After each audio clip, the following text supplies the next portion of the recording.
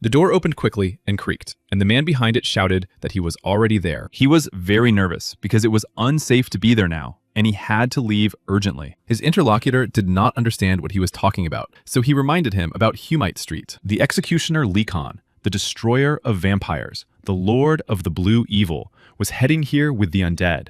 And now he would certainly not let the Dark Order leave just like that. He was very worried that he would get rid of them in a cruel way. But his interlocutor was not particularly concerned about this. After all, he hoped that the best holy knights were with him. But he still didn't know what had happened to those very knights. All these knights had turned into walking dead and were approaching them, and their young lord commanded this terrible army. They had not finished talking when dozens of enraged zombies appeared outside the windows. They were ready to tear apart anyone who got in their way, and they could not escape from this enraged, undead crowd. And begging them for mercy was also completely useless. They did not understand how this could have happened, because the zombies were supposed to serve them. Then someone's black boot pressed one of their hands to the ground. They still hoped that God was on their side and would grant them salvation. But no matter how much they begged for salvation, it did not come. And now, the only salvation was the man with a gun standing over him, and divine energy began to seep through his skin. This young man was sure that God's blessing would lead to hell. Rumors spread throughout the city about the expulsion of the seventh prince. It was a disgrace to the Holy Emperor. It was incomprehensible how such a person could have been born in the Holy Empire, for he was the unprincipled dregs of humanity. Once, the prince began to molest the archbishop's daughter and was caught. He should have simply accepted his punishment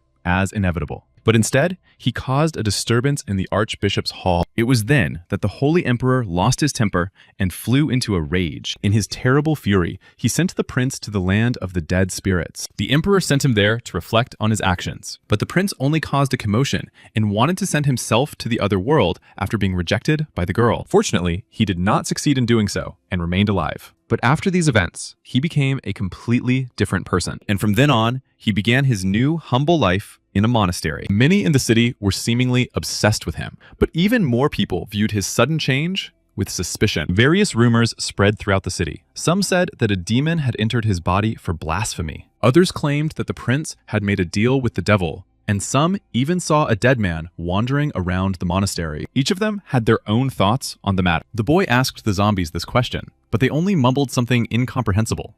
It was young Alan Elfolds, and he was only 16 years old. He was the famous 7th prince who had the Necromancer class. A system window appeared next to him all the time. He was sure that the zombies were the reason for the rumors spreading. If this continued, he could be mistakenly labeled a heretic, and then he didn't know what to do. He was not Alan Elfolds, but an ordinary Korean boy who had ended up in the body of the Holy Emperor's nasty grandson when he tried to kill himself. Unlike others, however, he could see the status windows of zombies. He used his necromancer abilities to become the guardian of the cemetery. In their city, this was unexpectedly perceived as heresy. At first, he was confused, but then he began to get used to it. And perhaps it was time to stop. After all, they had worked so well together, with some zombies digging graves. Other zombies acted as skilled grave diggers. They even put up gravestones on the graves together. In general, they had a great time and worked hard together. The zombies were happy about this and even showed positive emotions. But like a bolt from the blue, his words that it was time to part ways came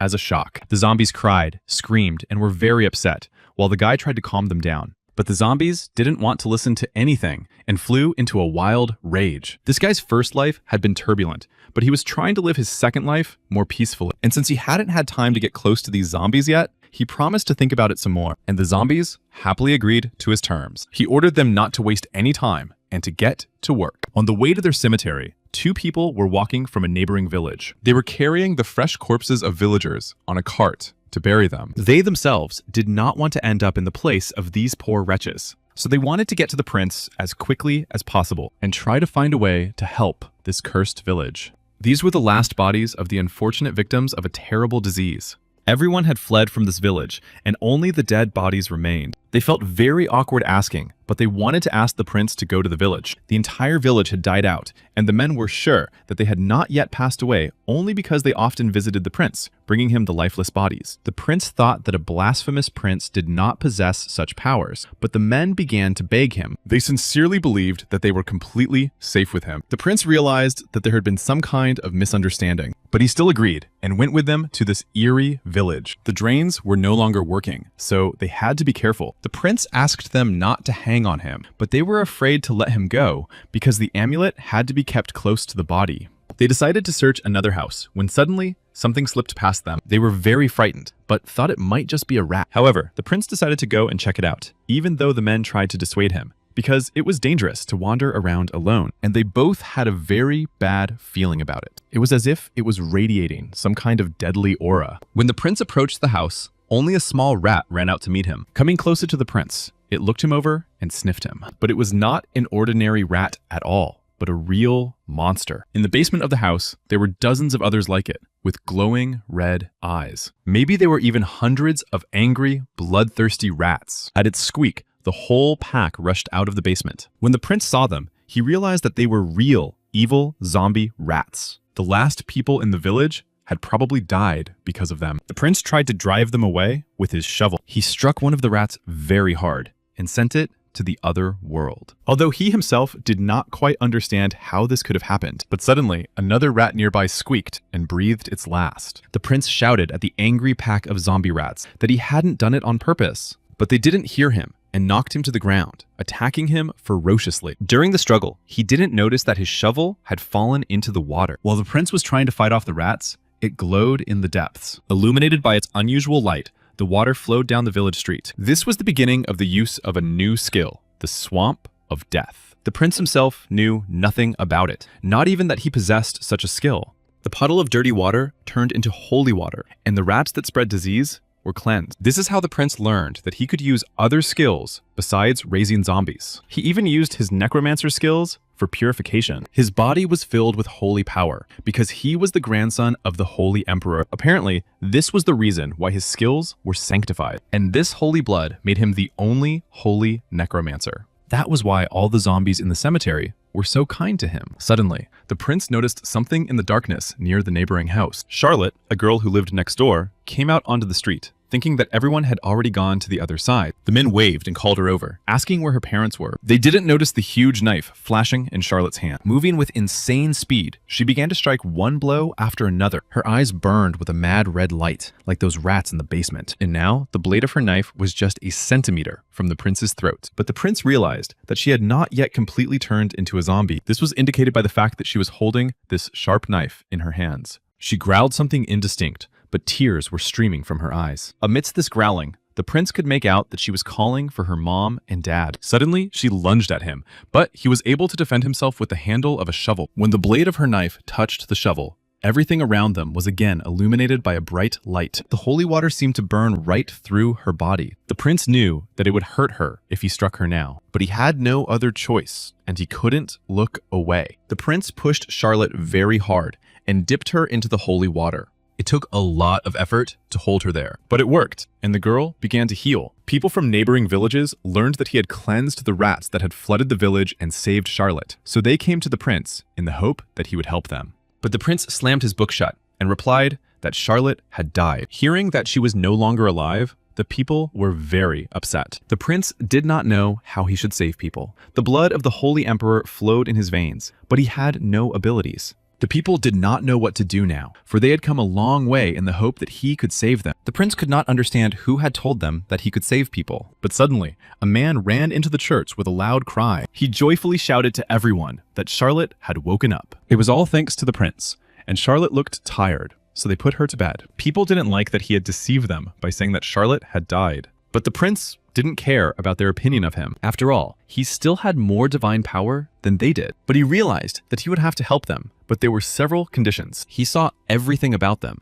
and now before him was Parlock, 75 years old, with a mastery of gardening chatter and tricks, but he was full of doubts. The old man wanted help from the prince, but he himself did not trust him, apparently because he considered him worthless. The prince was not going to work for free, and said to give him money and food. And they all had to completely restore the cathedral. Hearing this, they wanted to object, but the prince reminded them that their lives depended on it. But the prince had one more small condition for them all. The prince wanted the Holy Knights to know nothing about this deal, because he could get into trouble if the Holy Family found out. Everyone seemed to agree, and the prince was very happy that the cathedral, which had been intended for exile, would finally be put to good use. He was told that 30 dead bodies had turned into zombies, but that was solvable He shouted at the people to grab their pitchforks quickly, but these words puzzled them. But the prince explained that they had asked him to deal with the zombies, and surely they didn't expect him to fight alone. Smiling, he suggested that they do the hard work while he read a holy prayer. The people in the crowd began to whisper that he was a real demon. Suddenly, an indistinct, terrifying growl was heard from the street. Looking out the window, they saw with horror that the zombies had come for them.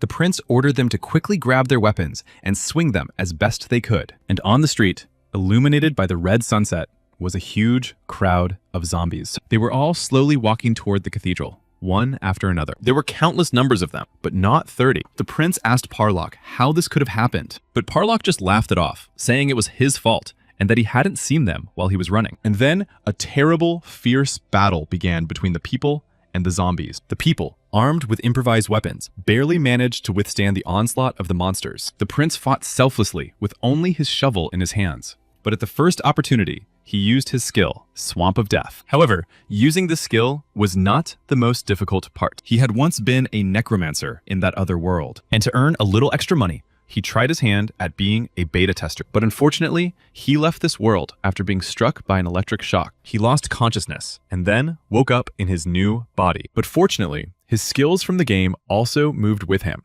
and divine power changed his body, but it was not so easy to control it. Every time he used this skill, divine power began to pour out. He didn't know if it could be fixed because it affected everyone. One of the men cried and screamed that he couldn't take it anymore. He understood perfectly well that he was surrounded by zombies, but one of these zombies was his beloved wife before all this happened. He couldn't bring himself to destroy this woman. It seemed that something human still remained in her, but to him, as her loving husband, it only seemed that way. The prince managed to save the poor man from certain death in time. The zombie flew away, hitting the ground, but the man continued to feel sorry for her. The prince reminded him that his wife had not been human for a long time. Her body had long since begun to rot, and her soul had long since been lost. If he wanted his wife to suffer, then he had to run away. If he didn't want that, then he had to stop crying and destroy the zombies. There were countless numbers of them around them. They were everywhere. But suddenly, the prince noticed something unusual. The sky above him lit up with some kind of unusual bright light. And like a bolt from the blue, a blonde girl descended to the ground. She was so strong that she jumped to the ground, leaving a deep dent around her. She stood up and asked the prince if he was all right. Autumn and winter had always been times of widespread disease. She thought that was in the past, and that next year, they would be fine. The girl sincerely believed the words of her beloved mother. Once, running into the house, she screamed that the streets were full of rats with red eyes. What she saw in the house shook her to the core. Her father had already become a zombie, and her mother's fate was sealed. While she was still alive, she shouted at Charlotte to run. But Charlotte was paralyzed with fear and couldn't move. She just stood there and watched as her loved ones turned into monsters. After the stress she went through, she remembered almost nothing. Street rats and her own parents chased her down the street. She tried to defend herself with whatever she could get her hands on. No matter how scared she was, she managed to protect herself. But suddenly, all the people in the village seemed strange to her, and the rats that had been trying to eat her stopped paying attention to her. She realized that she was becoming one of them, and that now there was no saving her. But she still continued to hope for some kind of miracle, as any human would, and only one person was able to save her in time. She remembered his words that there was no other way out, and how she briefly sank into the depths of the holy water. Then she woke up in a place she didn't recognize. When she came to, she couldn't understand who he was or where these memories came from. Charlotte was told that it was the prince who had asked for her to be taken care of. There were still zombies outside, so she had to sit quietly. Then she saw the prince shouting at a man to stop whining and start killing zombies. She saw that one of the zombies was about to attack the prince from behind and was very frightened for him. It dawned on her that the prince needed someone to help him. Without hesitation, she jumped out the window to rush to his aid. At that moment, the zombies were already reaching their rotten hands toward the prince, but she made it just in time and was able to help him. This girl was so strong that the prince couldn't believe his eyes. She was able to handle a whole bunch of zombies on her own. The people rejoiced with joy and were ready to carry her on their hands. The prince guessed that this purification before turning into a zombie had somehow affected her. He didn't even know what abilities he had, and he asked the villagers to deal with the remains of their relatives. He understood that people were very tired, but it was better for everyone. The dead had suffered, and the people freed them from their intense pain. The prince promised to help them all with the necessary ritual. The ritual itself was quite simple. They had to bury the dead and wish them peace. This was so that their spirits would not wander among the living and could rest in peace. In fact, that was why the prince had been banished here. In the lands of the spirits, there was a high chance of zombies appearing, and someone had to deal with all the dead. It was all quite strange, because he had never heard of so many villages being destroyed at once, and it was still too early for the wave of death to begin. The prince summoned the village elder to talk. He asked if the elder had noticed anything strange in the village, but everything was calm. The infection began to spread about a month ago, so it was quite possible that it was planned. Hearing this, the residents thought he was talking about a necromancer, but the prince meant something completely different by his words. He did not want his assumptions to cause such disgust. But if his theory was correct, then the one who controlled the zombies must have been nearby, and all that remained was to find him. Saying goodbye to everyone, he went to sleep, telling the villagers to take care of the rest. But now he was not a prince, but a simple worker. The funeral had been very difficult, and he urgently needed to rest. But even so, the prince's short sleep was interrupted by wild cries from the street. Half asleep, he couldn't understand what the cries were about and who had stolen what. But suddenly, he understood what was going on. It turned out that zombies had stolen a person. People claimed to have seen it with their own eyes. The zombies took advantage of the situation because people were tired after a sleepless night. But suddenly, they saw Moriana being carried away by a zombie over his shoulder. Moriana was a young lady who gathered herbs and lived in this village. She used to help the villagers a lot and assist the wounded, but the prince didn't seem to know her. The villagers claimed that she was beautiful and had once rejected the prince. Now the prince remembered what situation they were talking about. People reminded him that such an insult had almost driven him to his death. The villagers wanted to form a search party and go looking for Moriana, but the prince thought that first they needed to check everything. After all, it was the first time he had seen zombies steal a person, and he needed to find out what was going on. Sir Gantz, a hunter from the village, might be able to help them track them down, and they decided to embark on this very risky expedition. The prince asked someone to tell Gantz to come to him immediately. Suddenly, the prince saw Charlotte standing quietly nearby. They looked at each other silently, and an awkward pause ensued. The prince decided that Charlotte was holding a grudge against him for something. They needed to find the girl as soon as possible, before she became zombie dinner. Charlotte also remained standing and silently watched them leave. The zombies moved by dragging their feet along the ground, so they were easy to track, and the men were sure that they had gone there. This cool place was ideal for a zombie hideout. The prince thanked Gantz for his excellent work, because he had really done a great job tracking them down. The cave was filled with sinister, demonic energy,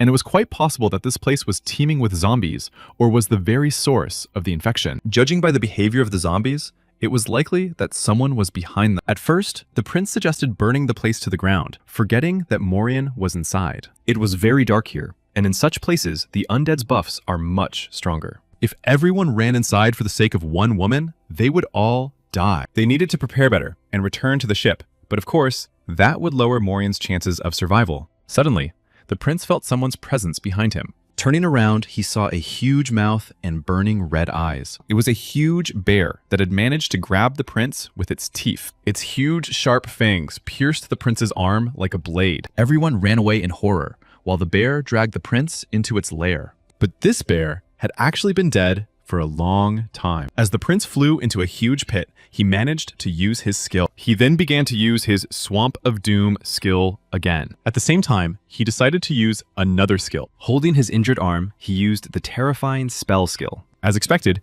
this healing was ineffective because his divine power was almost zero. And in such moments, it is best to switch to skills. But this skill had no effect on the zombie bear. Before the prince stood the king of gluttony, whose main skills were biting, cutting, and gnawing on organs, and his condition was enhanced by necromancy.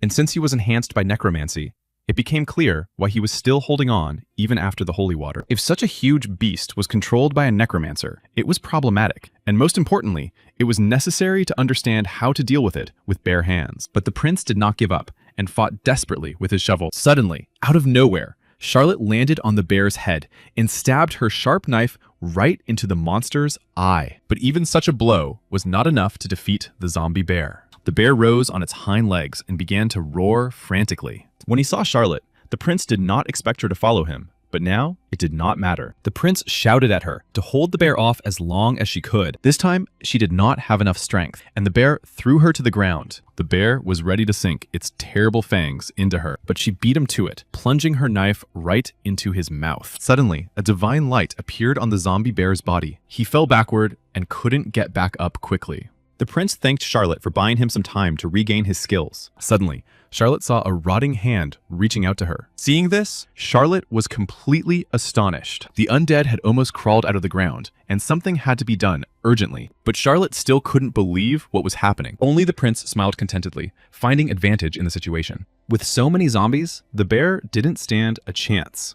The zombies pounced on the bear and began biting it from all sides. Each of them tried to sink their teeth into the victim's body, but the zombie bear was not going to give up so easily and swatted them all away with its huge paw. But more and more undead creatures were crawling out of the ground like worms. Dozens of rotten hands reached out to the bear, trying to tear off at least a piece of it. The prince explained that this bear had killed many people, which is why it was able to summon so many zombies. But this bear's vitality was definitely much higher than that of many zombies. Even it couldn't cope with so many opponents. And the zombie bear finally fell to the ground, almost breathing its last. Seeing her knife, Charlotte wanted to pull it out of the bear's body. The prince understood that the outcome of this battle was already predetermined. Suddenly, Charlotte saw that the prince was not feeling well. He explained his condition by saying that he had used too much divine power. The zombie bear was defeated, but the prince still did not understand what Charlotte was doing there and why she had followed him. He explained to Charlotte that she had now seen his full power. To Charlotte,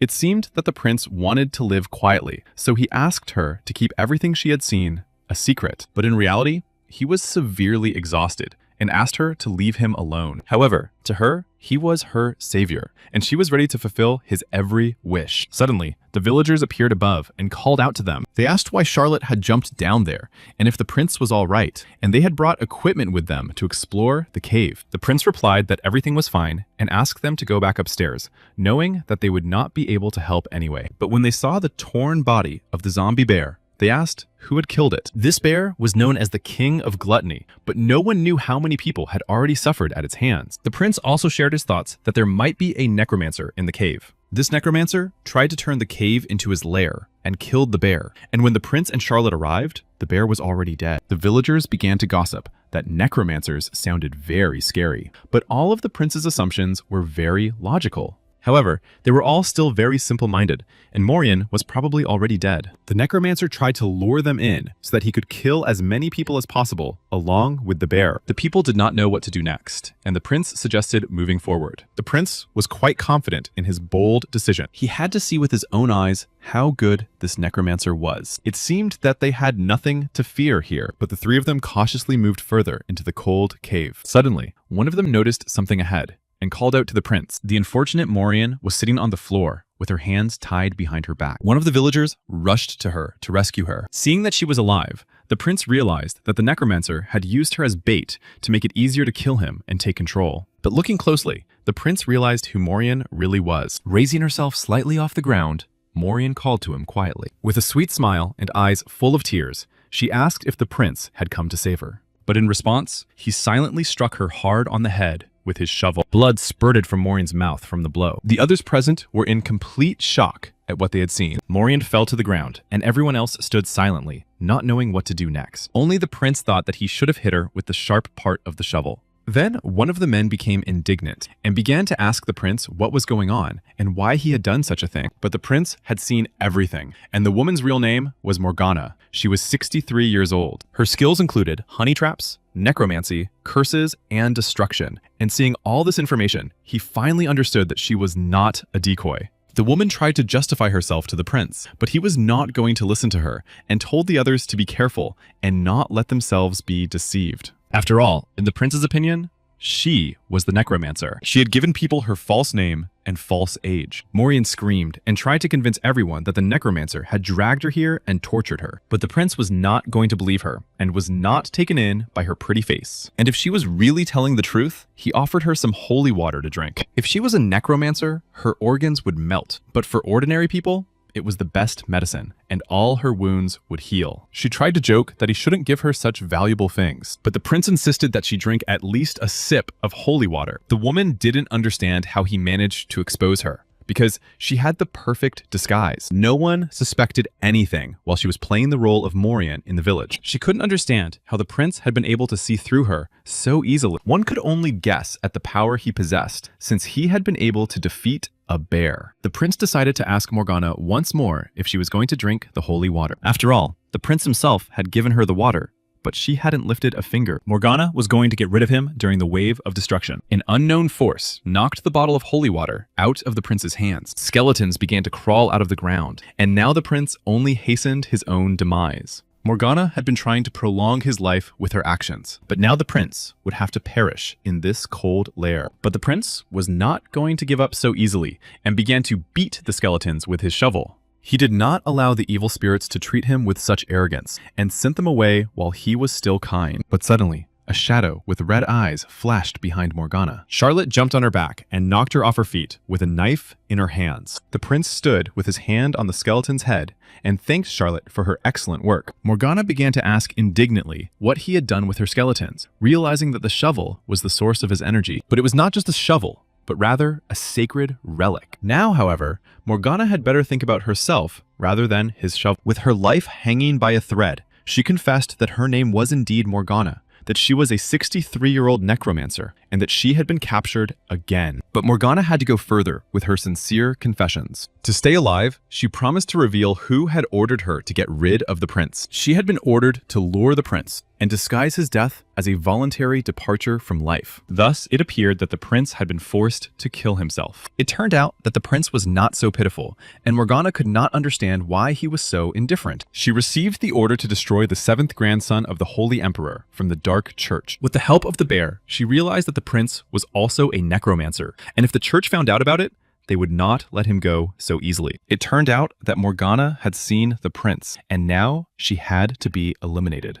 But she begged for mercy, promising in return to keep everything about the prince a secret and reveal everything she knew about the Dark Church. But since she could blab so easily, it was not worth giving in to her pleas. And the prince decided to entrust the fate of Morgana to the villagers. Among them were many people who had lost family members because of her, and she had to pay in full for all her sins. The villagers decided that she should receive as much evil as she had done. They decided to torture her until her last breath, and then leave her in the forest. Then her body would be devoured by animals. Her remains would become undead, which was a fitting end for a necromancer who had mocked the dead. After hearing all this, the prince thought that it was to be expected from the villagers. And of course, now the prince's mind was occupied with completely different thoughts. The prince began to ponder the existence of the Dark Church and its activities. Much about this church was described in various ancient books. Of course, he would not be able to find out everything, but he managed to steal a couple of such books, and now they were stored in his inventory. The prince wanted to learn how to talk to spirits, but he thought that it was unlikely that he could acquire such a skill from these books. And so he began to study these books carefully, page by page. Morgana also mentioned in her speech an event known as the Wave of Death. He needed to read more about it and about the killing. The prince tried to understand whether his brothers were behind all this. Since he was a prince, perhaps they were trying to get rid of a rival to the throne.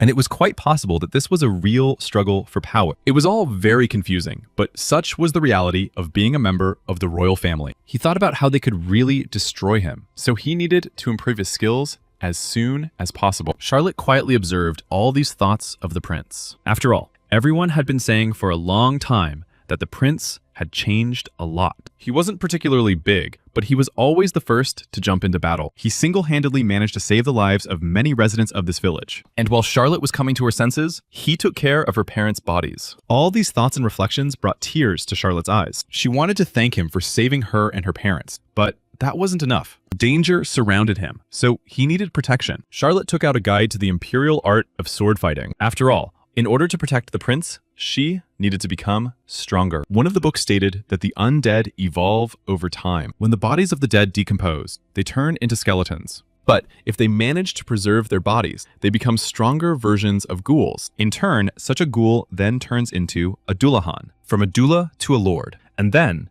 it reincarnates into a bloodthirsty vampire.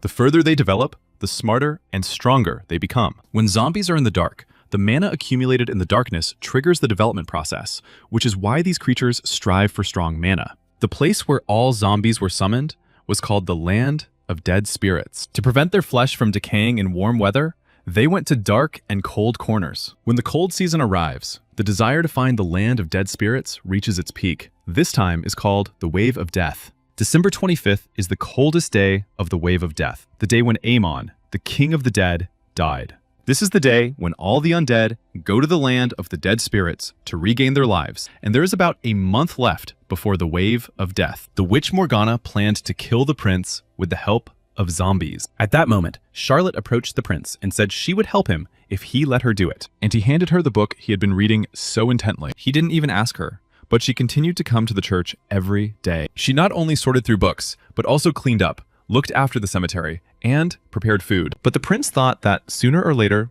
she would leave anyway. As far as he knew, Grill had adopted her, so now she had a home to which she could always return. Grill looked very scruffy, but he was a good guy. Suddenly, there was a clang at the church door. The doors opened and knights appeared on the threshold. These unexpected guests were the Knights of the Holy Cross. The prince was even frightened by such an unexpected visit. Before him stood Harmond Diane, deputy commander of the Knights of the Holy Cross, who had heard that the prince had captured the witch Morgana. The prince noticed that Diane had decided not to even greet him, apparently because he treated him as an exiled prince. The fact that the Knights of the Holy Cross had already heard the latest news pointed to one detail. It meant that the prince was being secretly watched. The prince said that they had captured her together with the villagers, and the knights had come to verify this. The knight asked again if the prince had really fought alongside the villagers. They also knew that the prince had destroyed the king of beasts with a garden tool. But they also had information that a man named Grill had destroyed the zombies and cornered the witch with holy water. Grill himself told the knights about these epic battles. The prince thought that it had been less than 5 minutes since he had praised this Grill, but the knights still decided that this man had exaggerated the facts a little.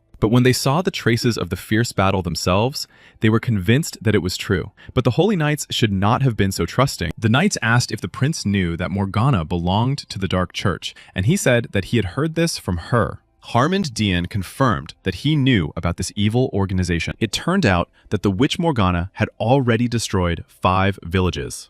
The prince deeply regretted not knowing about these incidents earlier. He asked the knights if they had heard that Morgana had been beaten to death and her body thrown away. The knight asked if it was the prince's doing, because to do such a thing would require enormous strength. The prince did not reveal information about his strength, so it was better to stick to Grill's version. And now, the prince had to distort the facts of that day a little. He said that while he was there, he almost wet his pants out of fear. The knights who arrived began to turn away at the very thought of it. The knights thought that in such a situation, the prince could hardly know anything about the witch's magic books. They were supposed to take the books on dark magic, but for some reason, her bookshelf was empty. The prince suggested that the villagers had burned them because of their sinister aura. Then, unexpectedly for the prince, the knight took out a bag. It was a reward for Morgana in the amount of 80 coins. A handsome reward had been offered for her head, but the prince insisted that he was simply doing his duty. According to the knight, these coins should have been shared with the other inhabitants of the city, but the prince had no intention of doing so. After all, this large reward rightfully belonged to him alone. The knight's work was done, but the prince was no longer listening to them because he was admiring his reward. But suddenly the knight said that now they needed to pack their things. The prince thought that they wanted to expel him again, but a wave of destruction was about to begin, and the knights wanted to accompany them. They continued to care for him because he was a prince. The prince asked where he would be sent after the evacuation, to the imperial palace or to the warm south. But it was planned to send him to a certain estate called Lonia. However, this estate was half a day's journey away, and they would still be in the land of the dead. So what was the point of this evacuation? But the knight explains that the estate was a fortress, built to stop the wave of death. They gathered soldiers and prisoners to fight off the zombies, and according to their calculations, unfortunately, there would be many casualties, and they did not want the prince to hold a funeral at the Lonia estate. The prince had no choice but to agree to the evacuation. At the estate, he was met by Gennard Lepan, a 43-year-old Lonian feudal lord who was sociable and merciful. The first thing he asked was how the prince was feeling after the journey. The prince was not feeling very well. It was uncomfortable in the carriage. Gennard Lepan asked who had arrived with the prince, and considering that he was in exile, they treated him quite well. The prince asked them to stop talking and take him to his room. The place where the prince had arrived was also called the Sacrificial Fortress. It was located on the very land of the dead spirits of Lonia. This place was so named because of the sacrifices made by those who wanted to appease the wrath of the dead, for only the walls erected around the castle could save it from the wave of destruction. They would be able to protect it from the zombies for a month, until spring, after the wave of destruction. All prisoners were to be sent to the front line. The prince only needed help with the wounded and conducting funerals. Every year, there were at least 2,000 or 3,000 deaths here. There were about 80 priests in the castle who could help with the purification ritual. The soldiers were supposed to help the prince with the funerals, but sometimes people died from overwork, and that was just the way it was. The prince called over Gennard Lepan, who was passing by. He told him that he wanted to relax a little and have a drink. In such circumstances, it was simply impossible to survive without alcohol, and the prince would rather die from drinking than from hard work. He told Charlotte to have fun with Grillo, but they had to return to the fortress before the wave of death began. After all, they still had to think about protecting the prince himself. Meanwhile, he went to rest and slammed the door behind him. Charlotte shouted after him to trust them, and the knights were surprised at how quickly the prince had grown up. The prince played this little scene out perfectly, in front of everyone. Of course, he had no intention of drinking anything here. He began to consecrate the liquid in these bottles. It shone with a divine light and began to change color, turning into holy water. After all, without holy water, the prince would not be able to cope here. He decided to fill the vessel with holy water and drink it to invigorate himself. And if he continued to transfer energy to water, he would learn to control his power better. But he put the bottles aside because he was very attracted to one object on the wall. It was a rifle hanging on the wall in a frame on red velvet. He had read that there were weapons in this world, but he did not think they were so widespread. In this world,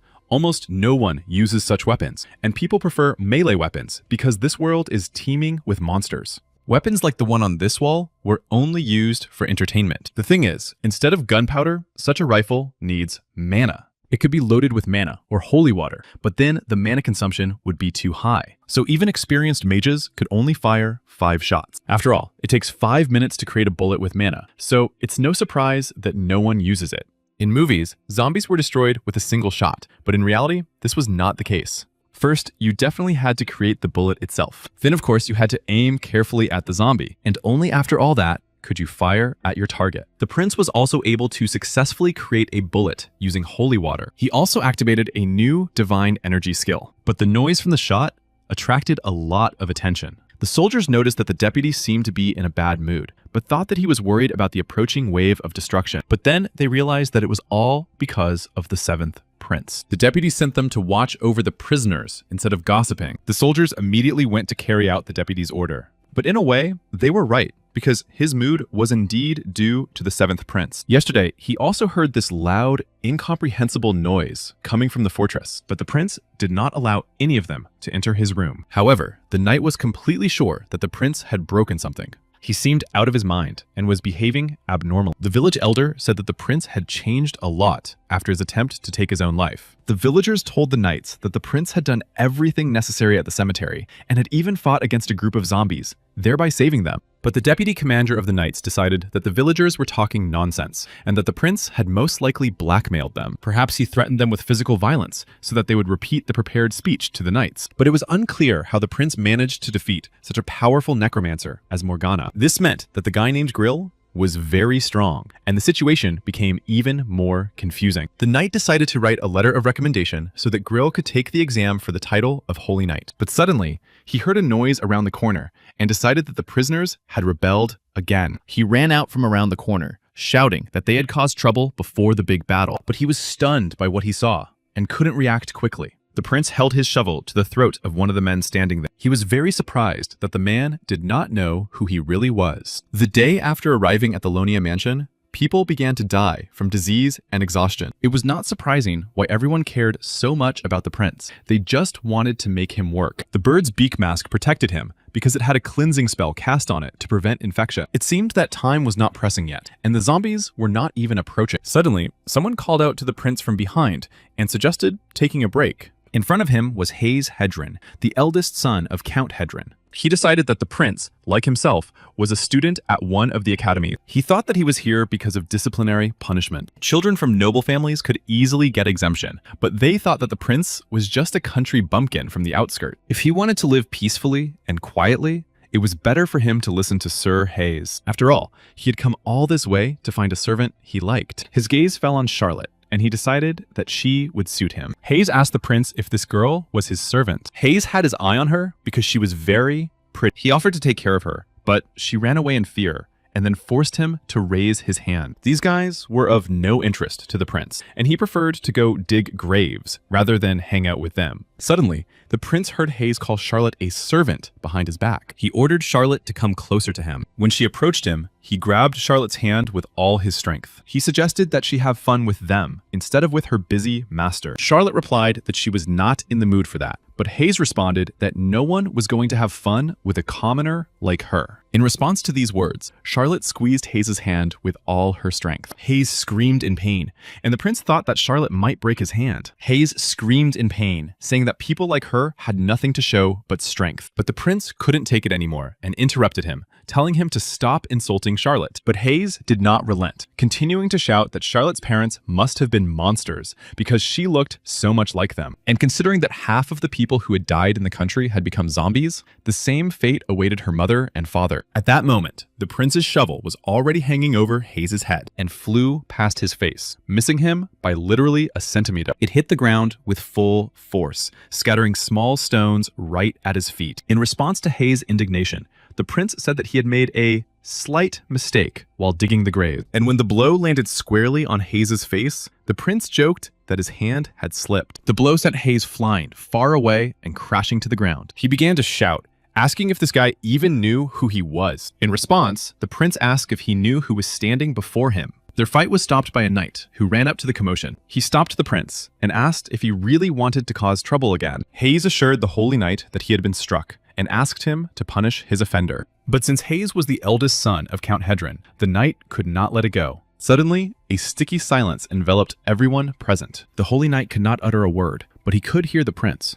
It was a powerful spell using holy power. Turning mentally to Harmon, the prince asked him to tell this scoundrel who he really was. Hearing this, the holy knight could not act otherwise. He announced that before them stood Alan Elfols, the 7th prince and grandson of the holy emperor. Now the prince asked Hayes if he understood whose servant he had been so rude to and to whom he had shown disrespect. Hayes was in complete shock and did not know what to say in response. The prince told him that if he sincerely apologized, there would be no problem. But after this situation, the prince had some problems and ended up behind bars. According to the holy knight, the injury inflicted on the nobleman's son could not be forgiven. After all, he lost consciousness from his injuries and was carried away on a stretcher. Charlotte was very upset that because of her, the prince would have to spend a whole week in such conditions. The prince was not particularly upset and decided to pass the time reading. Meanwhile, a strong blizzard arose outside the walls of the fortress. The prisoners were ordered to clear the snow, but the blizzard was so strong that they could not keep up. The holy knight couldn't get it out of his head that the prince had used a spell because the blood of the holy emperor flowed in his veins, and he couldn't get this strange situation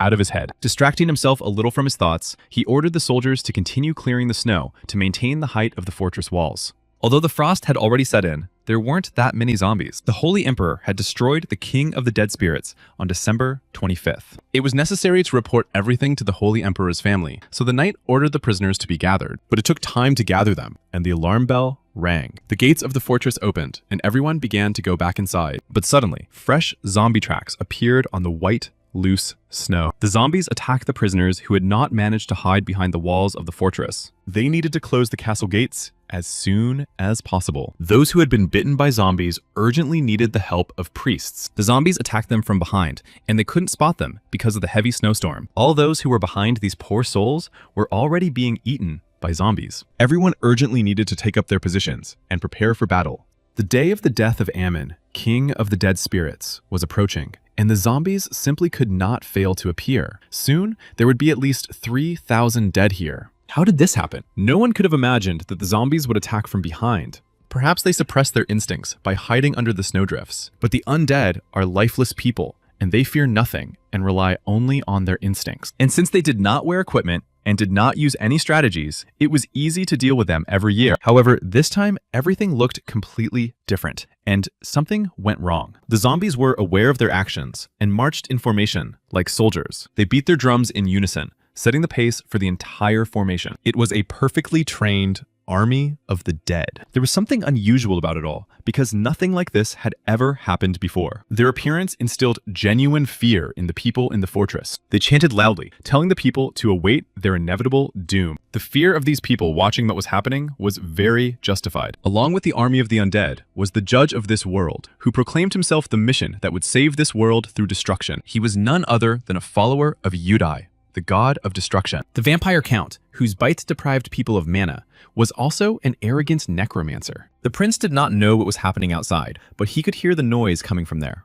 And for some reason, no one had brought him food to his cell today. The prince wanted to call out to someone, because it was wrong to leave him hungry. But then Gennard Lepan ran up and shouted for the prince to come out, quickly. The prince was surprised, because he was still under guard, but Gennard explained that this was not the most important thing right now, because there was a whole squad of dead people on the street. The prince thought that they wanted to release him simply because they needed workers, but that was not the case. There really was a whole horde outside. This time, the vampire count had brought an entire regiment of zombies with him. Gennard Lepan claimed that this vampire spoke their language and controlled other monsters. He himself did not know exactly what had happened, because now the Holy Knight Harmon was fighting them off. The fortress could fall, so the prince needed to evacuate to a safer place, and Gennard Lepan had to escort the 7th prince there. Suddenly, there was a noise upstairs. Most likely, it was a group of zombies, and they needed to quickly exit through the back door. But suddenly, growling zombies began to fall from the ceiling. They fell into the chamber where the prince was, along with pieces of the ceiling. The prince was very frightened by the surprise and screamed. After all,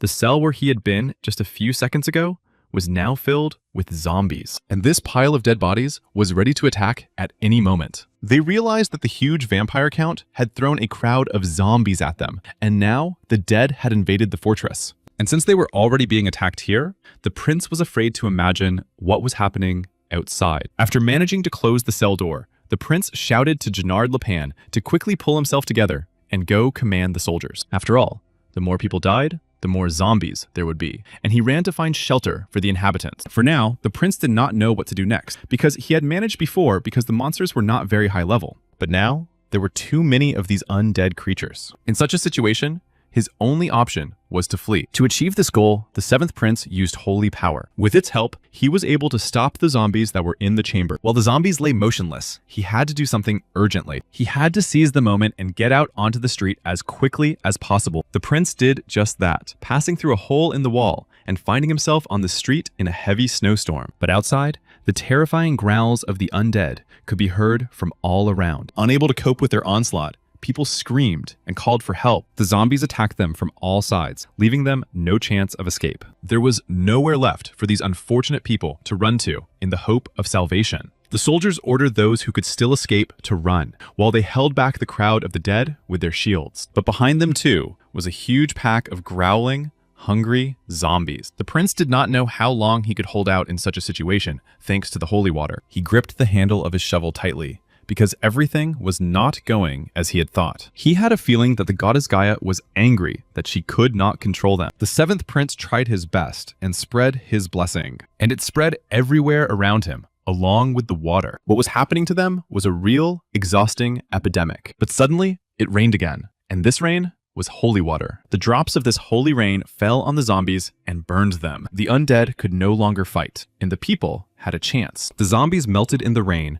while the people's wounds healed. What was happening around them now was nothing short of a miracle. The people rejoiced because holy water was indeed falling from the sky. They thought that this must be a blessing from Gaia, but then they realized that it was all the work of the 7th prince. Looking in his direction, they saw that holy water surrounded his highness. But the prince was already very exhausted because he had lost a lot of strength. Although he was an exiled prince, the people saw how he used the holy water. He was also the grandson of the hero who had stopped Amon, the king of the dead spirits, 50 years ago, and the blood of the holy emperor Alphonse flowed in the 7th prince. Then the knights asked which of the residents needed help. The Lord had opened the basement of the mansion, and now everyone could take shelter there. The people were happy to be alive and finally able to escape. All this was thanks to the prince. But he had only summoned rain inside the fortress and was already very tired. The soldiers also did well in this difficult situation. The 7th prince called on them to go with him and help the holy knight.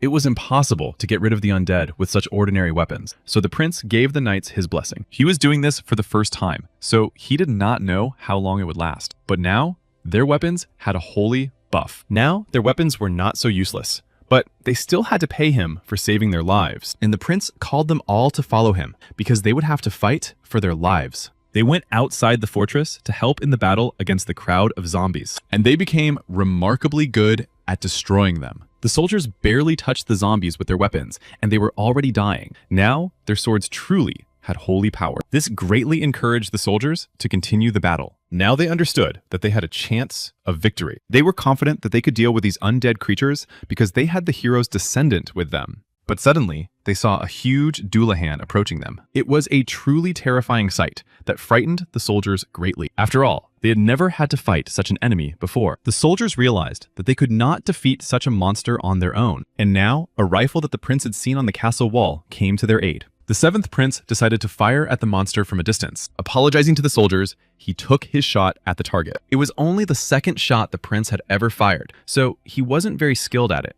The vampire count sensed the energy of life, for there were pieces of fresh meat that he had not tasted in 50 years. He was curious to see how juicy they were, and if you turn them into zombies, his regiment would become even more powerful. He had been waiting for this opportunity for 50 years, having gone from a soulless zombie living by instinct to a ghoul, and from a terrifying ghoul to a terrifying Dullahan, and then to a lord. And now he had moved on to the next stage and become a vampire. This was the path he had taken before he gained the ability to think. All existing vampires were divided according to the mana they possessed. He had become a vampire not so long ago, so the others had not yet recognized him. But he was confident in himself because he was a count. And it was in the hands of the vampire count that the skull of King Ammon was held. Thanks to it, he was able to gather in a couple of decades the amount of mana that would have taken him at least 100 years to gather without it. He was able to command an army of 20,000 zombies and was soon going to surpass the count's level and become king.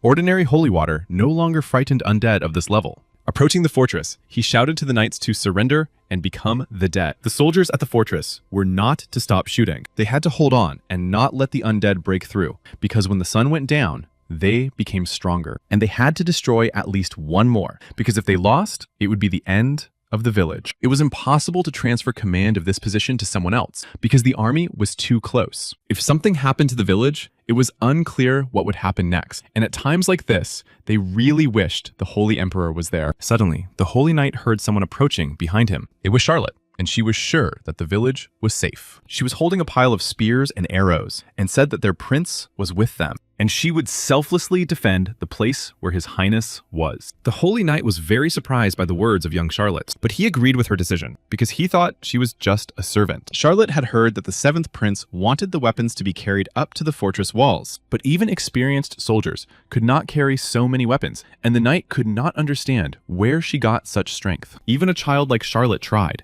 but the Holy Knight himself was not weak. They were all very determined to deal with the approaching enemy, but, if necessary, the prince was ready to break through himself and cut off the vampire's head. Meanwhile, the enemy was preparing a new batch of zombie shells. Hearing the screams and commotion outside, Charlotte and the knight tensed up. At that moment, a whole crowd of dead people flew into the castle. The Holy Knight understood that this was very dangerous and ordered Charlotte to stand behind him. He prayed to the god of battle, Hyna, and asked him to grant him strength. But then, Charlotte grabbed her sword and rushed forward ahead of the knights. She aimed her sword, filled with incredible power, directly at the zombies. The remains of the dead, torn into several pieces, flew in all directions. The Holy Knight was shocked by what he saw, and could not understand how such a fragile girl could do such a thing. After all, he saw with his own eyes how she cut the zombie in half, and the evil creature slain by this girl could not even get up. The prince knew that the undead could only be stopped by aiming at the head, or using a weapon with holy water. And now he was very interested in one important question. He wanted to understand what kind of sword Charlotte had used in battle. After all, with its help, she destroyed her enemies without giving them a chance. Although her sword technique was sloppy and far from perfect, she used muscle power to compensate for her poor sword skills. This destructive power and rough strikes were definitely related to the imperial art of swordplay, passed down to the Holy Cross Corps.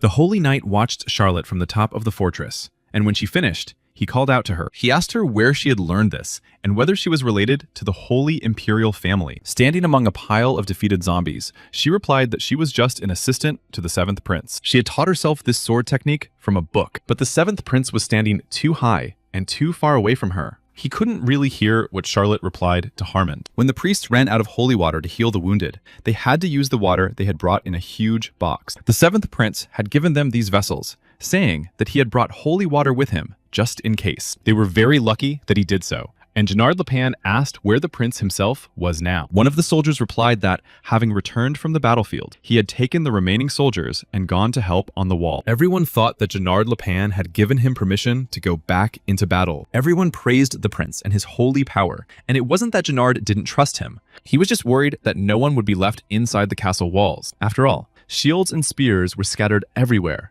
and everything was covered in blood. Suddenly, out of nowhere, a new group of soldiers came to their aid. But these were no ordinary people. They were zombies dressed in military uniforms. It was the seventh prince who brought them to the fortress wall to help. Putting on his mask, he explained that some of the soldiers had been sent to the walls. The soldiers were surprised that anyone was still alive, as the situation at the main gate was dire. The prince hoped that due to the commotion, no one would look closely at the faces of these soldiers. The prince distributed all the holy water, so he didn't have enough for himself and couldn't activate his new skill, Ghost Soldiers. He needed to raise old soldiers, but that was too difficult, so the prince simply used the dead bodies from the village. If they were caught, it would be the end. So the prince decided to cut open their faces. Seeing the prince, one of the soldiers said that it would be better for him to stay behind, but the prince said that he had a couple of things to do on the way. He wanted to try using his rifle again. The soldier tried to convince him that the rifle was useless here, but the prince pointed out that the view was indeed better from here.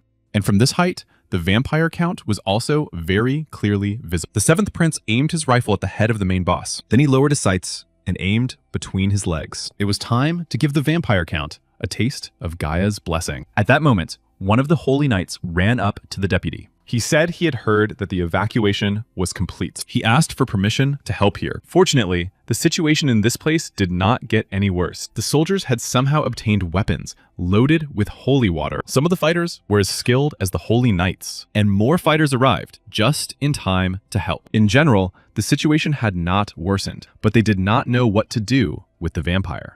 They had already used arrows and stones for long-range combat, but all the projectiles were blocked by his magic shield. And even if they loaded their guns with holy water, they still couldn't pierce the shield created by the vampire. It turned out that they would have to break through hordes of zombies to get to the vampire, but they couldn't even fight back properly. So it was impossible. But suddenly they saw something unusual happening, something that ordinary priests were not capable of. Everything around them was illuminated by a bright light, and the prince turned to Gaia, the goddess of love and mercy. He asked her to send holy salvation and allow him to use the power that strikes the dead. This was necessary for him to break through the vampire's shield. And at that moment, the goddess Gaia heard the seventh prince's plea. Small particles of light in the pitch darkness reflected the face of God. This was the blessing sent down to them from above by the goddess Gaia. But even the most experienced priests rarely encountered such a thing, and no one could have imagined that there were such powerful priests in Lonia. And then someone suddenly said that the seventh prince was standing above. It was young Charlotte, and she recognized the light of the seventh prince. The holy knight Harmond looked at the girl with disbelief. After all, it was strange that the prince who had opposed the goddess had received her blessing. If this was true, then the seventh prince was inheriting the goddess's love. Now it was time for the prince to taste Gaia's blessing. The seventh prince pulled the trigger and fired a bullet at the vampire. The bullet flew down the road, striking ordinary zombies with its power. On its way to its target, it encountered the vampire's protective shield. But thanks to its holy power, it was able to pierce through the shield. It struck the vampire count right between the legs, hitting its target precisely. The main boss of all the undead cried out in pain from the force of the blow. The method of gathering holy power was described in detail in the Book of the Holy Emperor. And this book described something else very remarkable. If all magicians used spells and mana for their purposes, then priests, on the contrary, were aided by prayers and holy water. Necromancers, on the other hand, could use life and magical power. In essence, the prince would have to give up his life and magical power. But was it worth it? He had enough holy water simply because he was the grandson of the Holy Emperor. If he could use his powers without sacrificing his life, then he could give the role of priest a chance. After thinking it over, he decided to try. At that moment, the vampire count was screaming at the top of his lungs in pain and frustration. He demanded that reinforcements arrive immediately. Because of this, the seventh prince had to work hard, but he succeeded. The zombie squad began to retreat, and it was time to help the wounded. The vampire himself did not die, of course, but they gained some time to prepare. Then the seventh prince noticed the soldiers below, looking at him with bewilderment. Alan commanded that it was time to help the wounded soldiers. The soldiers saw the blessing of the goddess for the first time,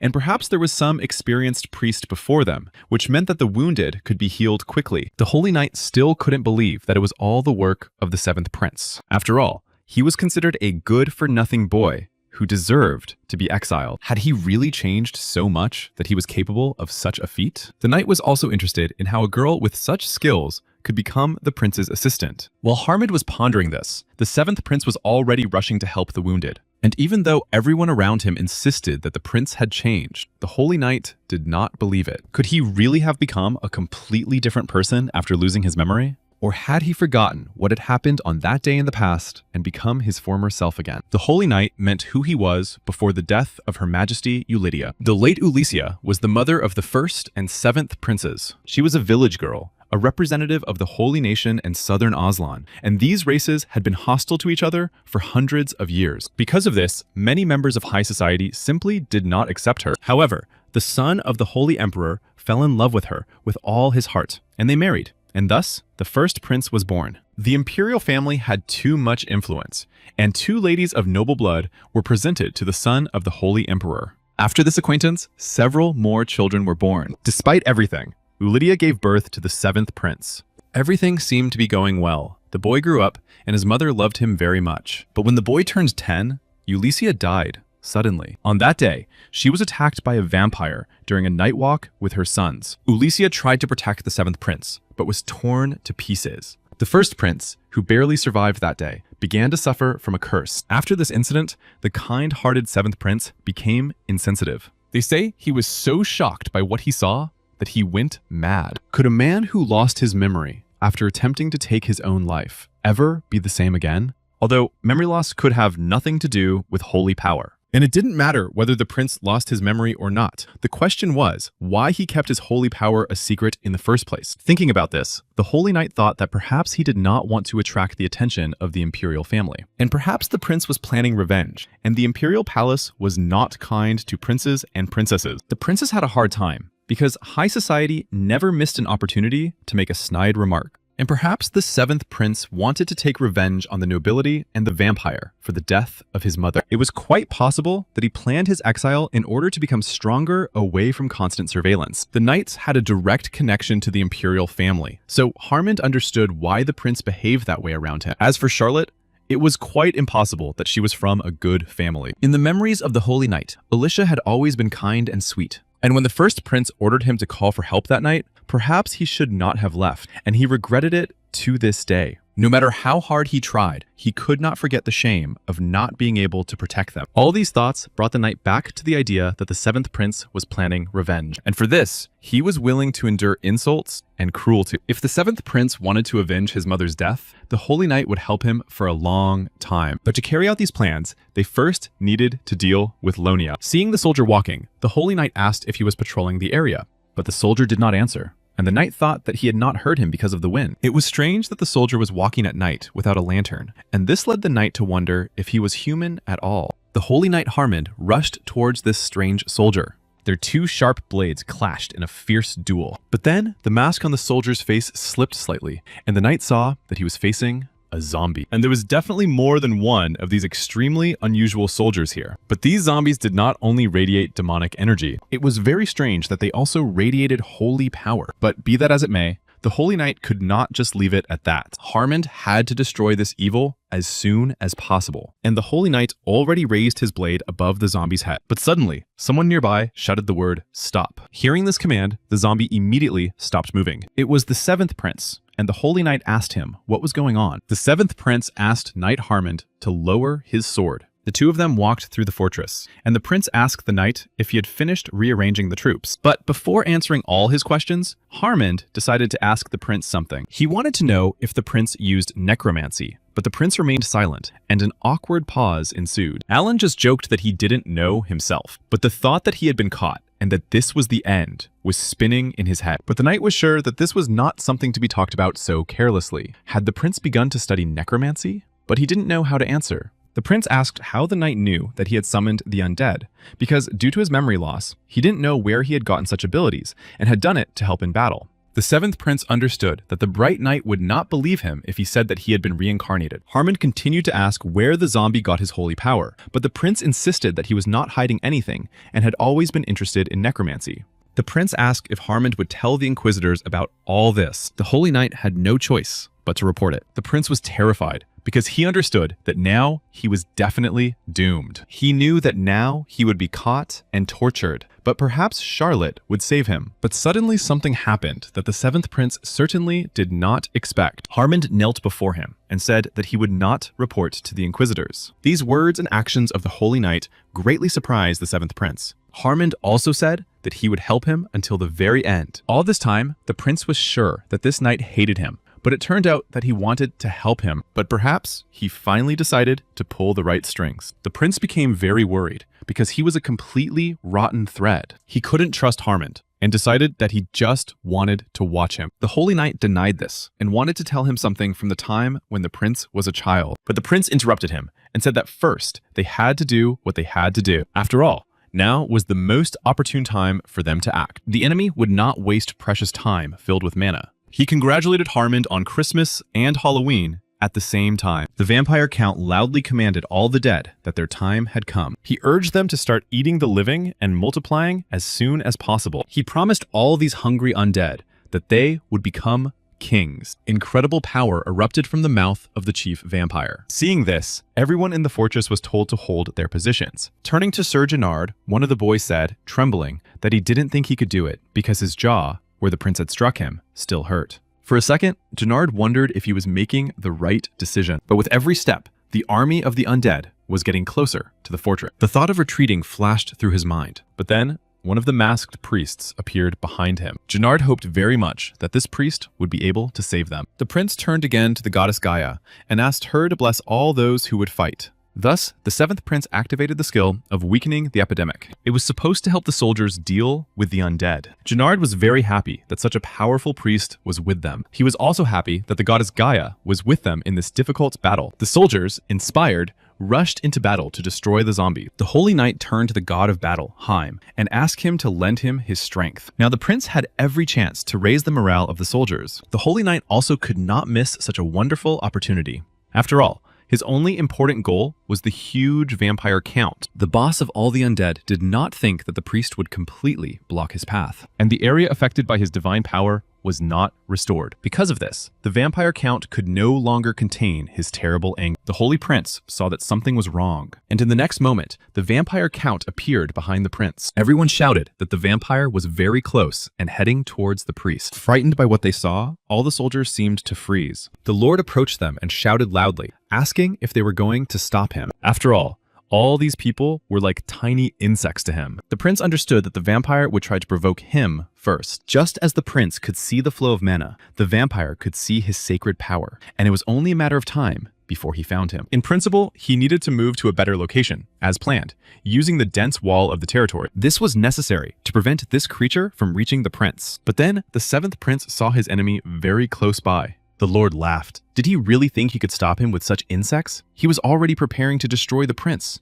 But the seventh prince had anticipated that this might happen. He decided it was time to use the plan he had prepared in advance. The prince shouted loudly to Charlotte to start acting. Charlotte held a huge piece of stone wall in her hands and used it as a shield. But the vampire's magic was too strong, and the wall might not hold. Charlotte still didn't know how to control her power properly. And in this situation, they could both melt from his magic. Suddenly, Charlotte saw that unexpected help had arrived. It was Grill. Even though he had no idea how to fight with swords, but he still wanted to help his daughter in any way he could. For Charlotte, such support from her stepfather was very valuable, and hand in hand, they began to hold back the onslaught of the huge vampire. But it turned out to be very difficult, and Grill's strength was almost exhausted. Suddenly, at that very moment, the seventh prince appeared behind them. He still could not properly control his sacred power, but perhaps this wall could also be strengthened with divine energy. He called upon the goddess Gaia and asked her to give him the strength to protect these unfortunate people. He asked her to give them her protection to stop the undead,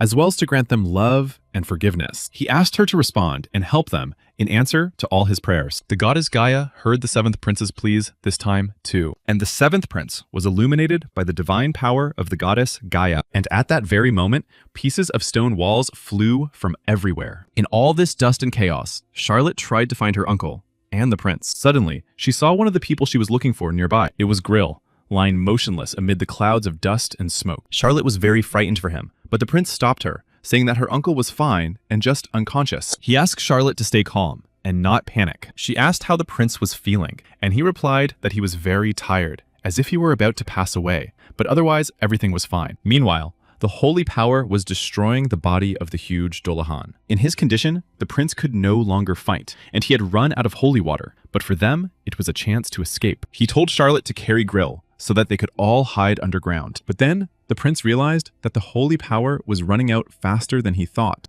And while they were running, the prince noticed something quite strange. For some reason, the mana was gathering not near the vampire, but somewhere else. That place was the skull hanging around the vampire count's neck, and the prince had to go back to check something. He needed to understand what functions this skull performed. It was the skull of the king of necromancers, and the magical power of its user increased by 200%. The Lord understood that the holy power was destroying him, and he needed to recover as soon as possible. But then he realized, with horror, that the skull of the king of necromancers was gone. And unexpectedly, he saw it in the hands of the seventh prince. The Lord rushed to take back what he now so desperately needed. But by this time, the prince had already looked through the status windows, and now he knew exactly how to use this thing correctly. He put the skull on his head, but the acceleration was unstable due to the lack of sacred powers. It was a temporarily enhancing piece of equipment. The prince uttered the activation words that he was the Legion and the Emperor of the Gaia legacy, and they were confirmed. At that very moment, the Lord was enveloped in enormous divine power. This divine power pierced his hands like steel chains. It passed through the monster's legs like strong shackles. It tightly bound the monster's hands and feet. The Lord clearly sensed the smell of impending doom. The seventh prince was a heretic who broke the rules of this world. The Legion of Doom came to them to hear his command. They waited, ready to carry out any order from the Lord. But by this time, the Lord giving the order was already another, and the evil one could not understand what was happening at all. But then he guessed who dared to break the rules of this world. Although it is unclear who the Lord was, a dead man endowed with sacred power, or a corpse with conceit. The Lord screamed desperately that they had betrayed the will of Judas, the god of destruction. But at that moment, the seventh prince pointed his gun at the Lord, and in the name of the priest and the holy power, he immediately pulled the trigger. The seventh prince jokingly congratulated the vampire count on his birthday, and at that very second, a deafening shot rang out. The Lord's head now bore a huge hole from the bullet endowed with holy power. But this shot took away the seventh prince's last strength. Completely exhausted, he fell to his knees and began to lose consciousness. And in the next minute, all the undead began to fly apart. The enemy seemed to dissolve into thin air before the soldiers' eyes. Realizing that they had defeated the enemy, the soldiers began to rejoice. Amidst the jubilant crowd, the Holy Knight tried to find the prince, but the search did not last long, and finally, he was able to find him. Charlotte held the lifeless bodies of Grill and the prince in her arms. Suddenly, a horseman appeared near the castle. He thought he had arrived too late. He had heard that there was a sign of abnormal activity in the land of the dead, and he thought that the king of necromancers had been resurrected, but it turned out to be just an ordinary vampire performing his tricks. It was unclear how he managed to gather 20,000 dead people. There were prisoners and locals in Lonia, and since the vampire couldn't handle them, the knights who arrived decided that vampires weren't that strong. There was a strange atmosphere in the air, and you could feel the aftermath of a battle between sacred and magical forces of incredible magnitude. Apparently, this vampire count had a great deal of magic, but at the time, it was unclear what kind of person could have stopped him. The knights speculated that it might have been one of those who claimed to be priests. Over time, vampires would begin to mix with humans en masse, and it would be much easier for the knights if they had the help of a priest or priestess. God had divided himself into parts, for fun, in order to awaken the sacred power in humans, so it was difficult to find them, and not so easy to awaken. They were sure that there was no one in this castle who could deal with such an enemy. An order was given to send priests, doctors, and alchemists. First, they had to take care of the residents, and only then the prisoners. The knight reported that the 7th prince was in the castle and asked if their commander-in-chief wanted to meet him. But of course, he did not want to hear about it, let alone meet him. He ordered all the knights to return immediately. After all, he believed that it was not worth meeting a child who had dishonored his mother. The Holy Emperor Kelt Alphos considered the 7th prince to be a cursed grandson. He was willing to bet that the prince was now cowering in a corner of his estate. The Holy Knight Harmond reported to the emperor that the 7th prince had been hunting a vampire, but the Holy Emperor listened to this information in silence and said nothing in response. He did not believe a word of what the Holy Knight Harmond had said. The emperor believed that every joke had its limits, and this was the most delusional thing he had heard in the last few years. He doubted that they were talking about the same Alan Elfoth. The knight insisted on his story and said that while they were in the settlement of Lonia doing volunteer work, the prince was hunting a vampire. The emperor was upset because he had considered Hammond a loyal man, but now he believed that he was no longer so. This, as he believed, was a false story about the 7th prince, which angered him greatly. The emperor was very angry, and Archbishop Raphael Astoria summed up by saying that everything Hammond had said simply could not have happened. He began to pressure the knight with facts about the prince, saying that he was small, selfish, and weak, and that he had neither manners nor common sense. As Harmons had expected, it was not so easy to be on the side of the 7th prince, but he did not back down and continued to assure the emperor that he was only telling what he had seen with his own eyes. After hearing the knight's words, the holy emperor calmed down a little. He remembered that there had been a report in which the residents of Lonia also defended the 7th prince. One of the residents even called him a priest, which was impossible to connect with the strange energy that the emperor had felt last time. But the archbishop also did not believe in the 7th prince and wanted to prevent him from gaining someone else's glory. The emperor did not know how to treat the information about the 7th prince. He did not know whether Harmon's words were true or false, but everyone had to be recognized for defending the territory of the settlement of Lonia. The emperor awarded the title of Count of Gunnar-Lepan to Lord Lonia. He gave the Holy Knight Harmond a small territory in the northwestern region. The emperor also decided to shorten the 7th prince's period of exile. After the prince recovered, the emperor would order him to return to the castle. After Harmond returned from his mission, he immediately reported this to his majesty, and the first prince allowed the holy knight to enter his room. A small candle burned brightly on the table in his room. Taking it in his hands, the knight approached and asked if the prince was feeling better. It was the first prince, Luan Alfols. He took the knight's words as a ridiculous joke for someone whose accidental death would mean nothing. His eyesight and hearing had deteriorated, and it seemed that he did not have much time left for such conversation. So he asked the knight to come closer and said that he had heard what had happened on the battlefield. He stretched out his completely exhausted arm toward Harmond. With all the strength he had left, he grabbed him by the shirt. He began to shout that he had heard that Harmond had defended the 7th prince from his majesty. He began to shake him, saying that he had defended trash and defiled the honor of their mother, who had sacrificed everything for them. He indignantly asked if Harmond was in his right mind. He thought that the knight had decided to side with the 7th prince because he himself now looked like a lifeless body.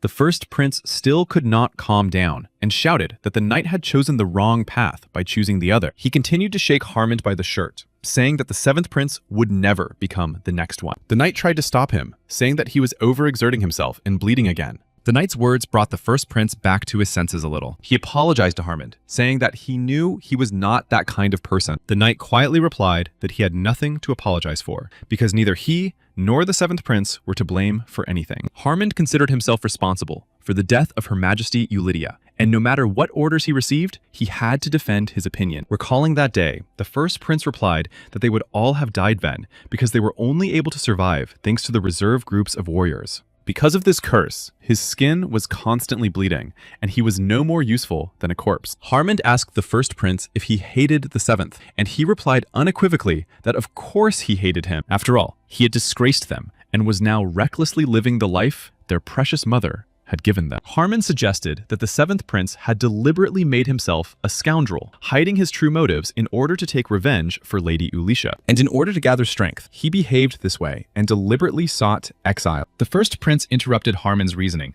and asked if everything was all right with him. After hearing these words, the prince felt that the knight had been wounded much more seriously than he had. The first prince offered the knight a rest, but he had to carry out the holy emperor's order. Knight Harmond soon had to go to Lonia again. The first prince guessed that this trip was connected with the return of the seventh prince. 3 weeks after the wave of deaths, work was in full swing at the Lonia estate. People had been working tirelessly all this time, and now, after the hard work of cleaning up the place, it could once again be called a village. Some still hoped for compensation for this work. Grill decided that he would not leave Charlotte in such a place for anything. Suddenly, passing by one of the boxes, he saw the belongings of the dead inside. The contents of this box interested him greatly. Grill thought that if these were the belongings of those who had died centuries ago, then they must no longer belong to anyone. If he polished them, they would shine like new, and he decided to become their new owner. Looking around, he decided to rummage through the box a little. On top, he found a pendant and thought that it would be enough as payment for his diligent help to the village.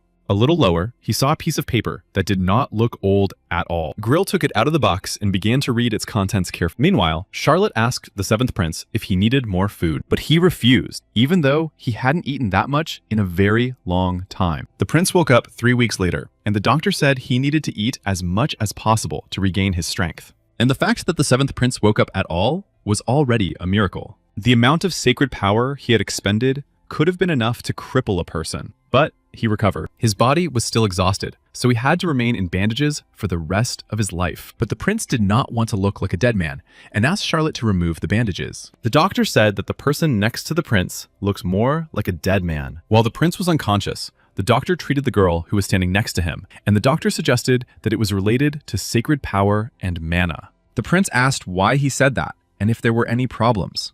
In a normal case, people could be cut, have their limbs amputated, or even be sent to the other world. A normal body did not develop like this man's, and it was as if he had seen his majesty 50 years ago. The emperor was in a coma after defeating Amon. His body had suffered enormous damage from sacred power and mana, so he had to be pieced back together. At that time, his body was developing beyond human limits, and the reason he was able to defeat Amon was because of his superhuman body. Perhaps Charlotte possessed the same superhuman strength. She was a hard worker with high concentration and a superhuman body, and the prince thought that such people should be heroes, not frail like him. The seventh prince asked Charlotte to bring him some books. The prince thought it was good that he had Amon's ability, but the recoil effect was too great. His body couldn't handle it. The sanctified power had to be used often, but it was difficult to do because of the completely different mana. Therefore, for the time being, the seventh prince decided to start by studying theory. It was the theory of the sacred emperor's magic, describing sacred power and dawn, as well as the doctrine of resurrection. Everything in this book was written in great detail. The author of this book was Raphael Astoria, and he dedicated it to the great goddess Gaia. He wanted to learn how to control his powers and use zombies correctly. Suddenly, someone knocked on the door of the seventh prince's room, and the holy knight Harmond appeared on the threshold of his room. The prince heard that he was in the castle, and the knight replied that he was in a hurry to tell him the news. The seventh prince remembered that once the knight had given him a huge reward for destroying Morgana. He thought that this time he wanted to do the same and give him money or a vacation. But in the end, he heard that his majesty had given a personal order. It was for the seventh prince to return to the castle. Someone was knocking insistently on the door of the seventh prince's room. It was Harmond again, but the prince categorically refused to let him in. He called the prince to the castle, but the prince ordered Charlotte to ignore him and not open the door. The prince explained to Charlotte that he had no desire to return to such a dangerous place. After all, he still did not know who was behind Morgana's case. After thinking about it, Charlotte agreed that it could be dangerous. In any case, Harmond had to take care of everything himself, so the prince told Charlotte not to pay any attention to him. The holy knight continued to ask to speak with the prince. Not waiting for a personal conversation, he sent the prince a note asking him to return with him to the castle, but the prince did not respond, and Harmond continued to insist. Suddenly, the holy knight heard the click of a door opening. Charlotte came out to deliver a message from the prince. He asked her to tell the knight to leave before he sprinkled salt on him. Harmond asked Charlotte if she was returning home, and she replied that she would spend the night in her father's hut outside the castle. He offered to walk her there, as it was already night outside, but Charlotte refused. Harmond explained that he simply wanted to know why the prince refused to return to the castle. Charlotte explained to him that the prince considered the castle a very dangerous place. The holy knight agreed that the prince's position in the castle was indeed not the best. Charlotte's fears that the prince did not even have the best relationship with his relatives were confirmed, which meant that they really wanted to send him to the other world. If she had been a little stronger, she would have protected, but her thoughts were interrupted by her father, who was already waiting for her on the street. Charlotte was a little late today, And then he saw the Holy Knight next to her. Harmond recognized Grill and asked if he had fought here as well as in Morgan, and Grill nodded, saying that they should help each other. The Holy Knight said that this was very commendable of him and asked Grill to tell him what he had done in battle, but Grill wanted to remain silent and leave. But then he began to tell how he had killed 50 large zombies in battle. He also said that he had managed to take the fangs of the vampire count. Entering the house, Charlotte noticed something unusual on the dining table. There was a document she had never seen before, and Grill said it was a talisman he hadn't taken out in a long time. But upon closer inspection, the Holy Prince saw that it was a family document. And not just any document, but one bearing the seal of the Harais family. This was the family that had defended the Northern Legion of Lonia 50 years ago. A family that had been wiped off the face of the earth in a devastating battle with the Necromancer king, Aemon. No one was as loyal to the Emperor as they were, and it was strange that a document belonging to the bravest family in the land was here. And then, a very interesting thought occurred to Knight Harmond. Perhaps these two were the only survivors of the Harais family, and now it was clear where these two got their strength from. Although they now lived in the shadows because of the fall of their family, they still continued to care for the prince, even though no one knew about it, and all because of their endless loyalty to the Emperor. Apologizing, the Holy Knight interrupted Charlotte and Grill's conversation. He said he respected their desire to keep their mission a secret from everyone. He asked them to accept a letter of recommendation from him so that Grill could help his daughter improve her skills, because they still wanted to be with the 7th Prince. A little later, Harmond promised to write them a recommendation to become Holy Knights. This news left them completely perplexed, but it gave Charlotte a chance to go to the castle, and obtaining aristocratic status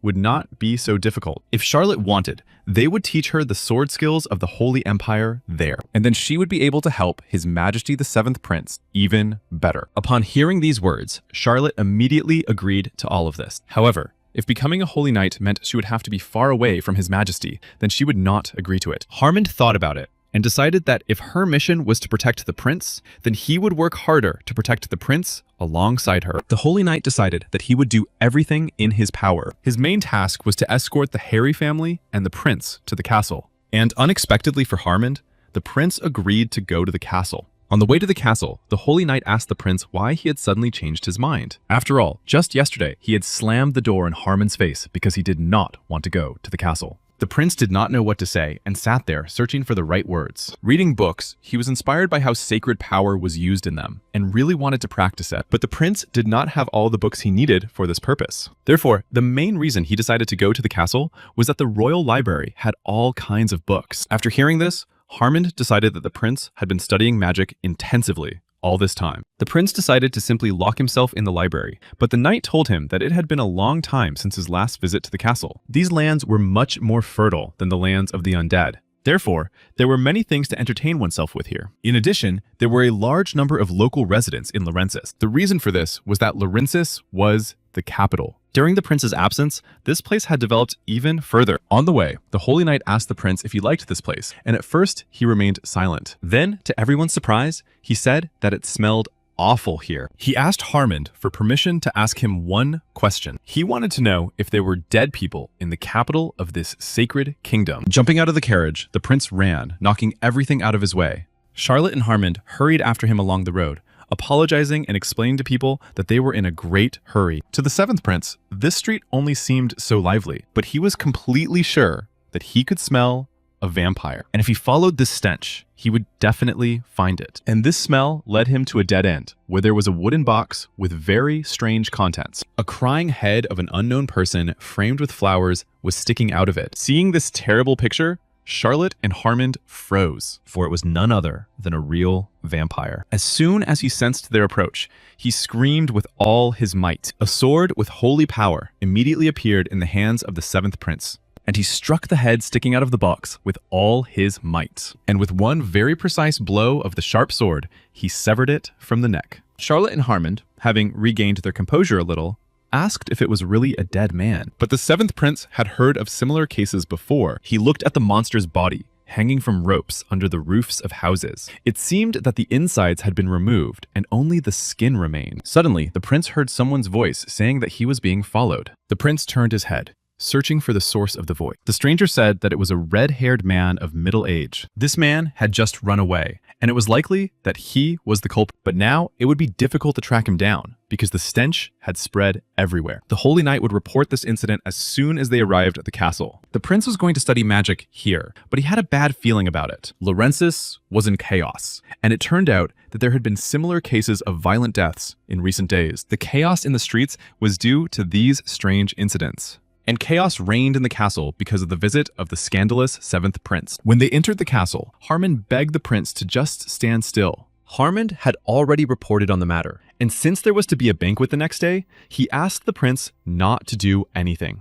And for the Holy Knight, the 7th prince was still like a child. At that time, Charlotte wanted to take a look around the castle. He warned her that if anyone asked who she was, she should simply say his name, as the vice captain of the Holy Army. The prince decided to stay in the library for a while, and the Holy Knight told him the way there and promised to join him as soon as he was free. And the prince thoughtfully wandered alone through the corridors of the castle towards the library. He thought he was mistaken, but he wasn't, yet he still smelled that stench. It could only mean one thing. Some kind of vampire had entered the castle. And since the smell was very ominous, he decided to sit quietly, as Harmon had told him. The thought flashed through his mind to run away after he found the book he needed, because wasn't it better to do that than to get involved in this? But first, he decided to go to the library and then think about everything else. It seemed to the prince that he was walking around the same place. Nearby, he noticed a statue and decided to see who it belonged to. The 7th prince came closer to read the plaque next to it. It was Ulitza, the mother of the 7th prince, and the inscription indicated that she had died long ago. Suddenly, the prince heard an unfamiliar voice nearby. It seemed to be a gardener who was not very happy about having to work alone. Seeing the shears in his hands, the prince thought he might be a criminal. The gardener was talking to himself, complaining about his lazy assistant. He turned abruptly to the prince and shouted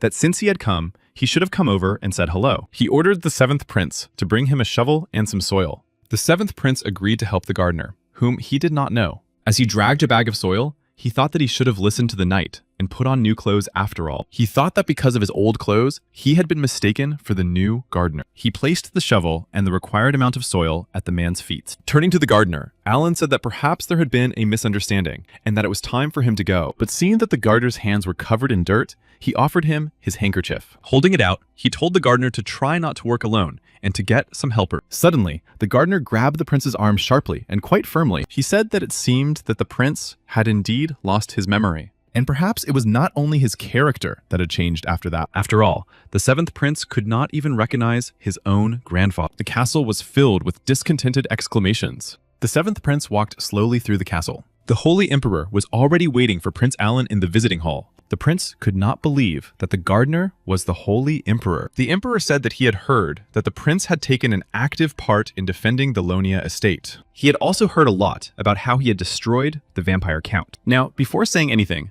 the prince had to think. Even the residents of Lopensis had heard about this strange incident. This meant that the Holy Emperor could not have been unaware of it. It was certainly no secret that a vampire was behind this incident. Therefore, in order to be recognized for his merits in the Lonia estate, the emperor was planning to find someone who could catch the vampire. For now, he was simply checking the details of the case that interested him. The 7th prince confirmed that he had destroyed the vampire count, but he would not be able to catch him again on his own. Even if he went to the other world and was reborn, he was only able to do so with the help of a large number of people, as Harmon Charlotte and Lord Gennard also played a role in a certain way. He also received tremendous support from the residents of the Lonia estate, so it was not only his strength that made it possible. He simply did not want to spread the word to prevent problematic outcomes. After listening to the prince's speech, the emperor replied only that he had heard. He still looked very annoyed, and the prince waited to see what would happen next. The emperor continued by saying that the prince had come a long way and must be tired,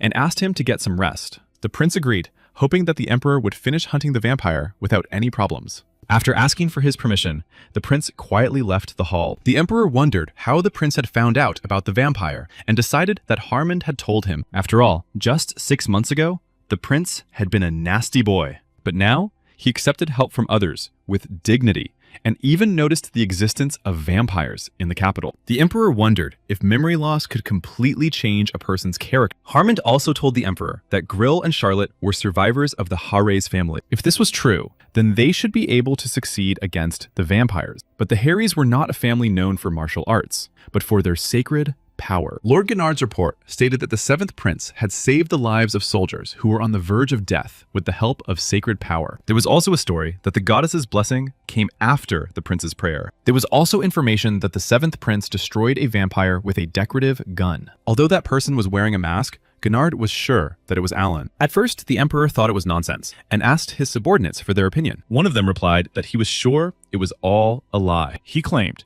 that the prince had not been on the battlefield for long, while another shouted that the man in the mask had the same build as the prince. Some assured that people were most likely mistaken and that such comparisons could not be used as evidence. Others sought an explanation for the prince's divine power in the emperor's blood. The emperor himself listened to all these speeches and considered them to be short-sighted people. The emperor was soon to abdicate the throne, but he had no heir, nor even anyone who could help him now. If nothing had happened to Lydia that day, he would have chosen Luana as his heir. The emperor also blamed himself for becoming cold, because he thought more about the safety of the kingdom than about his grandchildren. Remembering Alan's words, the emperor thought that perhaps this child had a chance. His courtiers were still arguing about the 7th prince, and the emperor shouted at them to shut up immediately. The emperor saw them as nothing more than a bunch of useless idiots. Then Count Fomor, a friend of Luana's, suggested that they investigate the matter more thoroughly while they still had plenty of time. In 2 months, it would be the anniversary of Lady Ulitia's death, and he suggested that the 7th prince stay in the castle until then, especially since he was supposed to help catch the vampire. He suggested that the prince rest until the upcoming banquet. The Holy Emperor remembered that the banquet was coming up soon and agreed not to rush. Meanwhile, the 7th prince finally found the library, but he didn't understand why it was so difficult to get there. Suddenly, the 7th prince heard a woman's voice calling him. The stranger didn't think that anyone else could be there at such a late hour. Apologizing, she said she would leave the library immediately. The prince allowed her to stay, but he could see that she was very uncomfortable. But the prince didn't understand why, because he hadn't even done anything yet. And then it was as if a powerful electric shock had struck him. The 7th prince began to understand who this girl standing before him really was, but he simply could not believe his own eyes, although many details indicated that it was indeed her. It was Alice Astoria, the Archbishop's granddaughter. Her specialty was love and forgiveness, as well as incredible sacred power and knowledge of magic. Now the 7th prince understood exactly why she felt so uncomfortable around him. She must have thought that this crazy guy had come back for her again. He also noticed that this girl had the same last name as the author of the book he was looking for. This meant that the book he needed was written by her grandfather, the Archbishop, the very same Archbishop whom he had so badly offended. Who could have known that he would meet him this way? And now he couldn't even dream of asking him anything. The prince apologized to the girl for scaring her and explained that he had lost his memory and therefore did not remember most of the people in the castle. But it was clear from Alice's face that she did not really believe him. Then the prince decided that he would just take the book and leave. But suddenly, the 7th prince realized that the book he needed was not there. Then Alice clarified that perhaps he was looking for her grandfather's books, meaning the Archbishop's books. She was reading this book now, but she could give it to the prince. He didn't want to distract her from reading, but she said she was about to leave anyway. It was a book with a rather loud title about resurrection. Alice began to say that these were just her grandfather's research notes and nothing more, and that it was impossible to resurrect people at all. The 7th prince was very surprised to hear this information. Taking the book from the girl's hands, he asked why she thought resurrection was impossible. No matter how powerful the sacred forces that give life are, it is impossible to capture a soul that has left the body, and only necromancy could accomplish such a thing. But because necromancy required a huge price, it was not good to engage in it. The girl was convinced that resurrection was impossible, even when Gaia gave them a miracle. Perhaps someone had sacred and magical powers. But Alice assured him that such cases were incredibly rare, and if the powers were used simultaneously, the body could simply explode. Still, the 7th prince did not think that resurrection was impossible. After all, the book said that if you want to use your sacred power better, you need to pray more. Sorcerers could use mana and spells, and dark sorcerers used magical powers and life. But thinking about the time, the prince said that he had already kept her too long. He began to try in every possible way to send Alice home. He promised to turn off the lights in the library before leaving. Not understanding what was going on, the girl wished him good night, but she wanted so much to continue the conversation about resurrection. Then she thought that his reasoning was complete nonsense. Alice felt that the aura of the 7th prince had changed greatly. Suddenly, in the silence of the library,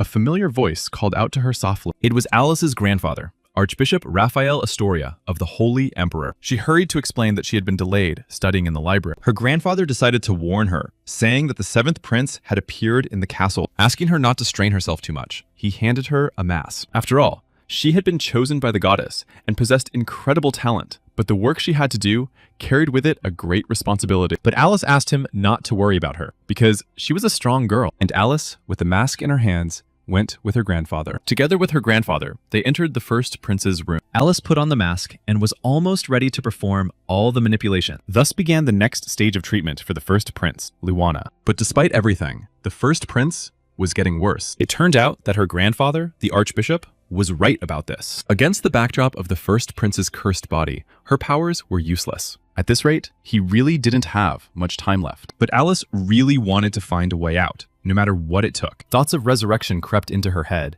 and although she knew it was impossible, she remembered the prince's words and thought it would be great if it were true. The prince asked for a family tree with photographs to be made for him, but the version they brought him did not contain any information about his parents. Harmon thought he should still remember them, but the prince insisted that he had lost his memory, so he asked to be told about them. Harmon didn't know where to start or what to tell the prince. He only said that when they were both alive, they had lived a wonderful and unusual life. The seventh prince understood perfectly well that Harmon was lying. He wanted to learn about the relationships between family members, but everything seemed very suspicious. Harmon clarified about the banquet and said that if he did something wrong there, he could be ridiculed, and Charlotte even learned the castle's etiquette so as not to disgrace him. The Holy Knight explained that a party and a banquet were completely different things. He also said that the first prince would also be present. Luan Elphos was the seventh prince's older brother, and he was depicted in the family tree. He was the person the seventh prince now had to be most wary of. After all, he was furious when he found out that the banquet was being held in honor of the seventh prince. And so the day of the banquet arrived. Everyone admired how beautiful Alice had grown up to be. The Lord was very happy to see her after so long. Actually, her grandfather, the archbishop, had asked Alice not to come to the banquet. He really did not want her to go to the banquet in honor of the seventh prince. But Alice decided that since her grandfather wasn't coming, she should at least be there, especially since the archbishop was busy taking care of the first prince. Suddenly, one of the guests called out to Alice. She turned around and saw Duke Fomor, who said admiringly that she was the reincarnation of the goddess Gaia. People began to gossip that Duke Fomor had become popular with the locals, even though it was difficult to please low-ranking people. But because he had no interest in power, he made useless volunteer work his hobby. Alice wanted to put a stop to these shameless gossips herself, but Duke Fomor stopped her, saying that they weren't lying so much. After his wife's death, volunteering became his purpose in life, although this activity was apparently not very aristocratic. But Alice, on the contrary, considered it a respectable endeavor. The Duke was definitely a good man. He had looked after Lady Ulicia in the past, and now he supported the first prince and was loyal to him. Instead of trying to gain power, he was always concerned about the first prince's condition and always stood up for others. But despite all this, Alice felt very uncomfortable around him. She apologized and left under the pretext of needing to attend to other guests. Moving away from the Duke, Alice felt unwell. Suddenly, one of the guests shouted loudly that she was a true goddess. Lord Gennard was very nervous at this banquet, and Grill tried to calm him down. They were all waiting for the seventh prince, because without him, they felt uncomfortable. It had been a long time since Lord Gennard had attended a banquet, but he immediately recognized the Archbishop's granddaughter. After greeting him, she said that he probably knew who she was, but Lord Gennard said that he had only seen her from a distance. Duke Fomor silently observed their conversation from the sidelines. Unnoticed by the others, his fingers creaked unpleasantly. At that moment, Prince Alan Alphos entered the hall under the protection of the Holy Empire. He immediately attracted the attention of everyone present at the banquet. Duke Fomor also did not neglect the seventh prince with his attention, but his gaze was different from the gazes of everyone else present. The seventh prince sat down on the sofa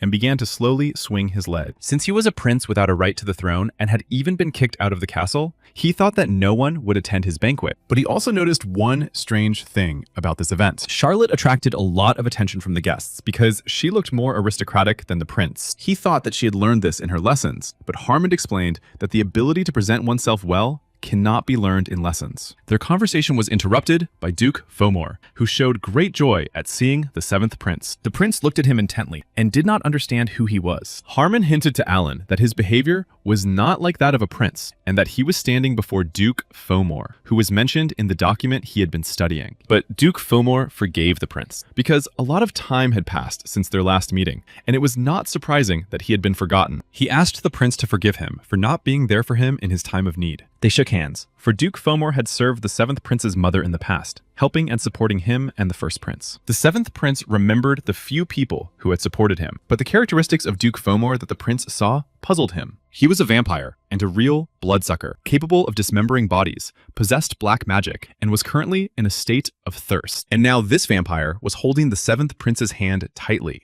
Alan realized that this was the vampire he had sensed on the street. Suddenly, the Duke asked the prince if he liked the food at today's banquet. The prince replied that everything was delicious and realized that he had unconsciously released his sacred power, but the vampire did not act. Duke Fomor expressed his satisfaction with the prince's answer, for he had been sampling the royal cuisine for quite some time. But the prince's mind was preoccupied with thoughts of how long the Duke had been in the castle, and he did not listen to him, but stared intently at the faces of the guests. None of those in his field of vision escaped his attention. There was a strange aura in the room where the banquet was taking place, and the seventh prince looked through the information about each of the banquet guests. The Duke noticed that the prince was looking for something, and he replied that he remembered what had upset him during the meal. And then he saw a waiter carrying glasses of alcohol. He asked for a glass filled almost to the brim. After all, it would be so sad if they did not drink alcohol during the meal. Taking the glass in his hand, the prince turned the alcohol into holy water. He offered Duke Fomor a glass to drink with him. Duke Fomor gladly took a glass for himself. The prince waited for him to finish his drink, for he had put all his power into this holy water,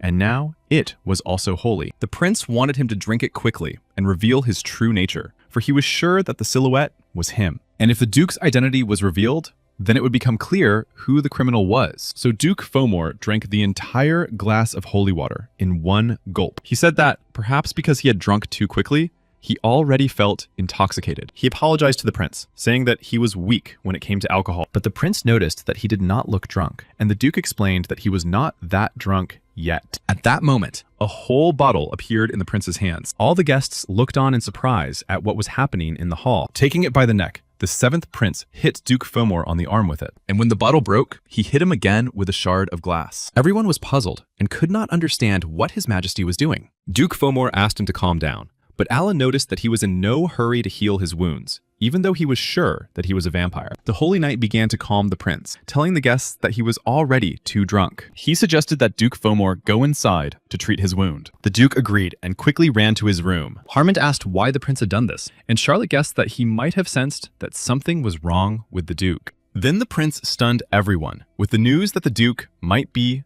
a vampire, but there was no evidence to catch him. So he asked for a pen and a piece of paper. These tools were needed to track down the vampire. Running to his room, Duke Fomor quickly closed the door behind him. After drinking a glass of holy water, he felt very ill. Duke Fomor began to vomit bloody masses, and his terrible true nature began to reveal itself. He realized that the prince had guessed who he was, because no one would have offered him holy water just like that, saying it was alcohol. The vampire urgently needed to remove all his damaged organs. He needed new blood and fresh meat right away. Suddenly, someone knocked quietly on the door of Duke Fomor's room. It was one of the castle maids who had come to clean his room. Duke Fomor kindly invited the girl to come inside. The Duke said she could clean up as she saw fit. Upon entering the room, the girl saw a pool of blood on the floor, and the Duke whispered that he needed someone like her. The maids passing by greeted the Duke. As he was getting dressed, he said it had been a wonderful dinner. Turning to them, the Duke said that they were too tired from preparing for the banquet,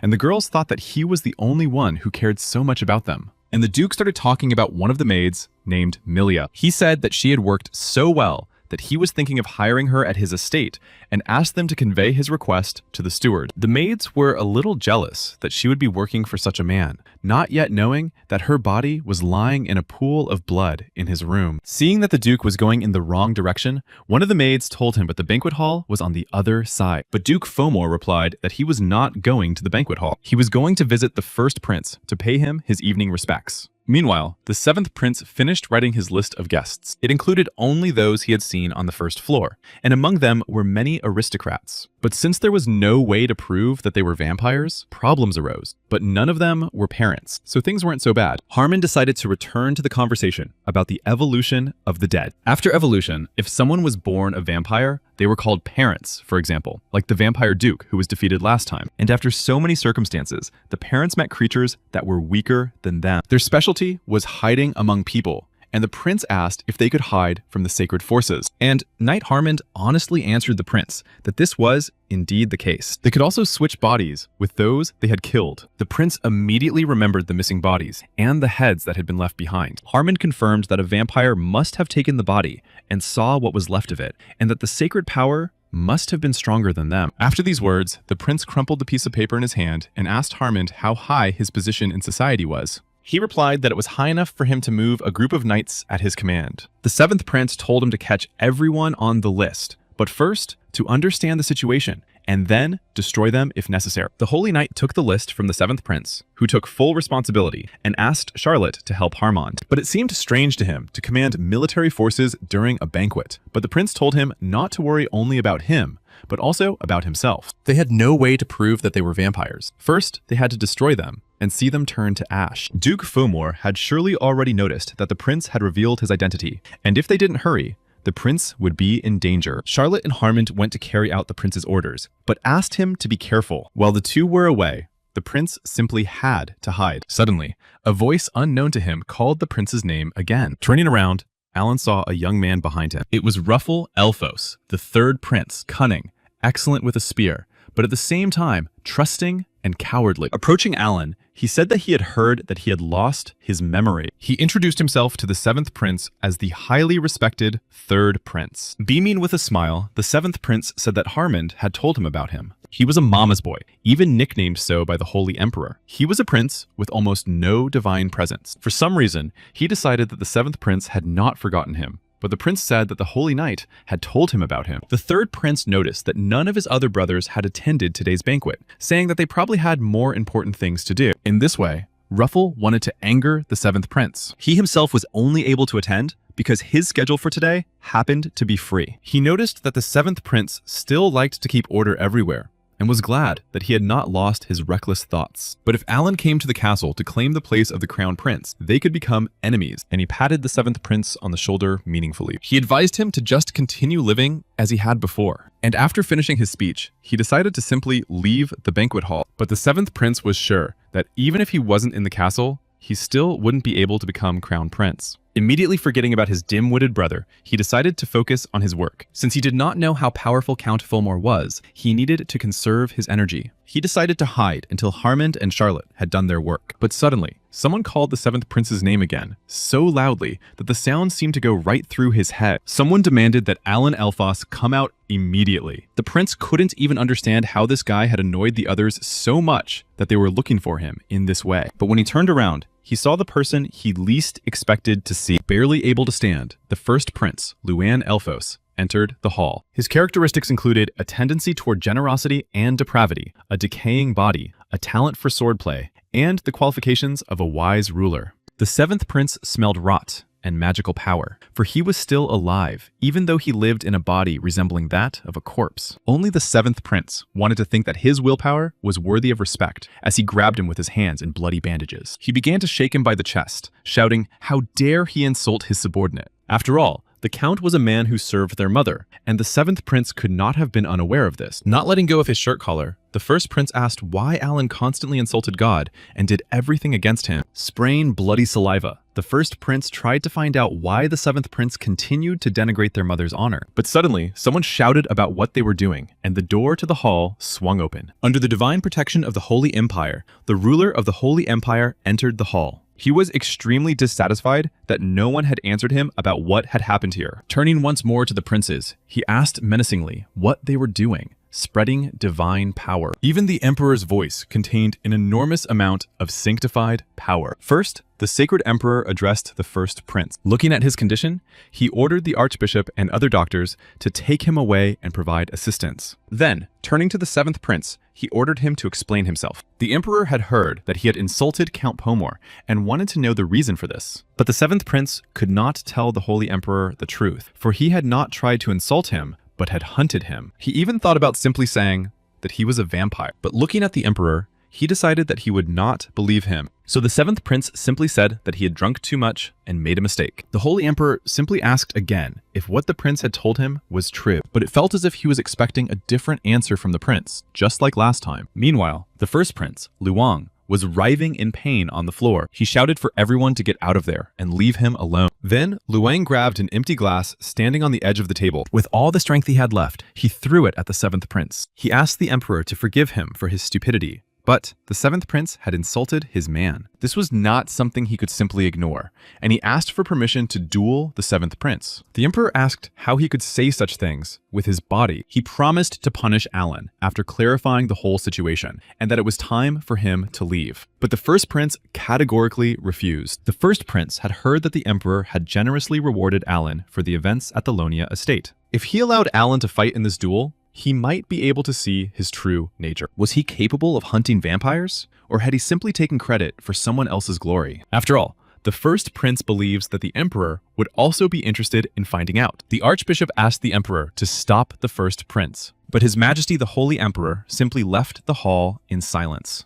By his actions, the emperor approved this duel between the two princes. As a result of this battle, the first prince wanted to rid the seventh prince of his arrogance. He told Alan to prepare himself better for this duel. The seventh prince silently thought about the fact that no one had even asked his opinion about all this. The people standing on the balconies whispered that the seventh prince was back to his old ways and probably wanted to leave. Jannard told Grill that it was time to leave because chaos would soon break out here. But Grill began to defend the seventh prince because no matter how much of an asshole he was still a good person. Covering his mouth with his hand, Jannard apologized to Lady Alice for his friend's behavior. But for her, such an address was very unusual. Seizing the moment, Alice asked if Grill and Jannard knew what was written in the note that the seventh prince had given to Hammond. She was incredibly curious to know one thing. Why did the seventh prince offer Count Fomor a drink from that glass? And then, as if he was waiting for something to happen to him. But when she heard a knock, she decided that now was not the time to think about it, and that she needed to focus on the first prince, because he must not overexert himself. And to begin with,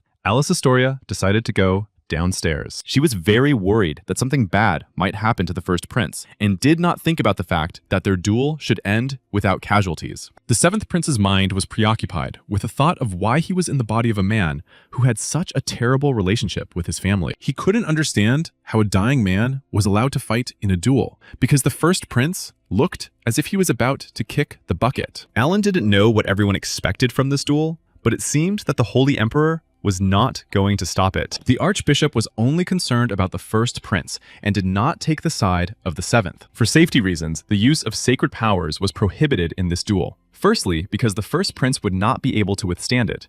And secondly, if it was true that the seventh prince was hunting the vampire parent, then it meant that he relied not only on sacred powers in his fight against him. In other words, it was an opportunity to test their martial arts skills. But at that time, Alan really only used his sacred powers and didn't even know how to use a sword. And the two who were supposed to protect the seventh prince were not here now. And now, the seventh prince had only one way out of this situation. Alan Elphos stepped forward to duel his opponent, the first prince. The first prince asked if he had finally decided to get serious. He asked the Holy Emperor to consider this duel a neutral incident. Their swords were about to clash in this duel. Before that, the Emperor reminded them not to forget to respect each other, because they were brothers, after all. And with a wave of his hand, he signaled the start of this strange duel. And from that moment on, the duel between the two princes began. At the very beginning of the battle, Alan seemed ready to continue, and the first prince, Luo, was already preparing to strike his opponent. Unexpectedly, the seventh prince knelt down, raised his sword,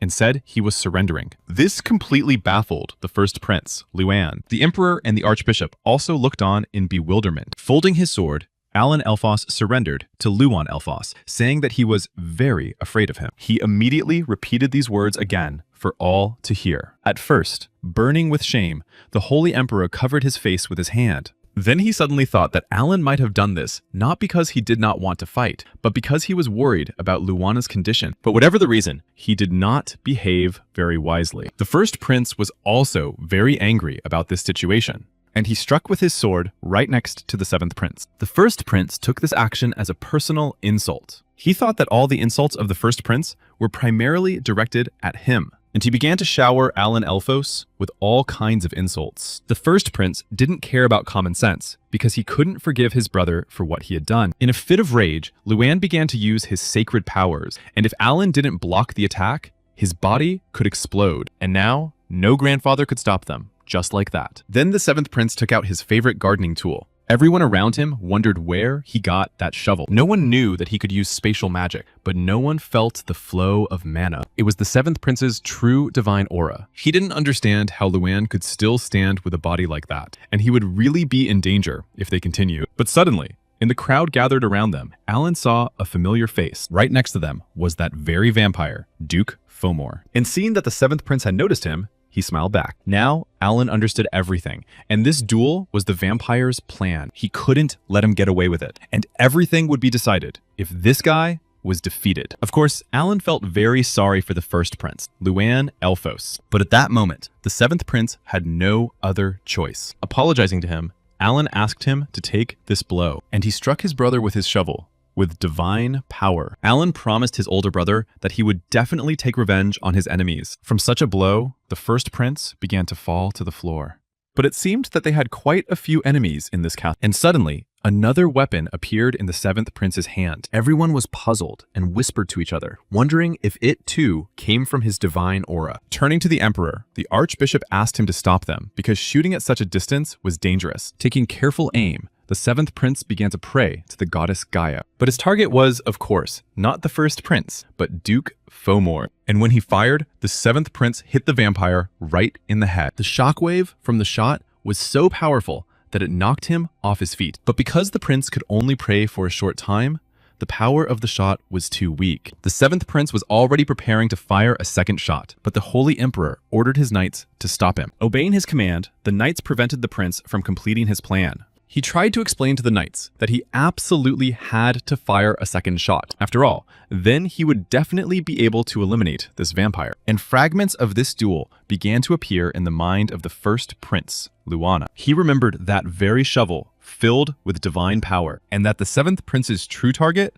was not him at all. After all, his brother Alan was now aiming at Duke Fomor. It all came together in his mind into a clear picture. The Holy Emperor approached him, saying that this was something new. He was sure that the first prince had thought the same thing. And Luan agreed with him because he remembered what Harmond had told him that day. He said that Alan was deliberately acting like a scoundrel and that he had deliberately made them kick him out of the castle to take revenge for his mother. But now that he had seen his abilities, he could believe those words. Therefore, he wanted to make sure that the seventh prince truly had the qualities of a holy emperor. And Prince Luan turned to His Majesty, the Holy Emperor. It was clear to everyone around that the first prince was already on his last legs. He wanted to do whatever it took to free himself from the curse and become the next Holy Emperor, but he had already reached his limit. Therefore, he wanted to take revenge on the aristocrats who laughed at their mother, calling her a commoner. And now he needed to make Alan the next Holy Emperor. The seventh prince really wanted to destroy Count Fomor. He was simply obsessed with him, and if he wanted to mock Luan,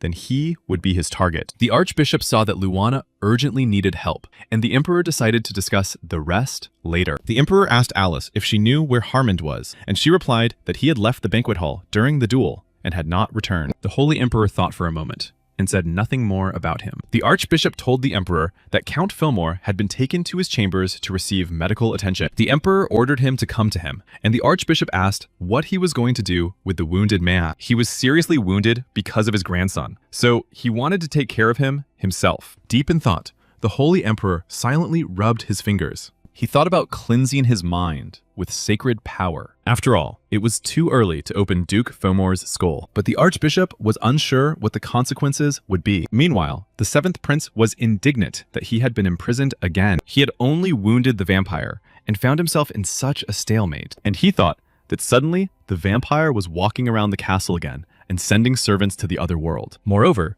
the castle had become too quiet, and the prince was worried that Harmond and Charlotte had failed in their task. But judging by the way the Duke was confidently walking around the banquet hall, it was clear that he had some tricks up his sleeve. For them, being in the sacred castle was like being in the enemy's lair. They surely had a manual on how to get out of any situation. Even if it wasn't that it would be problematic for Harmond, with his position, to hurt the aristocrats. The vampires, pretending to be aristocrats, would use their status and surround themselves with personal knights, thereby delaying their capture. Taking advantage of this opportunity, at the end of the banquet, the vampires would mingle with the aristocrats and escape, and the prince would be convicted of attempting to kill the Duke. The seventh prince was climbing the walls from thinking about how unfair this was. Suddenly, someone's voice said that the seventh prince was causing trouble here. It was the third prince, and he reminded Alan that he should call him his older brother. He had seen the duel and said that brothers should not fight. But, despite his own words, he looked pleased. The seventh prince realized that he had probably gotten rid of one contender for the throne, and was delighted by this. Then it dawned on the seventh prince that this brother was also a prince, and had the right to release him from there. Alan asked his older brother to help him escape, but at first he refused, saying that the emperor might reprimand him for it. Then the seventh prince told him that the first prince was now in critical condition. He also reminded him that the third prince now owed him a small debt. He mentioned that he would like to visit the first prince in person. If the third prince released him, he would see something very interesting a little later. Now it became clear how much the third prince hated the first. Not only did he help the seventh prince escape from prison, but he also brought him to the weapons warehouse. This was so that the seventh prince would not only visit the first prince, but also take a gift from the warehouse with him. After his release from prison, he did not know what to do next, because he had no one in the imperial palace who could help him. The vampires had surely already finished sharing information with each other, which meant it was time to use force. But there was a man with more power than the prince who could freely use it, and he would surely have to turn to the one whom everyone trusted. The seventh prince activated his skill to clear his path. He summoned the spirits of fallen soldiers to help him pass. To begin with, he decided to cover the faces of these unusual soldiers with armor, and the seventh prince dressed the zombies in knightly uniforms. At first, Alan Elfos wanted to deal with all this quietly, but these vampires continued to annoy him very much. And the first prince still did not understand what he was trying to convey to him. Now behind the seventh prince stood an army of zombies disguised as knights. And to begin with, they decided to visit the first prince. The servants tried to stop them, but the knights did not react to them. They decided to stage a makjang drama in the imperial castle. Everyone started shouting that the seventh prince had staged a rebellion. He ordered his soldiers not to destroy anyone, but only to clear the way for him. A company of soldiers was already rushing to the emperor's castle to help. Suddenly, someone shouted that Alan was heading for the first prince's room. At that moment, his zombies were fighting the emperor's soldiers, but the seventh prince managed to make his way to the room he needed. They tried to stop him, but his soldiers prevented this, and he managed to get into the room just as the ritual was taking place. The priest shouted that they had not yet finished the treatment, but the prince asked them to close the door and make sure no one entered. The seventh prince's soldiers removed all unnecessary people from the room. Prince Alan closed the doors to Luana's room tightly behind them. So Alan was now alone with the first prince for a while. Overcoming the intense pain,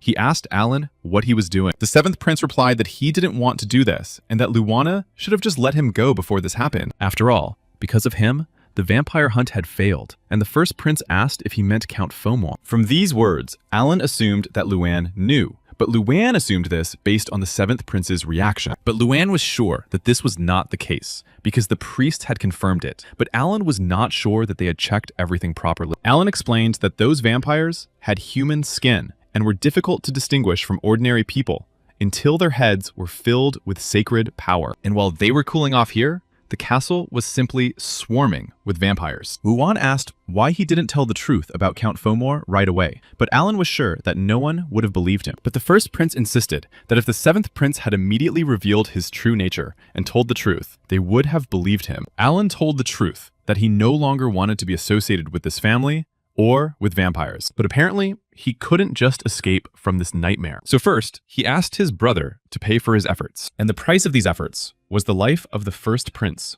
Luana. At that moment, the archbishop was running down the castle corridor, having learned that the seventh prince and his soldiers had seized the first prince's room. He had left his post for just a minute, and it was unclear how the knights had allowed Alan to enter. The archbishop himself had to fight the prince's soldiers. He managed to push one of them away, and when he fell to the floor, his ammunition fell off. The Archbishop realized that he was facing a real dead man. Now he understood that the seventh prince was a necromancer who controlled the dead, and he had managed to outwit them. But at the same time, he realized that these zombies emanated the same pure sacred energy as the other holy knights. These were creatures that defied the laws of this world, and it was absolutely impossible to create them, even with magic. The Archbishop ordered the holy knights to seize the hall and make sure that none of the soldiers left it. First, the Archbishop had to save the first prince, Luana. He made his way to his room, pushing away the zombie soldiers. The Archbishop also needed to find the one who had summoned them here. But suddenly, something very strange began to happen around him. The soldiers began to fall,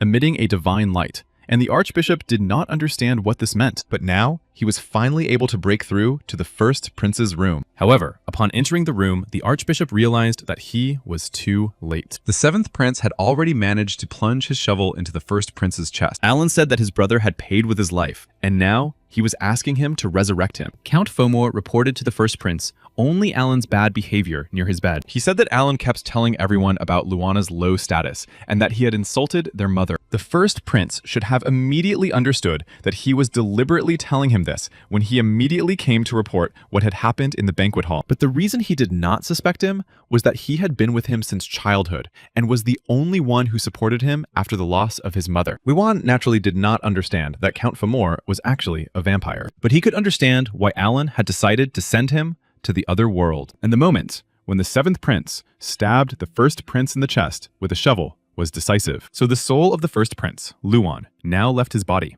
And after that, Luan's soul was able to embrace the seventh prince. Perhaps now, the first prince, Luan Elphos, was a legion. And the first prince, Luan Elphos, was the true heir to the goddess Gaia. But now it was time for the soul of the first prince to be resurrected, and it returned to the very body from which it had briefly departed. Upon awakening, the first prince sat up in bed, not yet understanding what had happened. At that very moment, the Archbishop and knights rushed into his room. After his resurrection, Luan realized that his body no longer hurt, and it was easier for him to breathe. The seventh prince was very happy that everything had worked out. He asked Luan how he was enjoying his new life, and Luan replied that his skin had finally returned to him. His muscles and bones were also fine, and the curse that had tormented him all these years had disappeared. His complete healing was simply a miracle. Looking at the fruits of his labor, the seventh prince could not hold back his tears. After all, he had used a lot of his power to heal him. And the first prince decided to do everything Alan had tried to do without any mistakes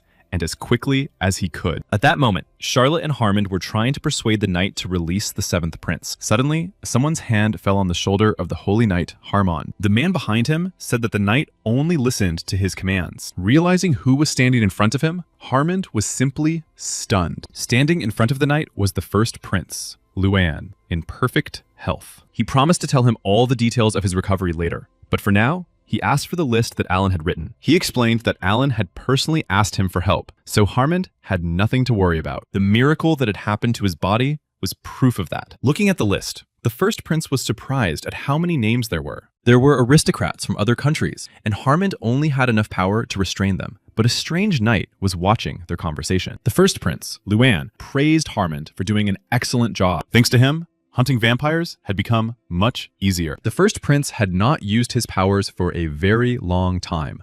Behind him appeared those who followed the commands of the first prince, Luan Elphos. Luan summoned the Inquisitor of Heresy and the Law of the Bloody Cross. These soldiers were specially trained to destroy the undead. Only the first prince could summon them, and they obeyed only his commands. They were one of the 5 strongest groups in the Holy Kingdom. The first prince thanked them for gathering so quickly. He showed them a list of names of vampires hiding in the Holy Kingdom, and they even sent his mother to the other world. The first prince ordered their bodies to be cut open and their hearts torn out. He also ordered their skulls to be cut open to check if their brains were shrouded in magic, and to mercilessly and cruelly make them realize how foolish their fake lives were. Now it was the beginning of a real vampire hunt. But suddenly, one of the knights was struck by someone's powerful force. Someone became indignant that their family knight had been attacked. Then, the head of one of the guests from the castle flew off his shoulders. The others just gasped when they saw what was happening with their own eyes. Under the skin of this head that had flown off his shoulders was a small residue of magic. This confirmed that the people mentioned in the list were vampires, and a clear order was given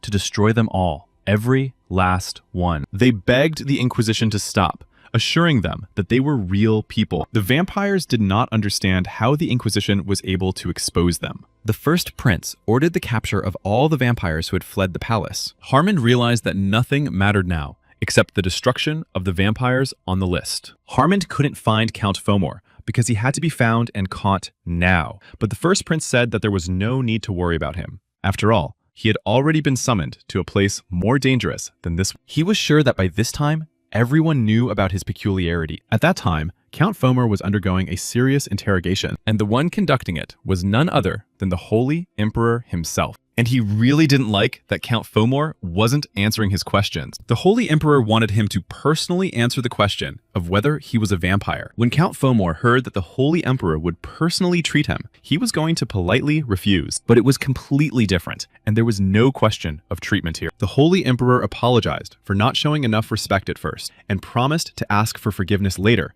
if the Count was an ordinary person. But if he was a vampire, the Holy Emperor would not be able to let him go. Count Fomor assured the Emperor that his human nature had been confirmed, but the Emperor did not trust the priests. Meanwhile, Count Fomor heard the sounds of death coming from all sides. The Inquisitors were chasing and hunting down even those who had left the palace. It was all supposed to end peacefully after he put the seventh prince behind bars. But now, all these vampires had become victims of a real hunt. Count Fomor understood that he needed to get out of there as soon as possible. But just then, he was detained by the Holy Emperor himself. The Emperor tried to get the Count to look at him and answer his question, but looking around, the Count realized that there were no weapons or holy knights here. He knew that the Emperor was a hero and had destroyed the Necromancer King Amun, but right now, he was just an old man who was not afraid of death. He did not possess immortality like them, and was just a living creature with limited time. And perhaps for him, who had almost reached the level of a parent, it would be easy. And no longer holding back, Count Fomor began to laugh out loud. The Count began to insult the Emperor and say that he was just a stupid old man. He shouted in his face that he was indeed a vampire. He sank his sharp teeth into his own arm, trying to bite it off. Blood gushed from his limb onto the floor. Count Fomor had no intention of speaking politely to the Emperor. After all, he was a predator who devoured people like himself. He wanted to eat the Emperor's body as a relic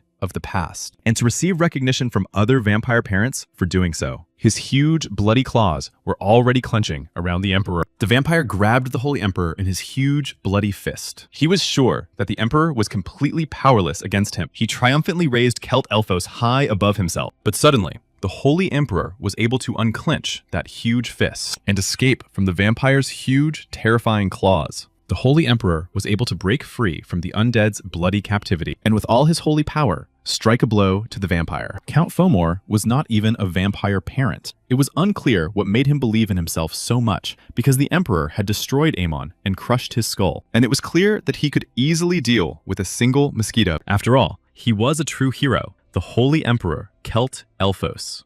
And he did to him the same thing he had once done to the King of Necromancers. In a moment, he was holding the vampire's head in his hands, but the vampire was still alive and seemed to be stronger than the others. The Emperor wanted to find out what had happened in the incident with Eulidia and told the vampire Fomor to look at this information. It was all going to be even worse than any death. The castle was noisy, and as soon as the seventh prince left prison, the hunt for vampires suddenly began. The third prince stood awkwardly in the hall with his head bowed. Ruffle tried to justify himself, saying that by releasing Alan, he had no intention of helping him. Immediately, a heavy flower vase flew at his head. An indignant woman shouted that she had told him to sit quietly and not cross the Emperor's path. It was Darina Rose, who was also the crown princess. She was furious and shouted that the third prince had ruined everything with his actions. But then, replacing her anger with mercy, she asked if he was hurt. Hugging her son Ruffle, she said she loved him very much. She really wanted the third prince to become the next emperor. She believed that only then would the crown prince look at her again. The third prince, Ruffle, replied that he understood her, of course. He promised her that he would definitely become the next emperor. 3 weeks later, the legal office of the Holy Empire completed everything. Half of the people mentioned in the list were destroyed on the day the hunt began. The remaining vampires were executed in the square. This was a great relief for the people and a warning to the vampires hiding in the shadows. Some of the vampires were secretly included in the experimental materials, which were constantly being updated. No one even thought that it would be possible to gather such a large number of vampires. Magicians and chemists had to help with the investigation. The incident that occurred in the capital of the Holy Empire became known, and rumors about it spread throughout the continent. The appearance of someone who could see vampires caused quite a stir throughout the country. And at the center of all this attention was the seventh prince, Alan. From that moment on, the meeting about the seventh prince, Alan Elphos, began. Apologizing, he wanted to clarify the essence of the interrogation. The archbishop replied that the seventh prince had brought his soldiers and destroyed part of the imperial palace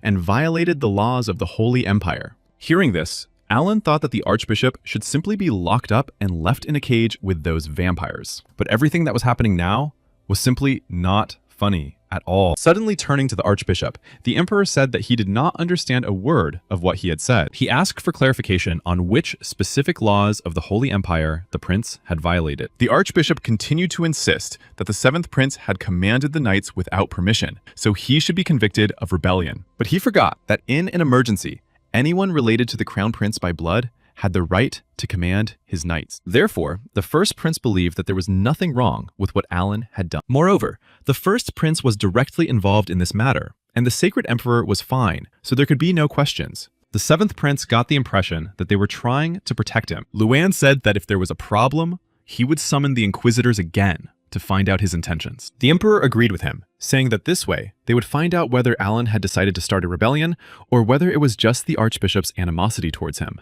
At that very moment, the archbishop was shaking with rage. He asked the emperor to stop because he knew that he would become familiar. Raphael was sure that the emperor would give Alan credit for getting rid of the vampires and reward him for successfully treating the first prince. The archbishop became even more indignant when he saw that everyone was smiling and asked them to stop mocking him. It was unclear how the archbishop was able to tolerate this imperial family. It seemed that they were about to move on to the next item on the agenda. But Archbishop Raphael Astoria wanted to say something else. Before ending the interrogation, he decided to ask the seventh prince one last question. The seventh prince was very surprised by this turn of events. But turning to the seventh prince, the archbishop continued. He asked directly whether Prince Alan used necromancy. The seventh prince was a little taken aback by this question, but the archbishop repeated the question, asking if the prince was involved in necromancy. The prince did not understand why, of all people, the archbishop had learned about the Walking Dead. His knowledge of magic was extensive, so of course he was interested in such creatures. The seventh prince was sure that the sacred emperor and the first prince would also receive all the information. But Alan was sure that this time they would remain silent. Coughing slightly, he decided to answer the archbishop. He said it was impossible, but the archbishop had witnesses. The prince thought that one of the priests present had seen it with his own eyes. The archbishop continued, saying that there were doctors and holy knights there. He himself had tied up the dead bodies so that they could not escape, but later they discovered that they had simply disappeared. These zombie knights followed the seventh prince, Alan Elphos. The archbishop insisted that the seventh prince stop lying because they had so much evidence. But Alan replied that there were many vampires in the imperial castle that day, and they could have used the undead bodies to confuse everyone. But Raphael Astoria insisted that an archbishop like him could not be fooled. That was true, but now we were talking about sacred dead people, and priests who had never seen them alive would not be able to believe such a thing. Therefore, the seventh prince could still deceive them for the time being. Suddenly, the prince said that if the archbishop was really interested in all this, he could tell him the whole truth about the matter. Archbishop Raphael Astoria looked silently at the seventh prince. Then he asked if he wanted to confess everything he had done. The seventh prince, Alan Elphos, thought about it for a moment. Then, with a smile on his face, he gave the archbishop a negative answer. But it all ended well for the seventh prince. Charlotte was waiting for the prince at the castle exit, with warm clothes in her hand. Charlotte asked him with concern how his body was feeling. After all, he had been confined to bed for the last 3 weeks, so it must have been difficult for him to keep up with such a busy schedule as today's. Everything was fine, but he wanted to sleep a little, because after he used Aemon's skull, he spent 3 weeks in bed. The prince did not know that the punishment for resurrection would be so severe, although he assumed that it would not be easy for him. And then the seventh prince, Alan, was called by the holy knight Harmond. He arrived just in time because the prince had a matter to discuss with him. After the resurrection, the prince's shovel was broken into pieces and midnight was approaching. He wanted the king to get him a new one. The holy knight was surprised. Was the prince really going to use a shovel in the future? He asked if the prince wanted to learn the art of sword fighting, but the prince believed that a priest did not need a sword. But then he explained that his hand was used to the shovel,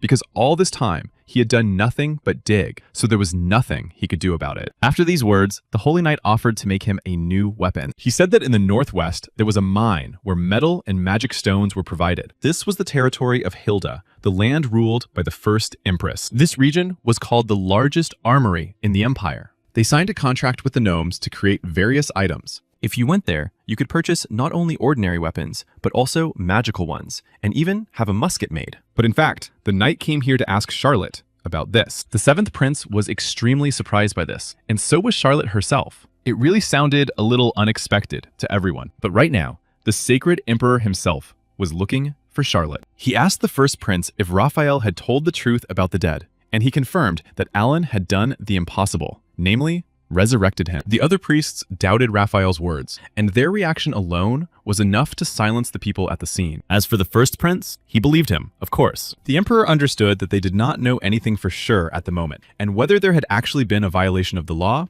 or whether Alan was hiding something from them. He did not tell the truth because he did not trust Luan. After Alan's expulsion, he insulted him and pretended not to know, even after he was threatened with destruction. And of course, now Alan couldn't trust the third prince. But then the emperor was informed that a letter had arrived from the first empress. The emperor reached for the letter to read it, and now that they had taken care of the mosquitoes, only the monsters remained. The emperor sent the Green Cross to Hild's territory. She assumed that the enemy was not easy to deal with. Their territory was in the forest, so the Green Cross could do nothing. The hunt for vampires spread throughout the country, which angered the monsters. The emperor was also informed that Mr. Hammond had arrived with Mr. Greel and Lady Charlotte. The emperor remembered that he himself had summoned them and asked to let them in. Upon entering the hall of the Holy Emperor, all three bowed to him. He called them all to reward them for defending the North. Turning to Greel, the emperor said that he had heard that he had always supported Alan by his side. Therefore, the Holy Emperor decided to reward him appropriately.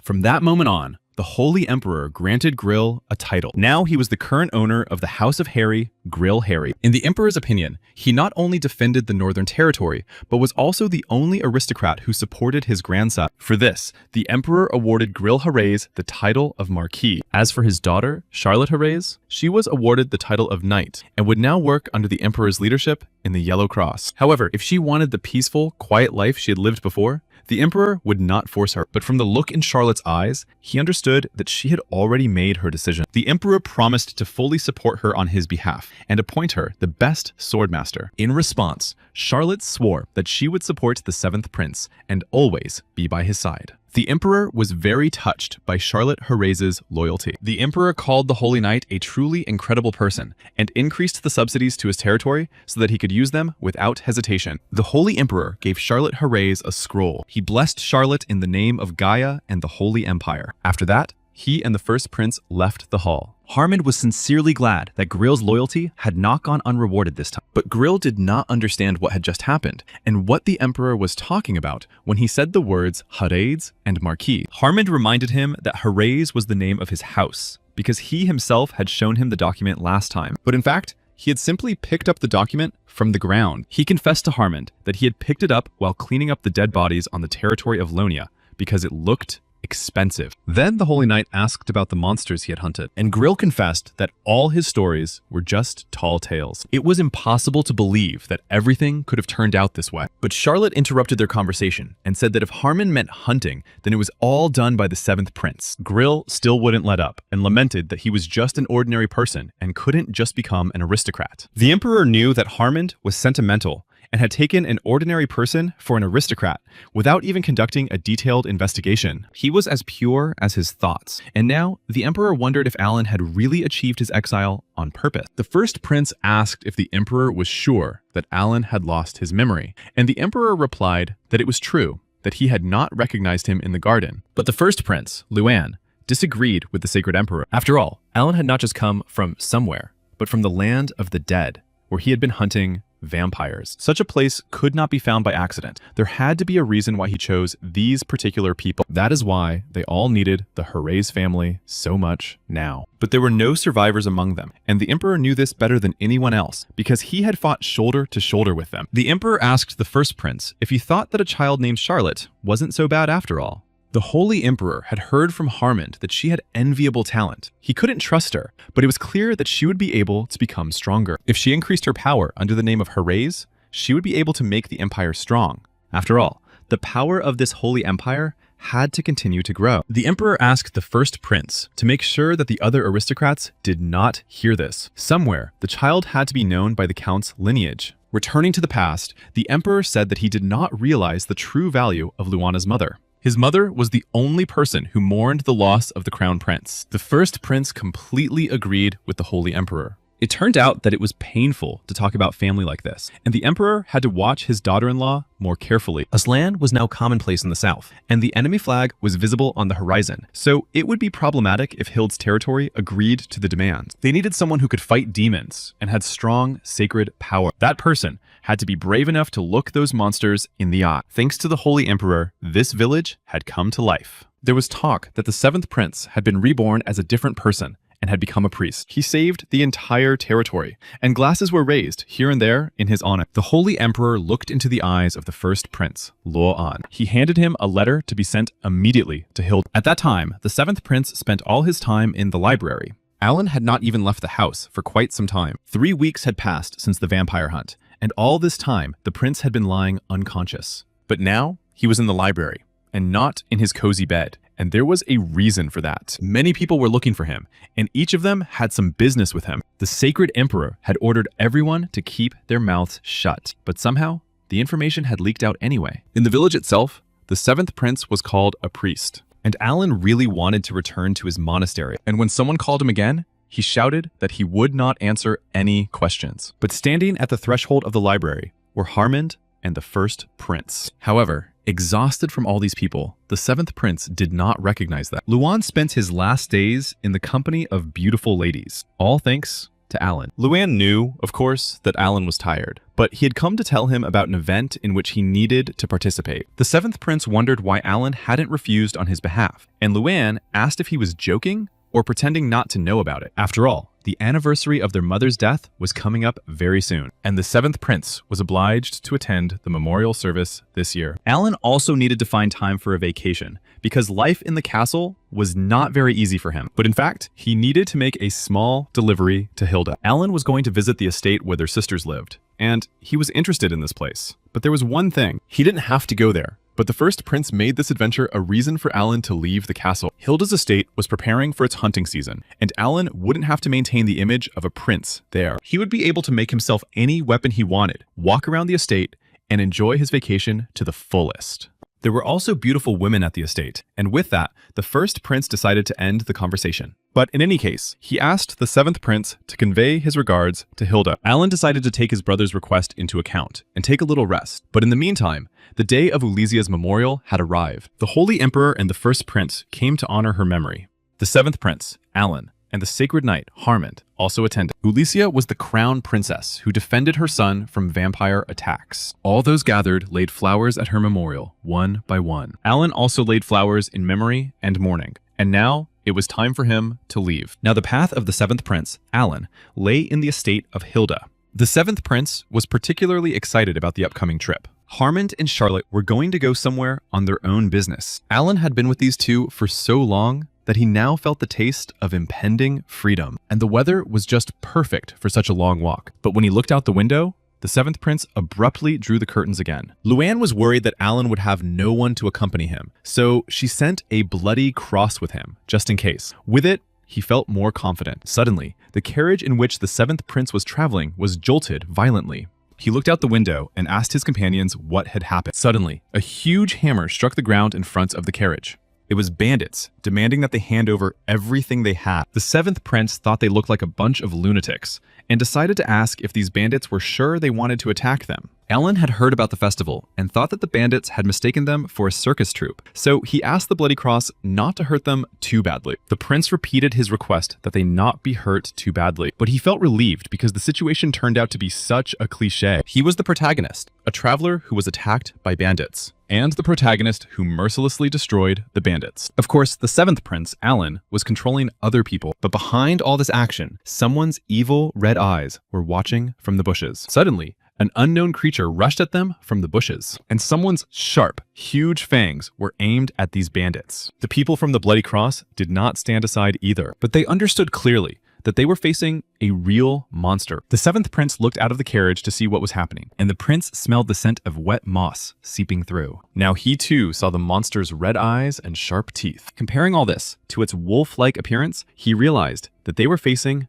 a werewolf. It was just a creature. They were usually weak in physical strength, but at the same time, they were very contagious. So first, they had to deal with the main monster. The seventh prince ordered everyone to urgently prepare for battle. Alan did not know how strong the enemy was and did not want to overexert himself, as he had only recently recovered. Luan was worried that Alan was going to leave unaccompanied, so he gave him a blood cross, even though it was only a vacation. They were not only going as an escort, but also on their own business, as they had something to do at Hilda's estate. Luan also prepared different carriages for Alan and Raphael, in case they felt uncomfortable traveling together. The seventh prince shouted to the archbishop that they were being attacked by a werewolf. Alan knew that the archbishop did not like him, but he asked him to separate his personal feelings from his work. At that moment, the carriage door flew towards the werewolf. The heavy door flew from the carriage and hit the werewolf squarely in the head.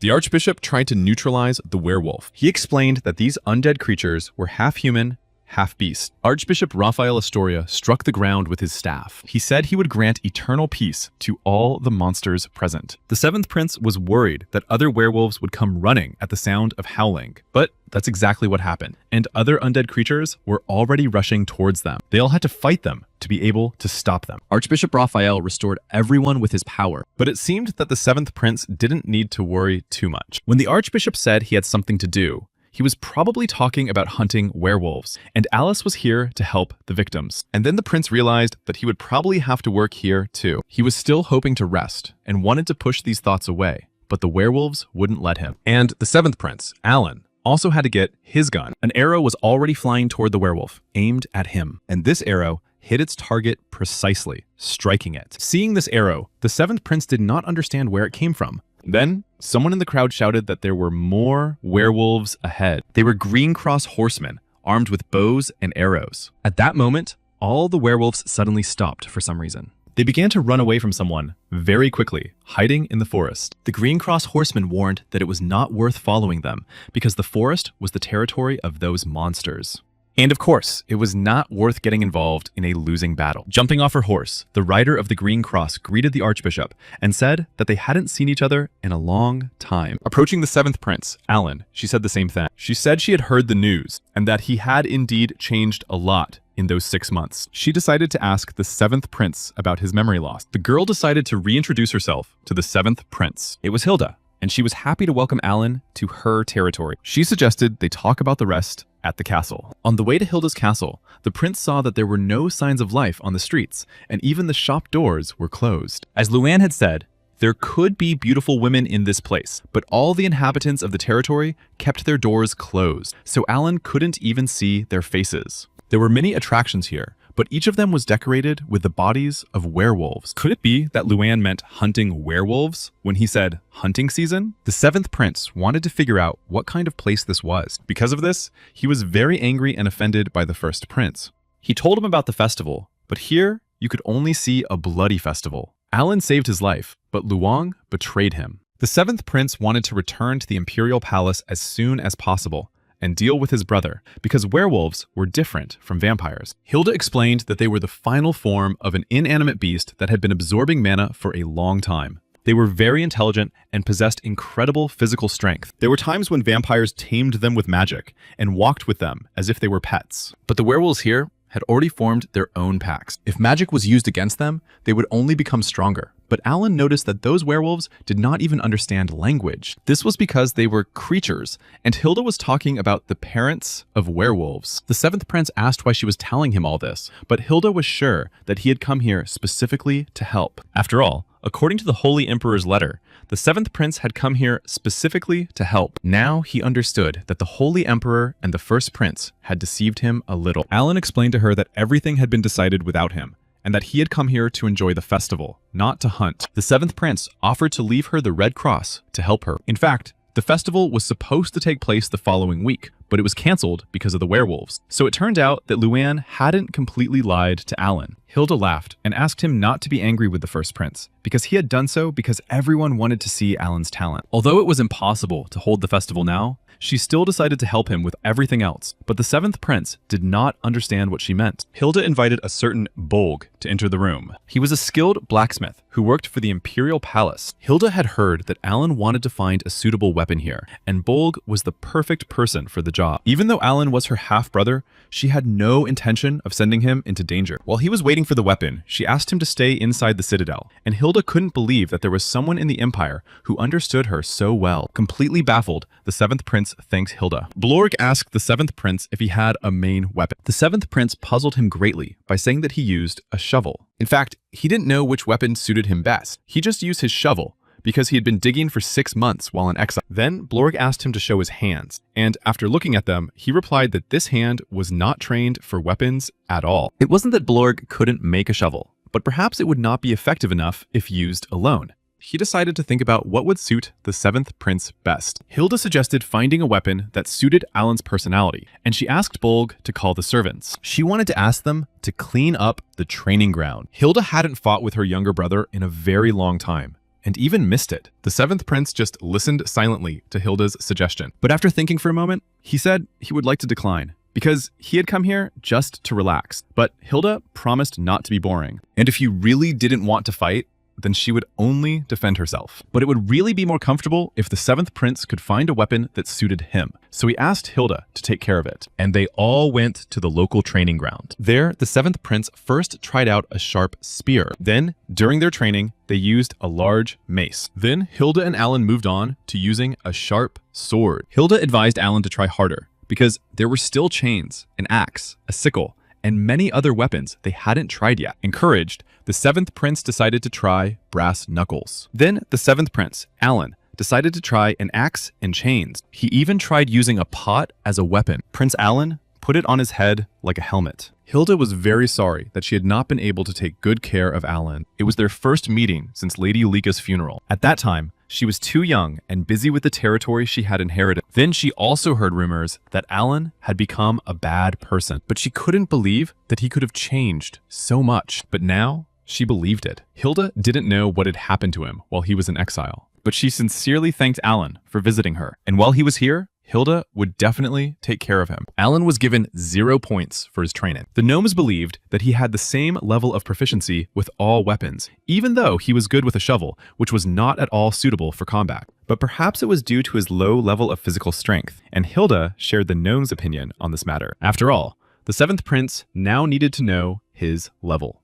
But first, it would be better for him to work on his physical abilities. However, Alan said he would refuse if she asked him to train, saying that he had come here to rest. Then Hilda said that she had heard that Alan could use sacred energy. She knew for sure that it could work with any weapon. Alan confirmed that sacred power could enhance the attacks of any weapon he used. Hilda then suggested that enhancing weapon attacks could be his talent. Alan asked how she knew that without even seeing it, but Hilda reminded him that they had just been fighting. She saw that his physical training was terrible. But seeing how he held the weapon, she realized that he was quick to grasp how to use it. But in a couple of days, it would be difficult to find the perfect weapon for the seventh prince. For now, Hilda suggested that he rest so as not to waste his strength on the first weapon he came across. The training lasted a week, and the seventh prince was back in Hilda's library. She suggested using Alan's sacred abilities next time. And according to her, he realized that this training had also been fruitless. But Alan was more of a nerd than a jock, and asked Hilda if there was any magic he could use. Suddenly, Alice appeared behind him with a book in her hands. He remembered that this girl had come here with the archbishop. The prince decided to ask how the archbishop was doing, and Alice replied that he was currently with the werewolves. And again, A very awkward pause hung between them. The seventh prince had no idea what to talk about with Alice. Thinking that the prince didn't want to talk to her, she was about to leave, but she decided to ask him if he was looking for enhanced magic. But this was not a conversation about the resurrection that had taken place last time, and Alice replied that she could help the seventh prince a little. She gave Alan the first book, which interested him greatly. Alice really enjoyed watching the seventh prince study literature. While observing him, she didn't notice what had happened to her. Suddenly, through a haze, she heard someone calling her name. It was the archbishop, who had been worried about her since morning. He asked how she managed to fall asleep in the library. Without going into details, she replied that she had been having so much fun studying that she didn't notice how time had flown by. The archbishop compared her to himself and was very pleased that she loved books so much. Suddenly,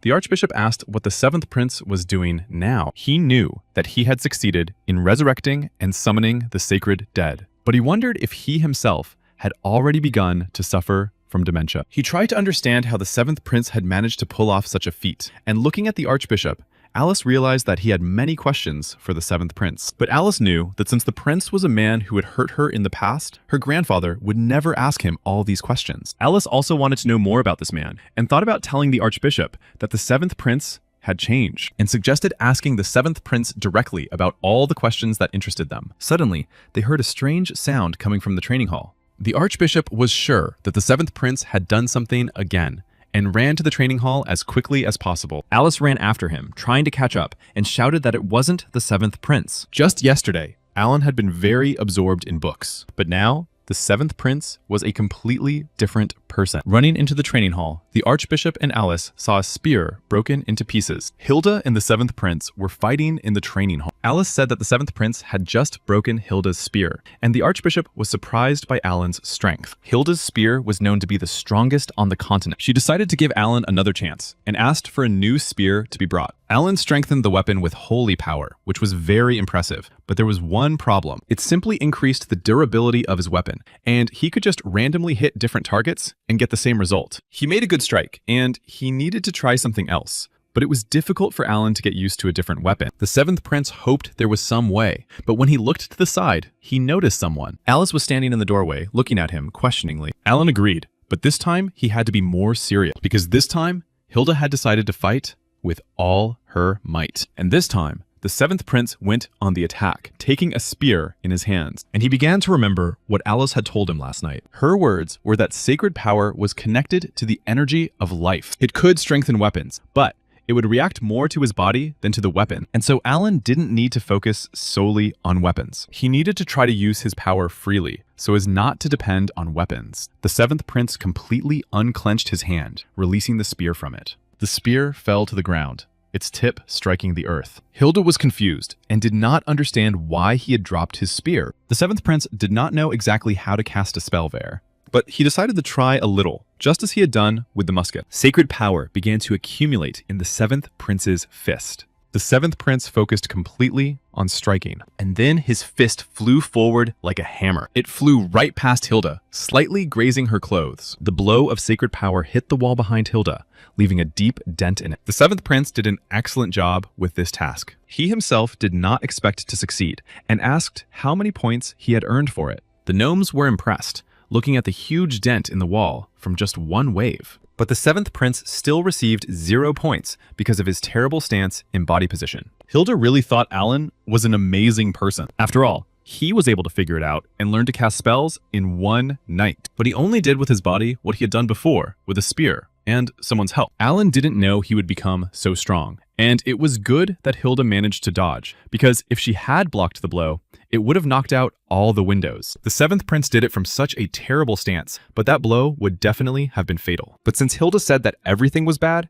it meant that he really had no skills in close combat and weapon handling. But you had to look at it from another angle, because Alan's good attitude was important. It turned out that his lack of talent in weaponry meant that he could use any weapon. Hilda asked Alan to get a good night's rest so they could continue tomorrow, but the seventh prince decided to examine all the weapons first. The archbishop saw that the seventh prince was really very interested in everything. Before, he was sure that Alan was a scoundrel because he was trash that no one could save. Suddenly, Alice said that she would return the blanket her grandfather had lent her, but it turned out that he hadn't given her anything. The archbishop thought she had been in it before he arrived. Then the girl realized that perhaps the prince had covered her with the blanket that day. But she didn't tell her grandfather about it, saying that she had forgotten how she had taken it with her yesterday because it was cold outside. The loud ringing of bells could be heard everywhere outside. The seventh prince couldn't understand what was happening early in the morning. When he saw the horsemen, he realized that Hilda was going into battle. It turned out that a group of werewolves had attacked the mines, so Hilda and the archbishop went together. The werewolves couldn't get through here, so Alice helped the locals hide. The seventh prince decided that he just needed to sit quietly and safely in the castle. But the gnomes who arrived said that the situation was very serious. Then, one of the gnomes asked what had happened to the training ground. Alan apologized and replied that he had been training when it happened. The gnome asked what exactly the seventh prince had been training this time.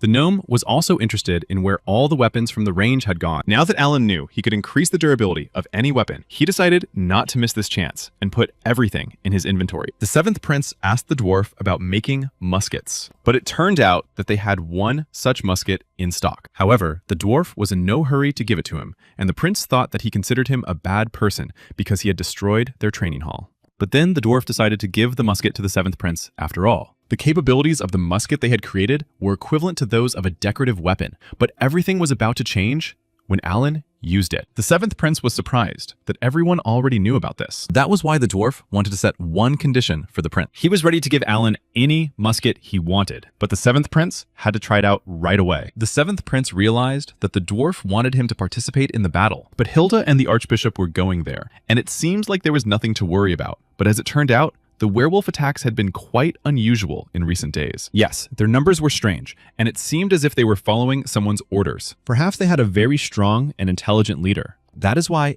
everyone, without exception, was being called to battle. The Red Cross would be a great help in the battle, but they would not move until the prince gave them the order. They said that their main goal was to protect the seventh prince. And that was true, because they had come here specifically to protect Alan. But the inhabitants were in danger, and Hilda was worried that they might lose. Yes, the gnomes in the mines were also in danger, and the gnome asked the seventh prince to send the Red Cross with them to battle. The dwarf wanted to say something else to Alan, but before he could, the bells began to ring. They were under heavy attack, and the werewolves were already running towards the fortress. The werewolves ignored the soldiers and rushed straight towards the village. It seemed that their leader was in control of their minds. The dwarf begged the seventh prince to at least protect the village, but the seventh prince only wanted to find a better place to hide. Meanwhile, a huge number of werewolves were already very close. The villagers ran in terror, trying to find somewhere to hide. Alice tried to calm them down, telling them that the soldiers would protect them. But suddenly, Alice saw a wounded local child nearby. He was being carried by other residents during the evacuation,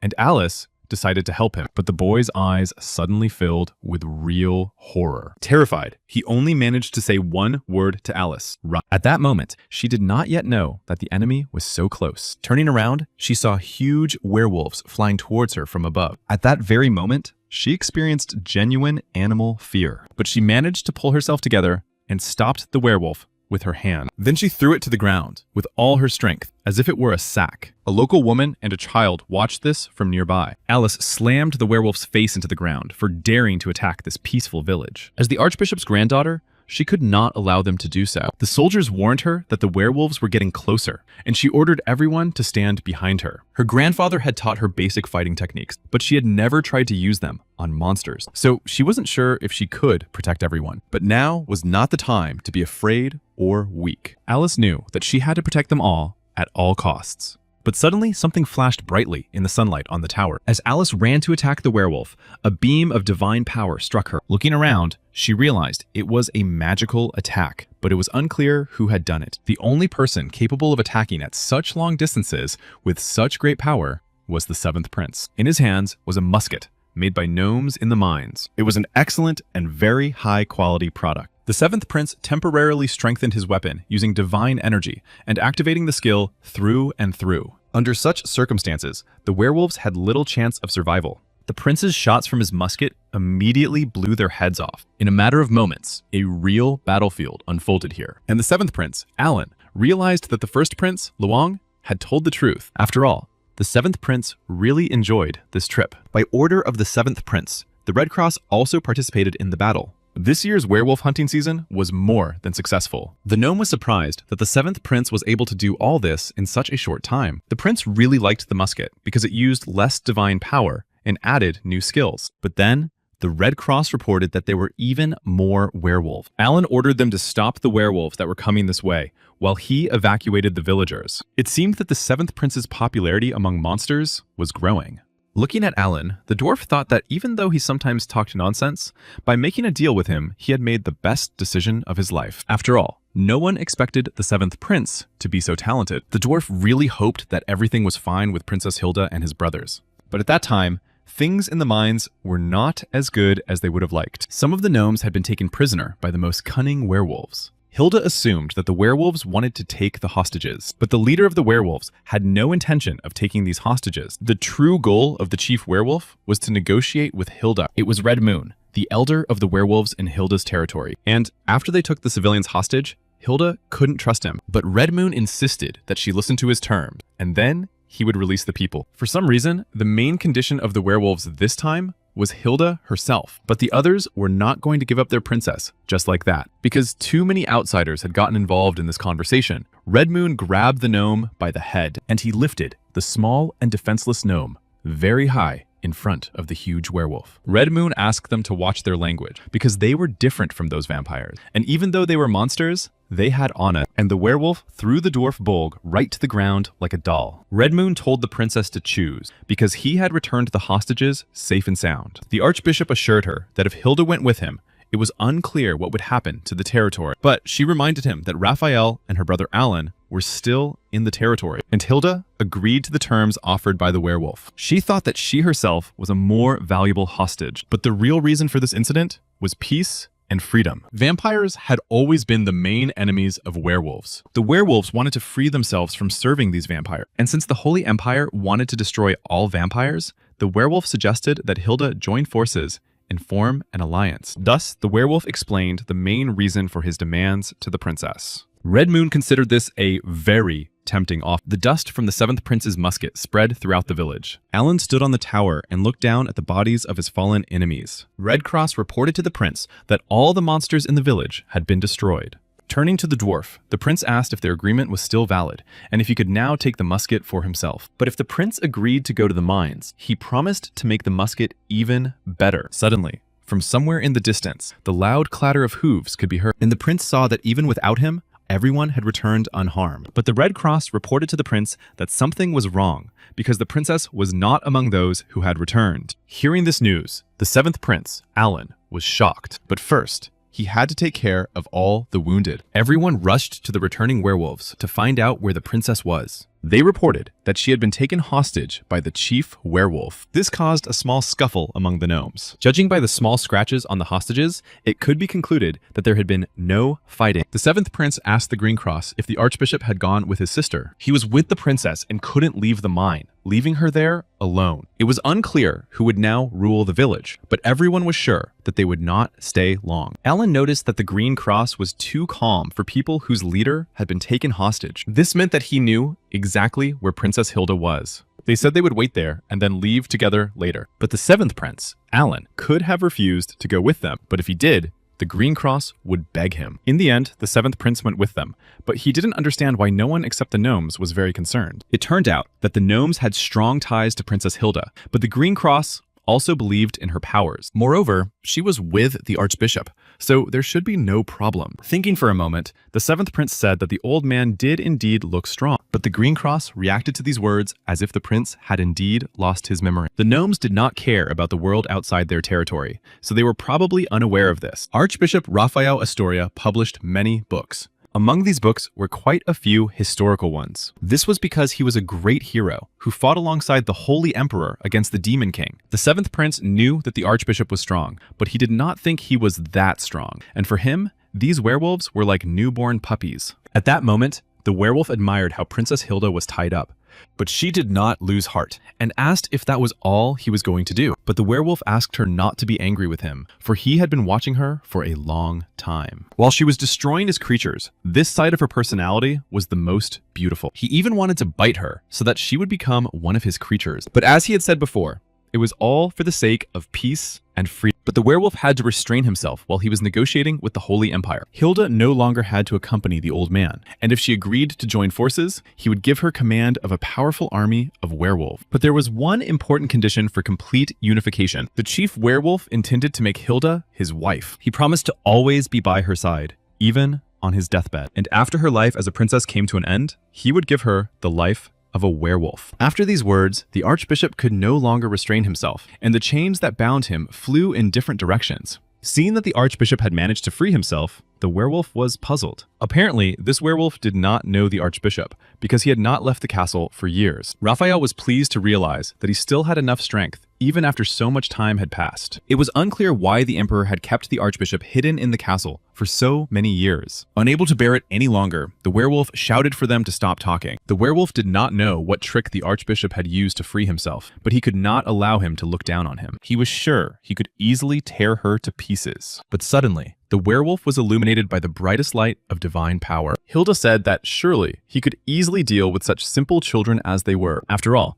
they had not received a single injury during all this time. Throwing off her shackles, Hilda reminded him that they had saved everyone. They had even gotten a chance to get rid of the pack that threatened her domain. It was also very good that the princes had come here in person. Now the werewolf could feel their sacred power. They were filled with it, as if they were about to explode. Left without weapons, Hilda suggested that the archbishop use magic, while she worked with her fists. The werewolf thought that even if his opponents were members of the imperial family, they were just a girl and an old man. So the werewolf decided to make a run for it, hoping they wouldn't catch up with him. Hilda told the archbishop that they should hurry, but the archbishop expected something like this from this animal. After all, the werewolf could sense the approaching danger. A cluster of sacred power formed in the archbishop's hand. Archbishop Raphael Astoria directed it precisely at the werewolf. The werewolf still hoped to escape from the representatives of the imperial palace by running away. But the archbishop's magical power did not allow them to get far. The magical power struck the werewolf, and now he could not move. The magic was so strong because the archbishop did not cast a spell. He decided to begin praying to the goddess Gaia,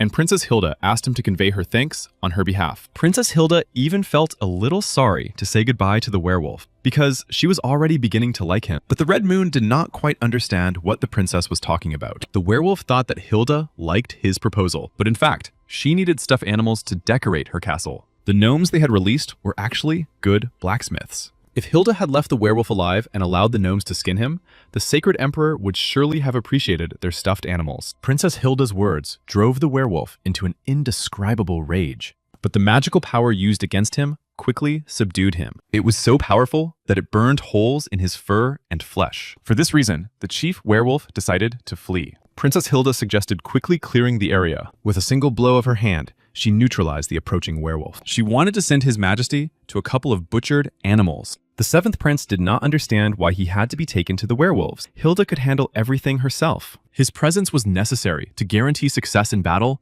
and for his experience. Hilda felt guilty, so Alan's participation in the current battle could greatly help him. And all this was done for the benefit of the seventh prince. Since Hilda herself wished it, the Green Cross would do everything in their power. Princess Hilda came here for the first time when she was 12 years old. She saved the gnomes by freeing them from lifelong slavery. The Green Cross joined her later, after she had grown up. At that time, Princess Hilda was already different from the rest. Princess Hilda became a real family for the Green Cross and the gnomes. The Green Cross was known for its surveillance and detection skills, and now Alan understood how much time they spent with Hilda. Suddenly, they all noticed someone ahead of them. It was the chief werewolf, running to find a place to regain his strength so he could attack again. Suddenly, he saw another group preparing to attack. He thought this was an opportunity to eat human flesh. But then, the werewolf decided that they should not be underestimated. First, he needed to escape far away from his enemies. Taking aim, the seventh prince decided that this was one of the hostages who had escaped from his sister. The werewolf Red Moon wanted to get the seventh prince. At that very moment, a deafening musket shot rang out. Everything around him was again illuminated by the bright light of magical power. And before the werewolf's eyes stood Princess Hilda again. The chief werewolf simply hated the imperial family. And at that moment, his body was pierced by a powerful charge of magical power. This charge hit the chief werewolf right in the head. But the chief werewolf, Red Moon, only snarled at this blow. He was fine even after this blow, probably because he was one of the parents. Or perhaps the bullets were too weak, because in this world, a musket bullet simply dissolved if the target was more than 100 meters away. But thanks to his divine aura, the 7th prince could shoot at long distances. And the 7th prince, Alan, decided to shoot again. But suddenly, the werewolf parent turned around and started to run away. It seemed that he had called his creatures to escape while they distracted the enemy. But it would be difficult to catch the main werewolf if he fled into the forest. Then the 7th prince had an interesting idea. He decided to split up with the others and pursue the parent. The Red Cross also decided to split up. Half of them stayed where they were, and the other half followed the 7th prince. Turning around, Alan saw that they were following him. But the more eyes, the better. With such a weak parent, it was a great opportunity to practice his skills. And the 7th prince activated a new skill, Flood of Doom. He shouted loudly at the werewolf to stay where he was. Alan had heard that werewolves considered themselves warriors of honor, but this werewolf was running away from them because he was very scared. Seeing this, the 7th prince realized that this werewolf had no honor and needed protection. The werewolf knew that even if he managed to escape, he would still go to the other world when the 7th prince used his weapon. So he decided to take Alan with him to hell. Alan Elphos ordered the Red Cross to close their eyes and ears. He had an idea and asked them to follow his rules. Alan asked if the Red Cross really didn't believe him at all. The 7th prince showed them the enormous power he possessed. His willpower saved them, and they believed in everything he did. In reality, Alan's will was not that strong. But their loyalty to the imperial family was very useful. And once the Red Cross began to carry out the 7th prince's orders, Alan began to carry out his plan. There were still many things he wanted to try on this werewolf. The werewolf realized that they wanted to use him as a guinea pig. At that moment, the other werewolves began to attack the 7th prince. Their sharp claws were already very close, and Alan needed to calm down. If he remained calm, he would be able to wield his weapon properly and would definitely not lose. Skeletons began to appear from the holy water spilled on the ground. The skeletal hands reached straight for the werewolves. Skeletons began to emerge from the holy water from all sides. And the most interesting thing was that weapons appeared in the hands of these skeletons. Prince Alan himself had no talent for wielding weapons, but these mortals could boldly hold weapons for the 7th prince. After all, he was a necromancer who controlled the dead and activated the skill Soldiers of Doom. The 7th prince also activated the skills Sacred Aura and Piercing Effect, and magical power began to destroy one werewolf after another. The chief werewolf couldn't believe that holy water had appeared here out of nowhere. Now even skeletons were coming out of the ground and possessed sacred power. The werewolf thought Alan was talking nonsense when he said he wanted to test something on him, but what was happening around them now was a real massacre. The 7th prince used a lot of sacred power, but it seemed that his expectations had been justified. He no longer needed the chief werewolf, Red Moon. Now, the 7th prince had one last test to pass. Alan pointed the barrel of his musket at the chief werewolf. The chief werewolf, Red Moon, began to laugh at him. He was sure that the prince would not be able to destroy him so easily. And even if the werewolf went to the other world now, he would take the prince with him. At that moment, the soldiers of death plunged their swords into him, and the 7th prince, Alan, turned again to the great goddess Gaia. And with her great blessing, he asked her to grant him a weapon, but not just any weapon, one that could destroy even the dead. After that, the 7th prince, Alan, said goodbye to the werewolf. At that very moment, a shot rang out from the prince's musket, and his bullet, with a bright light, flew straight into the werewolf's mouth. And when the bullet reached its target, there was an explosion of extraordinary force. It even left a deep mark on the ground from its flight. The 7th prince, Alan, took off his necromancer's mask. He turned back and looked at the Red Cross standing there. Even though they closed their eyes and ears, they could still feel this incredible sacred energy. They couldn't pretend it wasn't there. But Alan wanted to pray just a little. But in the end, he destroyed everything. Now, he himself didn't know how to explain it all to the others. Now the people from the Red Cross could open their eyes, but they shouldn't be too surprised. Everything around them was destroyed because the 7th prince had almost burned down the entire forest. The Red Cross wanted to say that it was the work of a werewolf, but the sacred power they felt did not come from him. The prince said he knew nothing, and that the main thing was that he had caught him, and now they had to go back, and he ordered the Red Cross to lead him. They wanted to make it back before dark. The archbishop couldn't believe his eyes, for he saw the sacred dead again, but they were not at all like those he had seen in the imperial palace. These sacred dead were an army that could wield weapons. The archbishop could not understand how the 7th prince was able to combine two opposing forces. But after thinking about it for a while, He began to guess the reasons for this. Perhaps it was all because of the presence of Aslan's blood. The kingdom of Aslan is a southern empire that worships the god of death. This was also the reason why Alan and Luana Ulicia's mother was betrayed, not only because she was a commoner, but because she was born and raised in Aslan. Perhaps the seventh prince had also inherited her abilities, but in the entire history of this kingdom, no one else had such abilities. Even if you searched the entire empire, you would not find anyone else. The archbishop could not believe that there was something he did not know about, but the image of his beloved granddaughter Alice brought him to his senses. After all, he should not admire a person who hurt his granddaughter. But he really wanted to raise him himself, because if he taught him more powerful magic, Alan could become much more powerful in the future. Alan and Alice were now constantly on the archbishop's mind. Archbishop Raphael Astoria was overwhelmed with emotion. He gave them an outlet, and it was visible far from where he was. The archbishop decided that he must report this to the Holy Emperor. If His Majesty ordered him to teach Alan, he would have no choice but to carry out his will, and then it would no longer be his desire, but the Emperor's order. Thus, the problem with the werewolf army was solved. After that, Hilda and Raphael finally returned safe and sound. Meanwhile, the gnomes were showing something to the seventh prince. The target had marks from a musket of normal power with increased velocity, but it would be a completely different matter if the seventh prince used it. The power of the musket increased several times over. It was as if the musket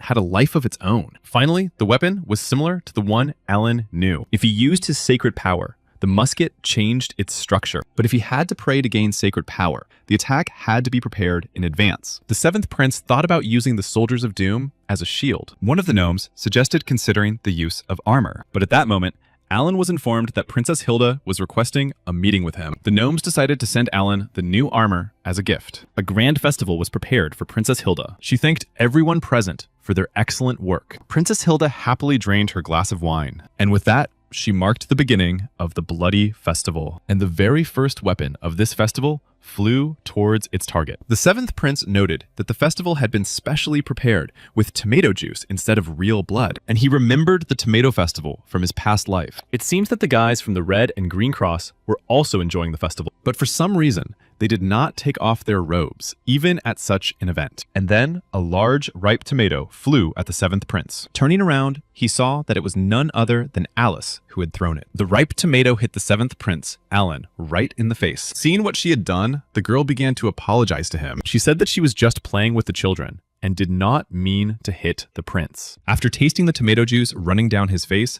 the prince appreciated its taste and told Alice that it was no big deal. And judging by what he had done in the past, getting hit in the face with a tomato was well deserved. Taking advantage of the moment, the girl decided to continue the conversation. She suggested that the seventh prince have a drink and talk with her. She really wanted to learn more about the resurrection and the magic he had used, but he had nothing to tell her, because he had done it based on her knowledge and ideas. He had invested a lot of sacred power, then caught the soul that was about to leave the body and brought it back, while the archbishop watched their conversation. It turned out that all this happened thanks to Alice's own knowledge. Alan had also heard that she had healed his brother, the first prince. The prince took a mug of drink for each of them and handed one to Alice. He proposed a toast to the wonderful doctor who had not given up until the very end. Alice gladly took the mug offered by the seventh prince. She thanked him for his help in the castle on Hild's territory. They stood in the middle of the street while everyone around them drank to Princess Hilda, Prince Alan, and the archbishop. Sometimes it wasn't bad to be so smart. And now the prince missed those he had left behind a little. He remembered Charlotte and Harmond and hoped that they were all right. Meanwhile, Charlotte had just finished her battle, but not everyone was happy with her results. The teacher called her a puppy named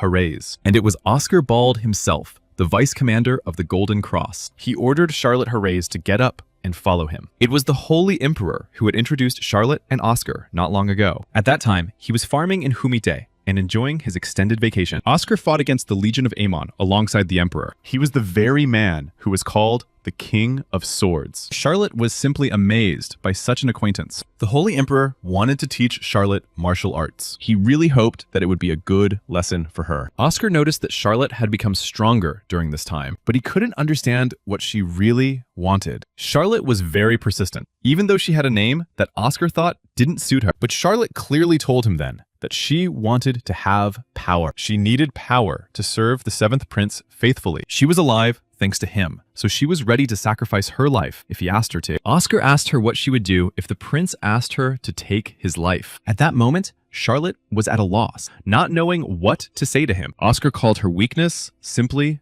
naive. He reminded her that if the imperial family gave them an order, they were obliged to carry it out, even if her order was to take the life of her master. Their word was law, so there was no need to doubt it. But she never doubted it. But Charlotte had one thing. She could never hurt His Majesty. Oscar thought this was foolish, as he was sure she understood what he was talking about. He promised to make her a true member of the royal family. He ordered Charlotte Herreys to attack him again and again. Charlotte got to her feet and picked up her sharp sword again. At that moment, Luan was relaxing in his room with two beautiful women. But suddenly they heard a loud noise that grew louder and louder. The door burst open and Alan appeared in the doorway. He said that he was finally home and pointed a musket at his brother. He came to him as soon as he returned, wanting to settle the score with him. Luan suggested talking first, but Alan didn't want to listen to anything and fired a shot. The sacred power was supposed to benefit him, but he didn't expect to get a bullet like that. Luan thought it was too much to shoot his own brother like that. Alan was boiling with indignation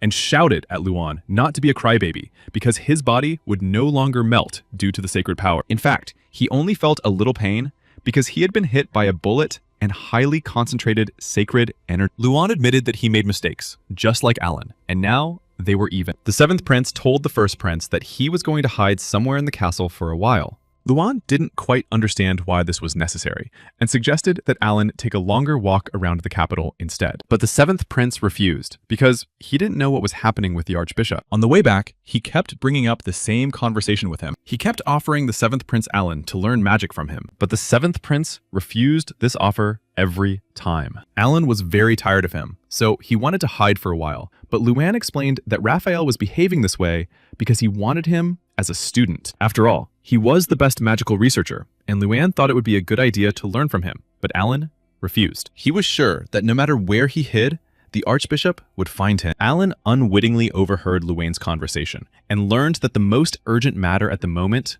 was the Black Order. The first prince asked the seventh prince if he knew anything about the Black Order. They'd been found in the same place where the witch Morgana had been captured, but this time they had been found in Humite. And the emperor began to pay more attention to this issue because the area was the closest population center. From the moment the necromancers had been cornered, it had become a big problem. Alan gained a lot of useful knowledge about necromancy from the book he got after dealing with Morgana. Alan asked what Luan was going to do after the necromancers were caught with the remaining books and tools. The first prince explained that it was not allowed to bring such things into the castle, so they would be destroyed, or they would be stored in the basements of the Humita Academy. The seventh prince's imagination painted different pictures of the situation inside the castle, with the archbishop gone mad. And the situation inside Humita was imagined in a completely different way. Alan decided to make a proposal to the first prince, Luan. He asked his brother to arrange a long vacation for him. In return, the first prince promised to take care of the Black Order for him. The Black Order's movements were detected in the territory of Humita. Their spiritual familiars, the Red Devils, were spotted in the region. Those caught by the Red Cross were interrogated, but none of them knew anything about the organization. The emperor sent several detachments of holy knights to find them, but in the end, for some unknown reason, contact with the second group was lost. All this time, the enemy was lurking in the shadows, and there was a possibility that this organization was actually a little bigger than the emperor had imagined. The problem of his heir had already been solved, but now other problems suddenly began to appear. The sacred emperor's favorite was the first prince, Luang. Princess Hilda was practically on the same level as him, and the seventh prince, Luang, was now not far behind them, and apart from these three, no one else was suitable. If any of these three became the next holy emperor, they would certainly not betray the empire. Instead of worrying about these three, the emperor had to deal with other issues. A man resembling the crown prince had been spotted near the fair in the southern territory of Aslan, and now the emperor was more concerned about this guy. He couldn't believe that he was alive. Perhaps it was the emperor's son, who had disappeared without a trace after the battle with the Aslan Empire. The emperor was informed that there were suspicious movements in Aslan, and it was unclear why he had appeared in the south at such a time. After the monsters were wiped out, people began to go crazy. The emperor did not understand why he had to work so hard at his age.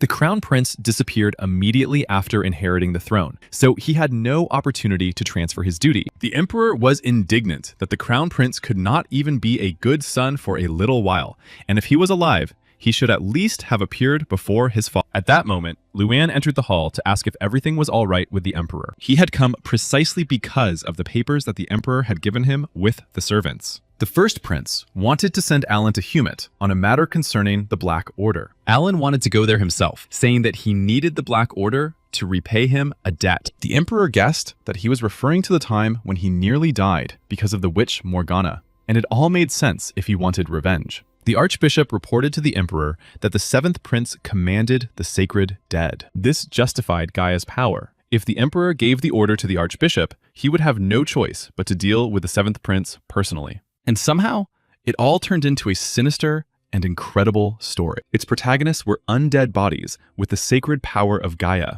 and its power could terrify even Judas, who was the god of destruction. Necromancy was a taboo power that was only used in the south, but it was likely that it could now be used in the Holy Kingdom. The emperor asked if Alan had requested anything, but Luang replied that he had only asked about books. He also asked what would happen to the items left behind by the necromancers after the battle. The emperor told the first prince to leave Alan alone. He added that the unusual movements in the Aslan Empire seemed to be connected to the Black Order. If the seventh prince could stop them, it could be fun. But he knew nothing about the complexity of this mission. He had only read the first page of the documents he had been given, and Alan had accepted the mission without knowing anything about it. The emperor ordered the seventh prince to be sent away before he found out everything. The first prince agreed with the emperor and set about carrying out his order. 3 weeks later, the seventh prince was already on his way to Humit. Only now did he realize that he had been deceived, because he had started reading the documents after leaving the castle. Harmon said that it was time for the prince to accept all this because they had been on the road for 10 days. He also asked if it was okay that he was accompanying Alan alone,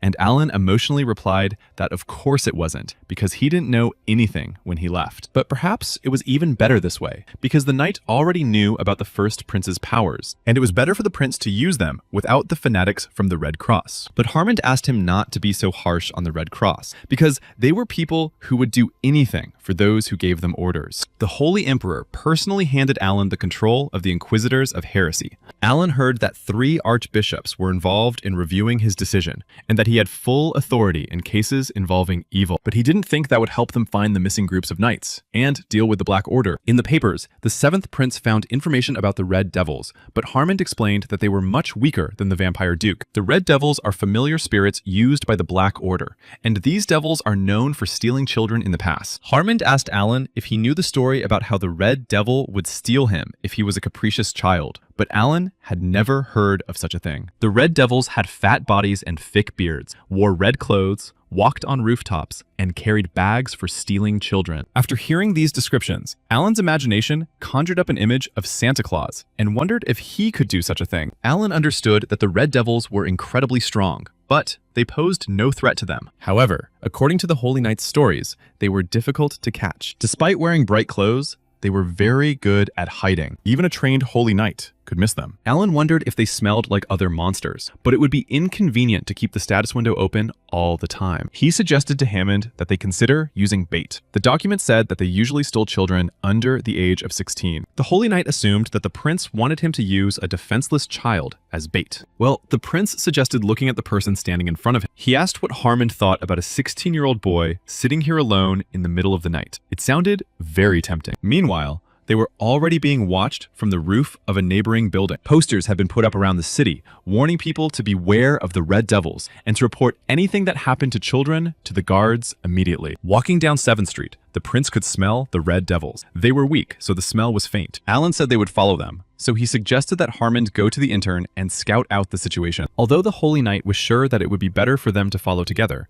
Alan assured him that these weaklings would not be able to defeat him. Still, Hammond asked the 7th prince to be careful, so they parted ways with him on the street in 2 different directions. Alan assumes that he would be able to find them faster than expected, and as soon as he smelled them and they appeared, he would increase the distance between them. Sensing their presence, Alan looked around carefully. He was able to spot one of the Red Devils on the roof of a building. He assumed that the Red Devil was using magic to hide his presence, because he would have missed him if he hadn't sharpened his vision. Alan quickly opened the door to the house and apologized for the intrusion, shouting that there was a Red Devil here, but he was too late, and 2 lifeless bodies were already lying on the floor. The 7th prince realized that the Red Devil had already stolen the child. Looking out the window, he saw him holding a full bag over his shoulder. Although the child was screaming, no sound could be heard, Perhaps the devil had used magic to block the sound. The red devil wanted to attack the prince, striking him with his long knife. But the prince deftly dodged and pointed the barrel of his musket at the devil. Without hesitation, he pulled the trigger, firing a bullet imbued with holy power at the devil. His first task was to free the stolen child from the sack. The boy wanted to know who he was, but the prince said he would explain everything later, and that the child should close his eyes for now. At that moment, behind the prince, the boy's parents began to rise from the floor. Apparently, the red devils also affected their victims. If the condition of these people progressed, there would be no point in treating or reviving that. At that moment, Harmond entered the room and said that he had agreed on help from the guards. But looking around the room, he realized that the seventh prince had already caught the devil, but was a little too late. The prince was upset that he had not managed to save the adults, but thanks to him, the child had been saved. The devils were definitely the very creatures that specialized in stealing and killing people, and now the reason why the Black Order had summoned them was clear. In Humite, only the guards could be used as official protection. Since this place was close to the border of the Aslan Empire, the Golden Cross was located on the outskirts. The seventh prince did not understand why everything was so bad here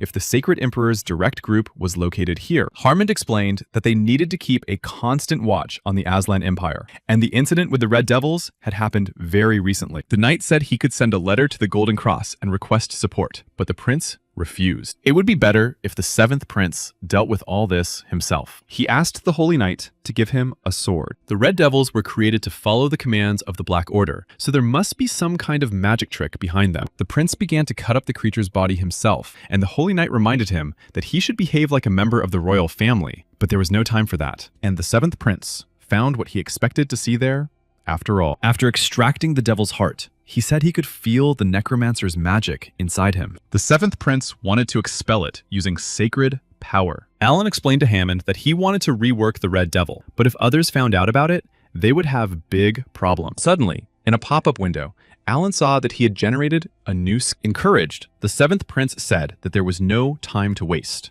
It was time to have the seventh prince kidnap. Meanwhile, the Black Order was gathering undead bodies and skeletons in one place. Apparently, the Order was planning a large-scale attack, not only in Humite, but also in other places. The Red Devils were supposed to return soon and bring more fresh meat. As expected, small children were best suited for their blood and life cycle, and one of these Red Devils arrived just in time. He brought his master the freshest dinner in a large bag. But that evening, dinner was not easy, with a big secret. The master started yelling at the devil that he had asked him to steal a healthy little child, but he had brought him some strange one. But Alan laughed and said that this devil would no longer listen to him because now he was his new master. The Black Order couldn't believe it because it was practically impossible to invest sacred power in a red devil. Immediately, other devils began to attack their masters, destroying them. Alan ordered his devil to destroy all necromancers and release the children, and to bring the strange people to him.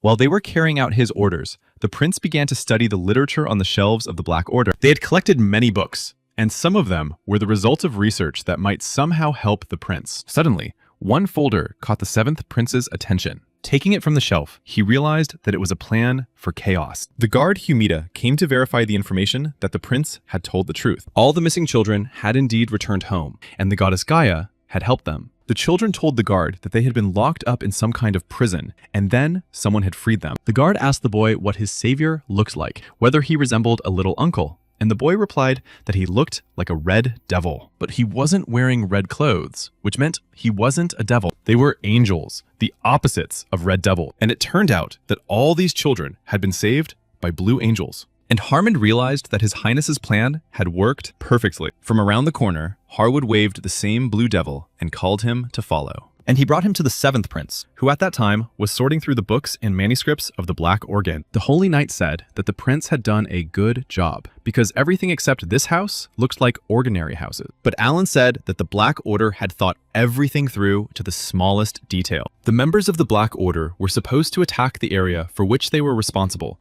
and create misunderstanding, chaos, and sow terror among the people. It seemed that they were going to terrorize the entire empire. Their real goal was not written here, so the prince called the Holy Knight. The seventh prince called on those who were still alive to answer his questions, because it seemed that they still did not understand what they had gotten themselves into. He knew that one of the Black Order members had simply held his breath and was still alive. He began to ask the survivors questions about other areas, the true number of missing sacred knights, and the others. The surviving members of the Black Order said they would answer questions only if the prince promised to let them live. But the 7th prince had completely different thoughts on the matter. He asked Harmond how the kidnapped children were doing, and Harmond said that the guards were looking for the children's homes, but some of the children had not yet returned home. And then Ellen realized that necromancers were using the lives of others to cast spells, just as they had tamed the Red Devils and hidden this place. Therefore, they needed a great deal of magical power. Alan grabbed one of the representatives of the Black Order by the hair and asked him directly if they had devoured those children. The 7th prince assumed that they could be kidnapping not only children, but also young people and the elderly. The criminal from the Black Order begged for mercy, but Alan asked if he had heard those children when they also begged him. And with all his strength, he threw him onto the mountain of dead bodies, promising that he would not let them go just like that. He promised to use them until their lives were extinguished. He ordered Harmond to drag the survivors of the Black Order to the palace so that the Inquisitors could take care of them there. They begged him not to do this, but the prince knew that soon they would all go to the other world, and all that was left for them was to become zombies. Harmond was worried about the Blue Devils because they could reveal that the prince controlled the dead with his power. But the prince didn't care anymore because the archbishop already knew about it. It would be difficult to explain or find an alibi, but the emperor had already noticed everything. However, judging by his silence, he decided to watch Alan. Therefore, it was necessary to act quickly and deploy several groups in the capital. He asked the Holy Knight to tell the emperor that his leave needed to be extended. The 7th prince continued the interrogation and promised to send anyone who answered the question of where the rest of their people from Humita were hiding to the other world without suffering. Other groups of the Black Order received information that their allies in the western part of Humita had been defeated. Groups of holy knights and priests appeared in other major cities. News also came from the border that the Divine Army had been sent out. This was the ace up the Holy Emperor's sleeve. The Black Order was still trying to hold back the Golden Cross, but now the Divine Army had joined them. They couldn't deal with them like ordinary holy knights, and now it would be quite difficult to carry out their plan. And since the Divine Army was located near the border, it seemed that Aslan's side was already aware of the news. It seems that the imperial family had sensed something, and they would not be able to come out of the shadows again. And all this happened because of the ubiquitous 7th prince, Alan. They thought he was just a simple boy who had been abandoned in the north, but he suddenly showed up here and began to ruin their plans. And it is quite possible that they should have gotten rid of him earlier. But the great Aslan could not simply make a mistake like that. He went out to take care of it himself and asked everyone to tell their people that the time could be postponed, but everything was going according to plan. He took responsibility for the fall of Humit, and since the 7th prince had found their hiding place, he decided to go to Humit with them in order to find the 7th prince himself and destroy him. Even though it was just a clone, no one thought he would show up in person. His only chance to avoid the hide-and-seek was ruined, and naturally, he had no choice but to come in person. And here, they had already decided to come up with a new, cunning plan. They needed to gather new proposals and bring even more chaos to the Sacred Kingdom. But suddenly, the Black Order realized that they had an uninvited guest. The glass ball only reacted when someone with strong magical or sacred power came here. It was Oscar from the Golden Cross, and it would be bad if they encountered him. All necromancers were ordered to leave the building, and the sacred knights had to be sent to check it out. All of this could be useful for their plan, but now they had to survive and then continue what they had started. Oscar was an unusual opponent, and instead of sending the holy knights, he came himself. But the Black Order realized they had made a mistake and that it was not the Golden Cross. The man they had been talking about recently had come to them, the one who had exposed all the vampires and destroyed all the werewolves. Rumors from Humita had just reached the Black Order, and this man had already managed to find them, and it seems that he had no intention of letting them live, for it was the very powerful 7th prince, Alan Elphas. He was curious to know why it was necessary to send so many people to the other world. It was all the work of the Red Devils, but they were only working for themselves. It turned out that it was the Black Order that needed these lives. They were the ones who turned all the holy knights into corpses. Perhaps they did it after hearing about Alan's holy meters, or to bring more chaos to the Holy Empire. But whatever the reason, it wasn't that difficult to deal with a necromancer if he was weaker than you. But after the holy knights became dead, they could not be healed or revived. But it was possible to help them take revenge. And now, it was their turn. And the 7th prince led them all, with a huge army following him. The Black Order understood that they would not be left alive, and would be sent to the other world in the most cruel way. But they had to pay for what they had done, and Alan Elphas ordered the dead to destroy them. And this army rushed to carry out the 7th prince's order while their opponents begged for mercy. Alan caught up with one of the representatives of the Black Order, but he muttered through clenched teeth that no matter how hard he tried to stop them, God would always save them. But Alan thought differently and believed that asking for forgiveness after destroying so many innocent lives was wrong. He fired a bullet charged with sacred power, and this blessing from the Lord would send them to hell. The entire building was illuminated from within by a bright, divine light. After learning of the Black Order's plan for chaos, the Holy Empire responded by sending all its forces. Groups were sent not only to each of the cities, but the Divine Army also took up positions at the borders in case the Black Order and Aslan joined forces. Knight Harmond sent the remaining necromancers to the capital, and since the Red Cross was responsible for interrogating the Black Order, more became known. Aslan's men, captured near the border, had some connection to their superiors.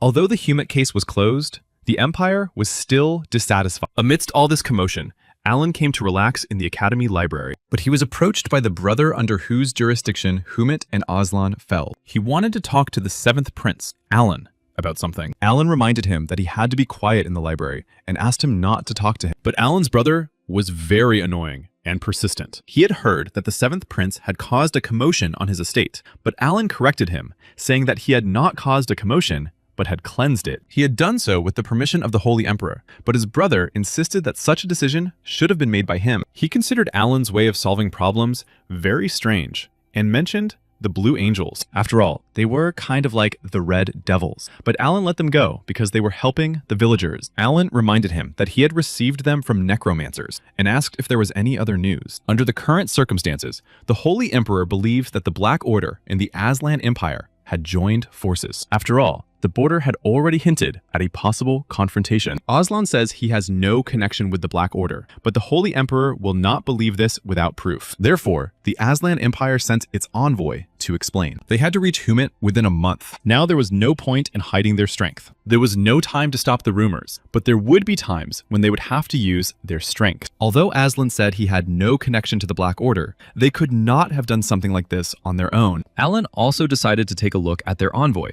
deciding to stay here until he arrived. He was tired of the Imperial Palace and wanted to study a little magic and do some research here. In a month, Alan would be able to see their messenger with his own eyes, and thus be able to reveal Aslan's true identity. The 7th Prince was unconscious, chained to the trunk of a huge tree. It was unknown how this had happened, but there was no doubt how it had all begun. His brother asked Alan to keep quiet until Aslan's representative arrived. But the 7th Prince did not understand how his behavior was related to the arrival of this representative. The thing was that Aslan originated from Humit, and if they made a mistake, they could get into big trouble. Aslan was a group that worshipped Yuda, the god of destruction. And as a result, the Necromancer was a priest and aristocrat to them. It was unknown how they would react if they felt oppressed by the kingdom of the Sacred Emperor. Moreover, they would be even more upset when they saw the one who destroyed an entire order full of necromancers with one hand. Alan thought he should leave the Black Order alone, but he meant that he should not do anything that could lead to conflict. Aslan's representatives would come here to prove that they had nothing to do with the Black Order, and might forgive Alan for his actions. Therefore, the 7th Prince was warned once again about proper behavior. But Alan also had a request for his brother, the 3rd Prince. He needed to get the grimoire of the Necromancer King Aemon. There were a lot of books written by other necromancers at the Academy, and Alan read them all. His Majesty, the Holy Emperor, had imposed restrictions only on Aemon's grimoire, but in order to read this book, he first had to obtain permission from His Majesty. But Alan hinted that this might be the only way to keep him quiet. As expected, his brother said he would try to get it. This was the only thing that didn't fit into the plan, and Alan didn't know what to do while waiting for the book he needed. Then he remembered that Charlotte might be training somewhere around here. Suddenly, at that very moment, he heard her voice behind him. Turning around, the 7th Prince saw her. But looking at her closely, he asked what had happened to her face. She wanted to explain everything and addressed him according to his regalia, but the prince stopped her, saying that he was going to stay in the library and it would be problematic if someone recognized him. He asked her to call him Geron Lefang, the son of Lord Ginaldo Rionia. As Alan expected, Charlotte was very quick to understand. But when he heard her new surname, Alan was confused, and Charlotte explained that it had been given to her by the Holy Emperor. Alan had already seen this surname when he was studying the imperial family. It belonged to a family that had been destroyed by the Necromancer King 50 years ago. After the divine armies of the Red Cross, Green Cross, Sacred Cross, and Imperial Cross, there was a sixth force. Alan returned to the scars on Charlotte's face, thinking that they were somehow related to her new surname. But Charlotte brushed her hand across her face and said it was nonsense. Alan thought that someone at the academy was bothering her, or that it was Grill. But Charlotte immediately defended him, saying that Grill was a caring father. Except for training, she only went to classes, so she never spoke normally with anyone at the academy. Alan asked why she hadn't treated her wound if she had been injured during training, since a bottle of holy water could heal it. But Charlotte lowered her eyes and replied that she was already used to the pain. After all, a knight who is not accustomed to pain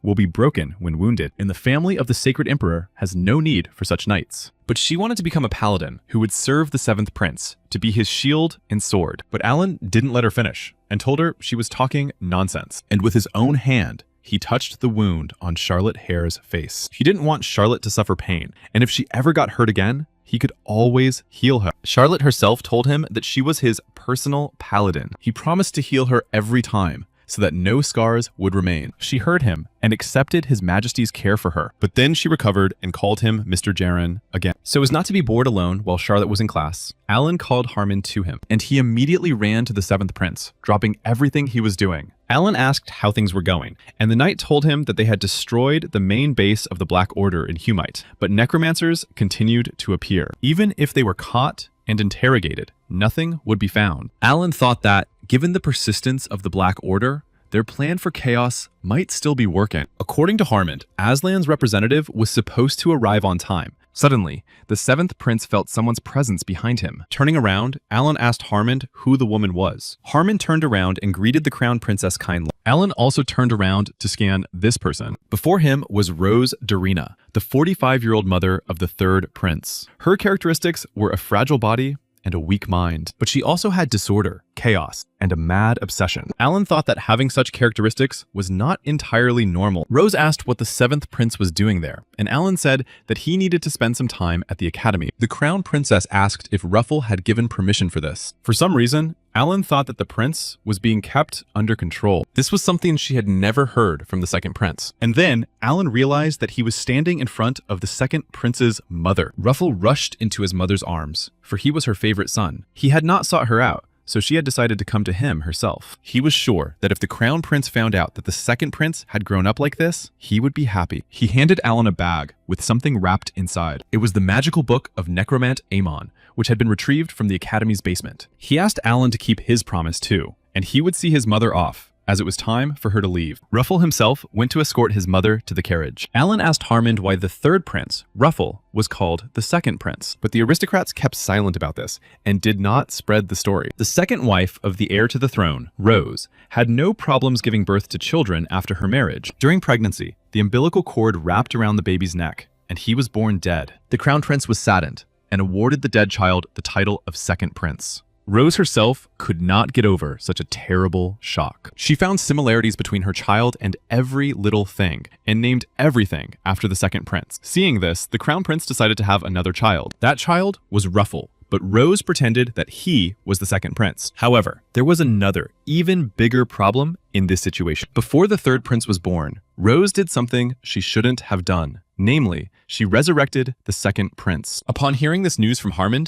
Alan was perplexed, but Alan had heard that he was the first to resurrect a human being, so it turned out that the second prince was possibly undead. This should not have happened in a lively city, and it was reported that necromancers had bewitched the crown princess and that a purge had been carried out. But Alan saw that her characteristics stated that Rose was possessed and confused. Sitting in the carriage, Rose said that Alan looked healthy, but it would be nice if he disappeared along with Ulydia. She didn't like any of this and considered her son naive and useless. Ruffle's mind was filled with thoughts that he must never lose to his brother and must make a splash with the crown prince. Rose believed that then the crown prince would look at her again. Darina Rose cried as she made her way to the border zone of Aslan. At the same time, Charlotte continued training with Oscar. He praised her for holding her own in battle. Oscar asked Charlotte if she had finally come to her senses. After all, not only he, but also His Majesty had been unable to achieve at her age what she had. She was a follower of the Golden Cross, and that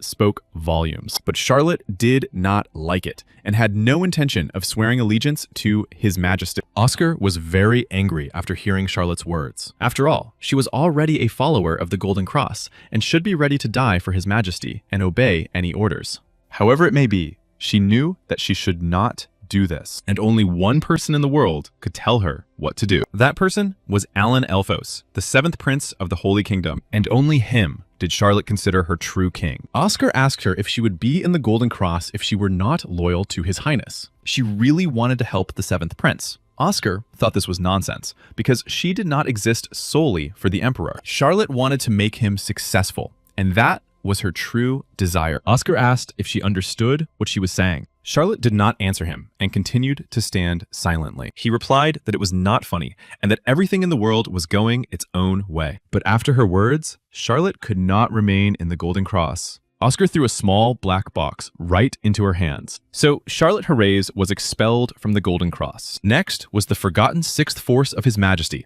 led by the Harrys.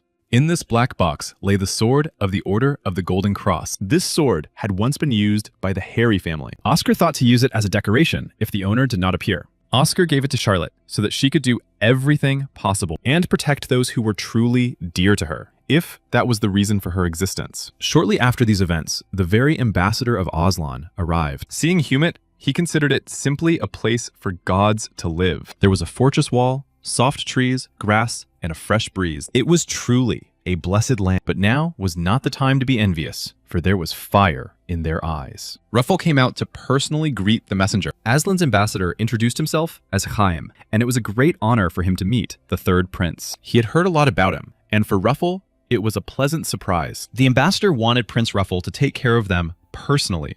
Announcements about a welcome banquet for the ambassador from Aslan were posted throughout the city.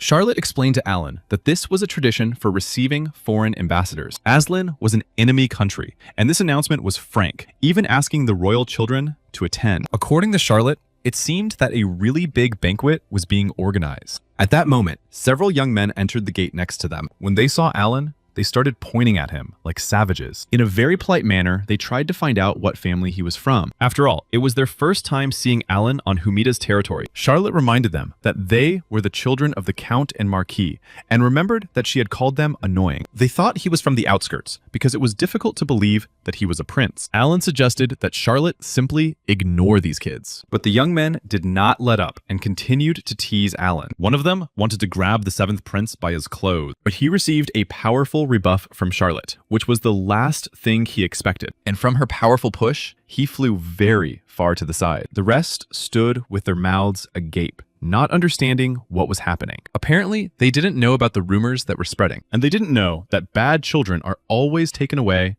by elves. Their appearance was very unexpected for everyone gathered there. The boys were very frightened, mistaking them for red devils. Alan corrected them, saying that they were blue devils and should not be confused with red ones. He asked them to hand them over to security so that Harmond could take care of it. Charlotte reminded him that the 7th Prince had promised the 3rd Prince that if he didn't get caught, no one would find out. The blue devils wanted to strip the boys naked and put them on display in the square. That was enough for their moral education. Alan suggested that Charlotte go have a snack with him. Suddenly, the 3rd Prince shouted, asking if the 7th Prince was responsible for the incident in the square. Turning around, Alan asked him not to make noise in the library. He asked his brother to calm down and talk about it somewhere else. The ambassador was very angry about this stunt, and Ruffle didn't know how to fix it. Then Alan thought about what would happen if the Necromancer were hanged in the square. The 3rd Prince, in tears, tried to understand who else could have done such a thing if not Alan. After all, only a madman could commit such a crazy act. While Charlotte was in class, Alan met with Harmond. The heads of the royal family were hanging in the square,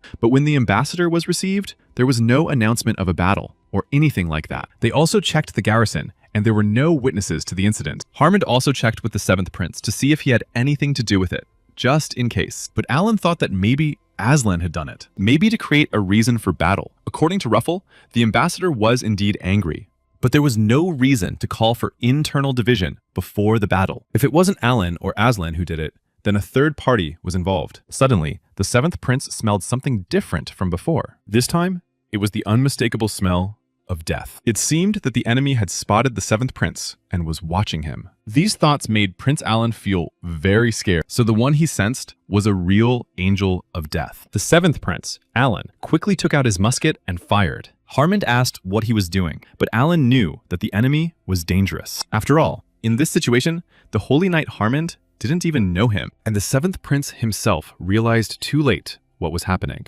Alan turned to Gaia and asked her to grant grace to the believers. The bullet, charged with sacred power, flew towards the angel, but it could not harm him as he was under protection. Harmond tried to understand what was happening and who this madman was. In the angel's hands was the scepter of King Amon, which enhanced the bearer's enchanting magic and increased the effectiveness of all skills. But Alan's bullet still managed to leave a crack in his shield. This meant that the seventh prince also deserved the title of angel. The seventh prince had too little training and needed to choose the right prayer. Alan ordered Harmond to close the garrison and border areas and not let the townspeople approach. Now it was too difficult for the angel to resist Alan. And next time, he promised to fight him properly. The seventh prince fired another charged bullet at his opponent, and this time, it finally reached its intended target. The angel asked the seventh prince, Alan Elphos, not to rush. After all, when they met next time, he would definitely finish him off. The angel of death disappeared, leaving only a small cloud of smoke behind. Alan was upset that he couldn't do anything, and it seemed that this wasn't the most difficult thing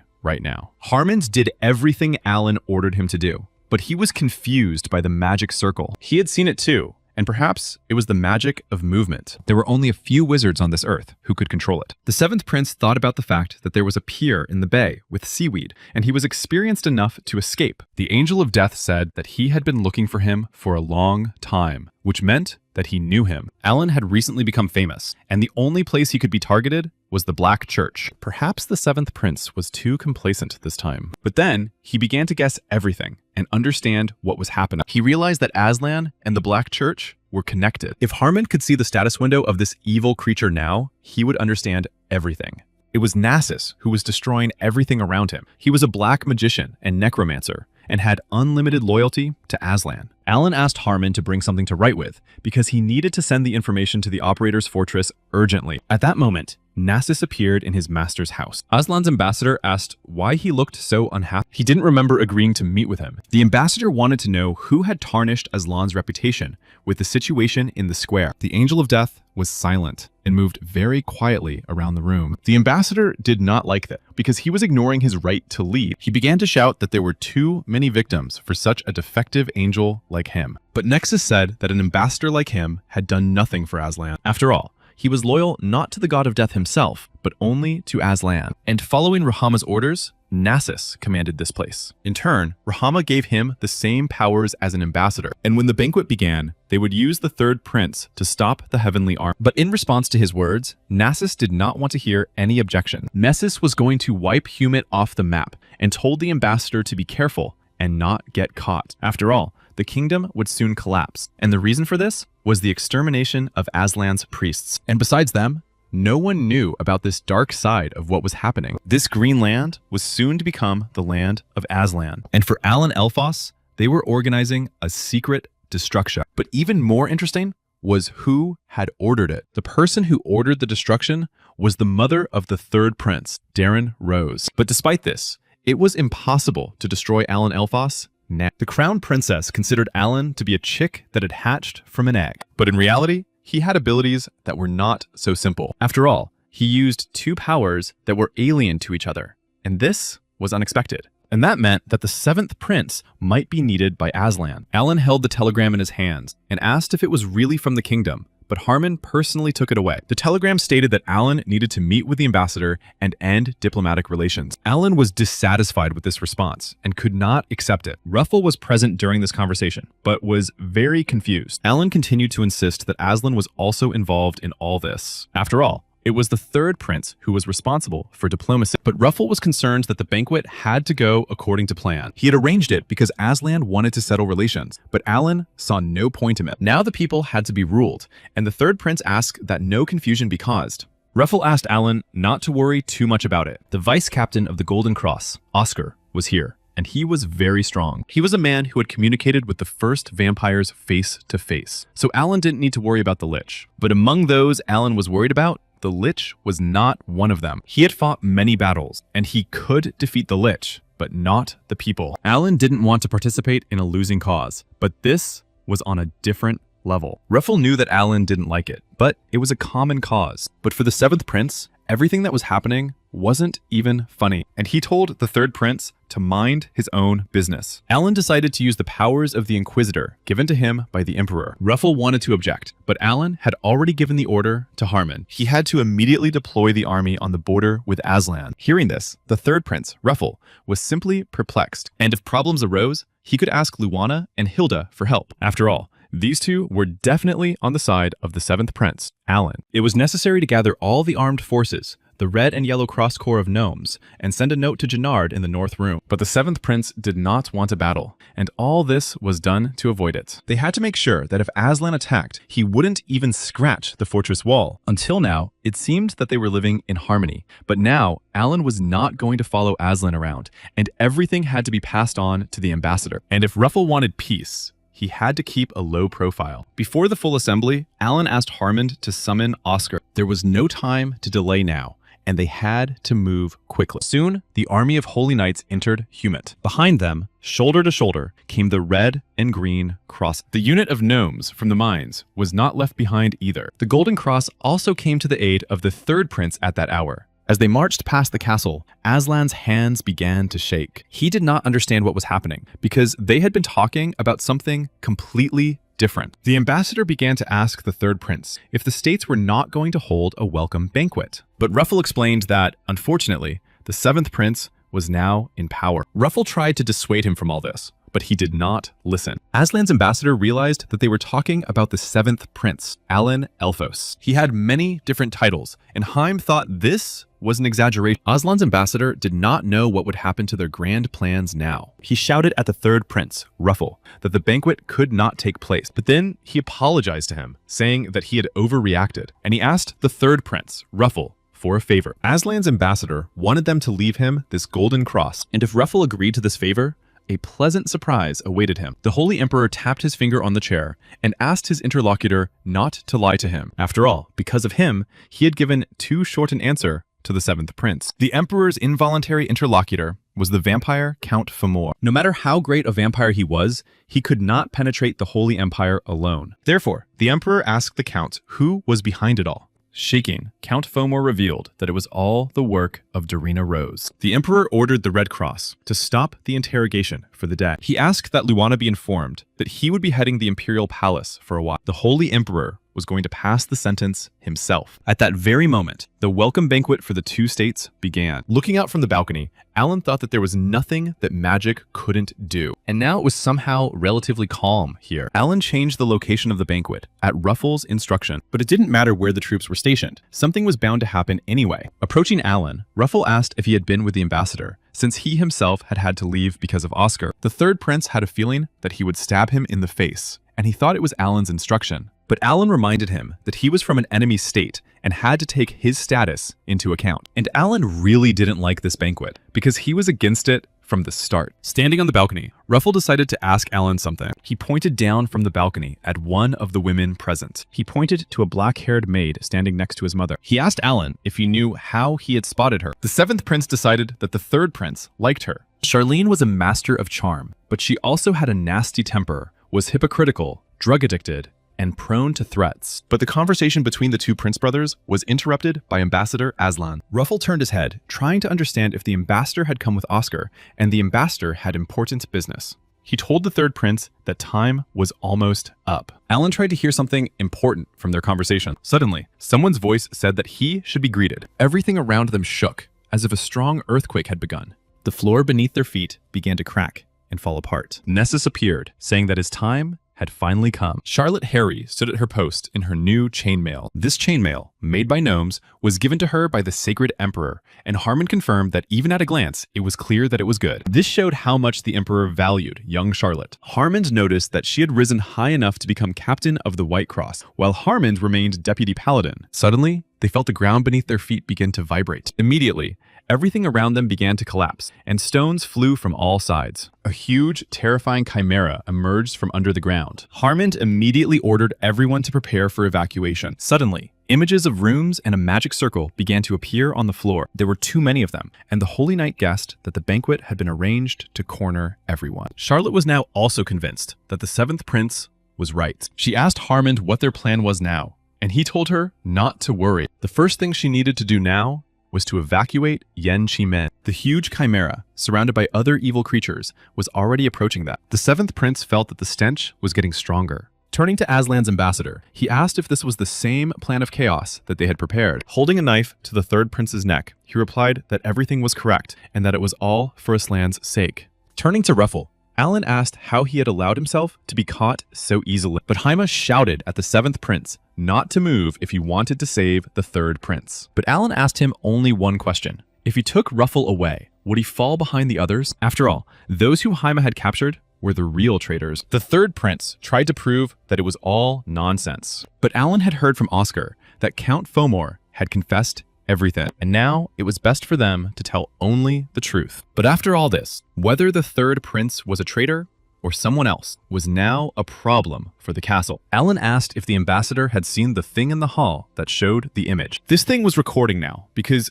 who would have thought that Aslan would declare war right now? In this way, the third prince provided evidence of how everything had happened. The seventh prince did not like this banquet from the very beginning, because everything was organized by Aslan, and this made him regret it. But he would not be able to cope with all these numerous troops. Suddenly, everything around him shook violently and swayed. Alan could not understand what was happening and what this vibration was. The floor of the balcony beneath his feet began to crack and break into pieces. Suddenly, it collapsed completely, and everyone who was on it fell down. Below, the third prince saw the very same mad Nasus. Seeing the seventh prince, he exclaimed that he had finally come. But grabbing him by the neck with his bony hand, he whispered that he had missed this angel. And flashing his red eyes, he called the seventh prince to follow him, for he so wanted and dreamed of taking his enormous power for himself. Meanwhile, a huge chimera was destroyed in the square. Harmond and Charlotte, with the help of the dwarf army, were able to restore order here. One of the soldiers of the Golden Cross rushed to them at full speed. Harmond asked him how things were going in the banquet hall, but he replied that there was no one there. He said that a huge hole had formed there, and that everyone had probably gone through it. But such a hole had appeared not only in the banquet hall, but also in several other places. It turned out that the seventh prince had disappeared in an unknown direction. At that moment, Alan woke up in an unfamiliar place. When he was falling, he thought he had fallen into the hole along with the undead. But if it wasn't a hole, then it must have been some kind of distortion of space. Alan tried to quickly understand and figure out where he was. Suddenly, not far from him, he noticed Nasus and several other people discussing where to find the seventh prince. Since they had all ended up in this passage together,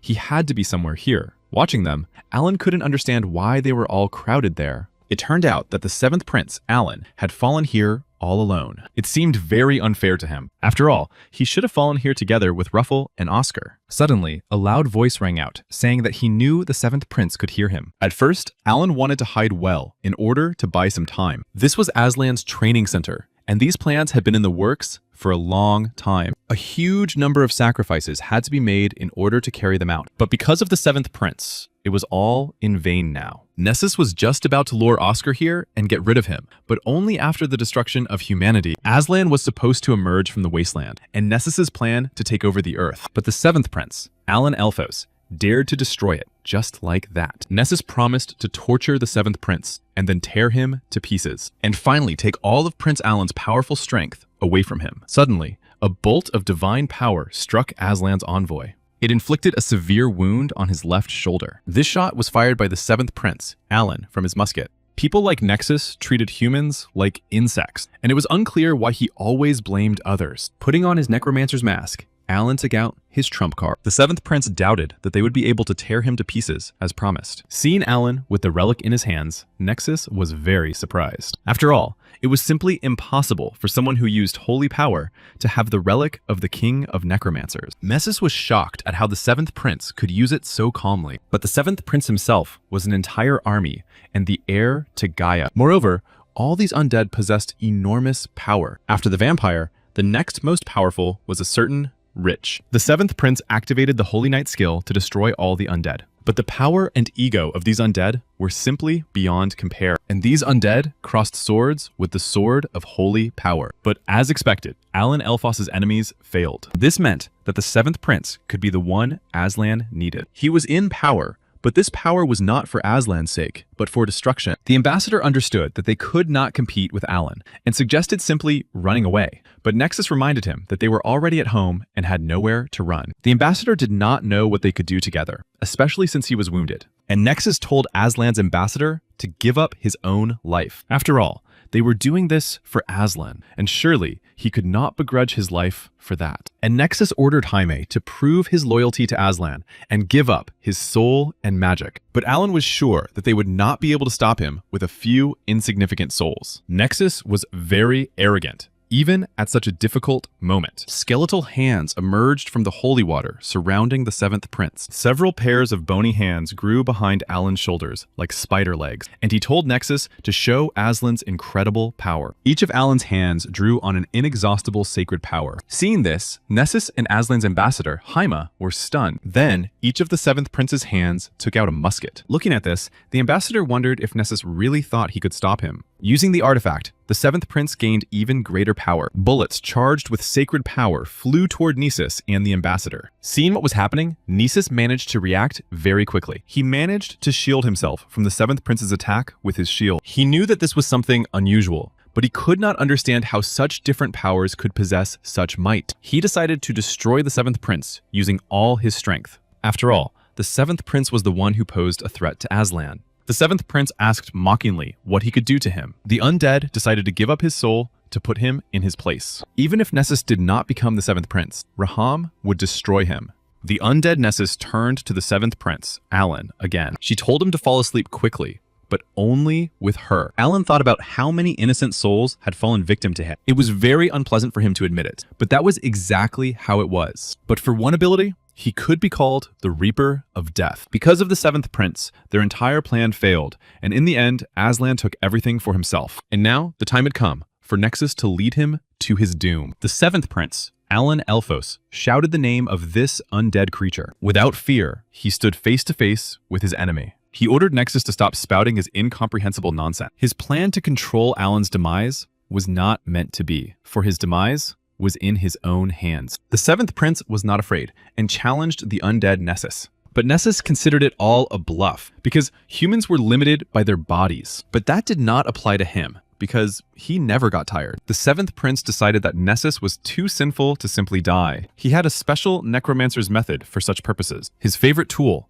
a sacred shovel, reappeared in his hands. Nessus couldn't understand what he was about to do. He begged Alan to stop, but Alan kept stabbing him with his shovel. But the 7th prince knew that this method would subjugate any creature, for it could not die and would now serve him. He could not preside over anyone's death, let alone his own. At that moment, Charlotte and Harmond were trying to find Alan. Suddenly, one of the Holy Knights ran up to them, very agitated. He informed them that they were being attacked by the military of the Aslan Empire. The two rushed to defend the estate. After the Chaos Plan, they decided to attack them now. On the way, Charlotte and Harmond realized that they wanted to take the knights hostage, but things did not go as planned. The knights commanded that Lord Harmond was coming and that the gates should be opened. Running up to the knights, he first asked how things were going and why they were all standing there. The knights replied that they had been ordered to open the gates and wait. Suddenly, a very bright, sacred light shone on everyone present. They could not believe their eyes and could not believe who was standing before them. For the sacred emperor Kelt Elphos himself had arrived in Humit. He immediately began to destroy his enemies with his unimaginable power.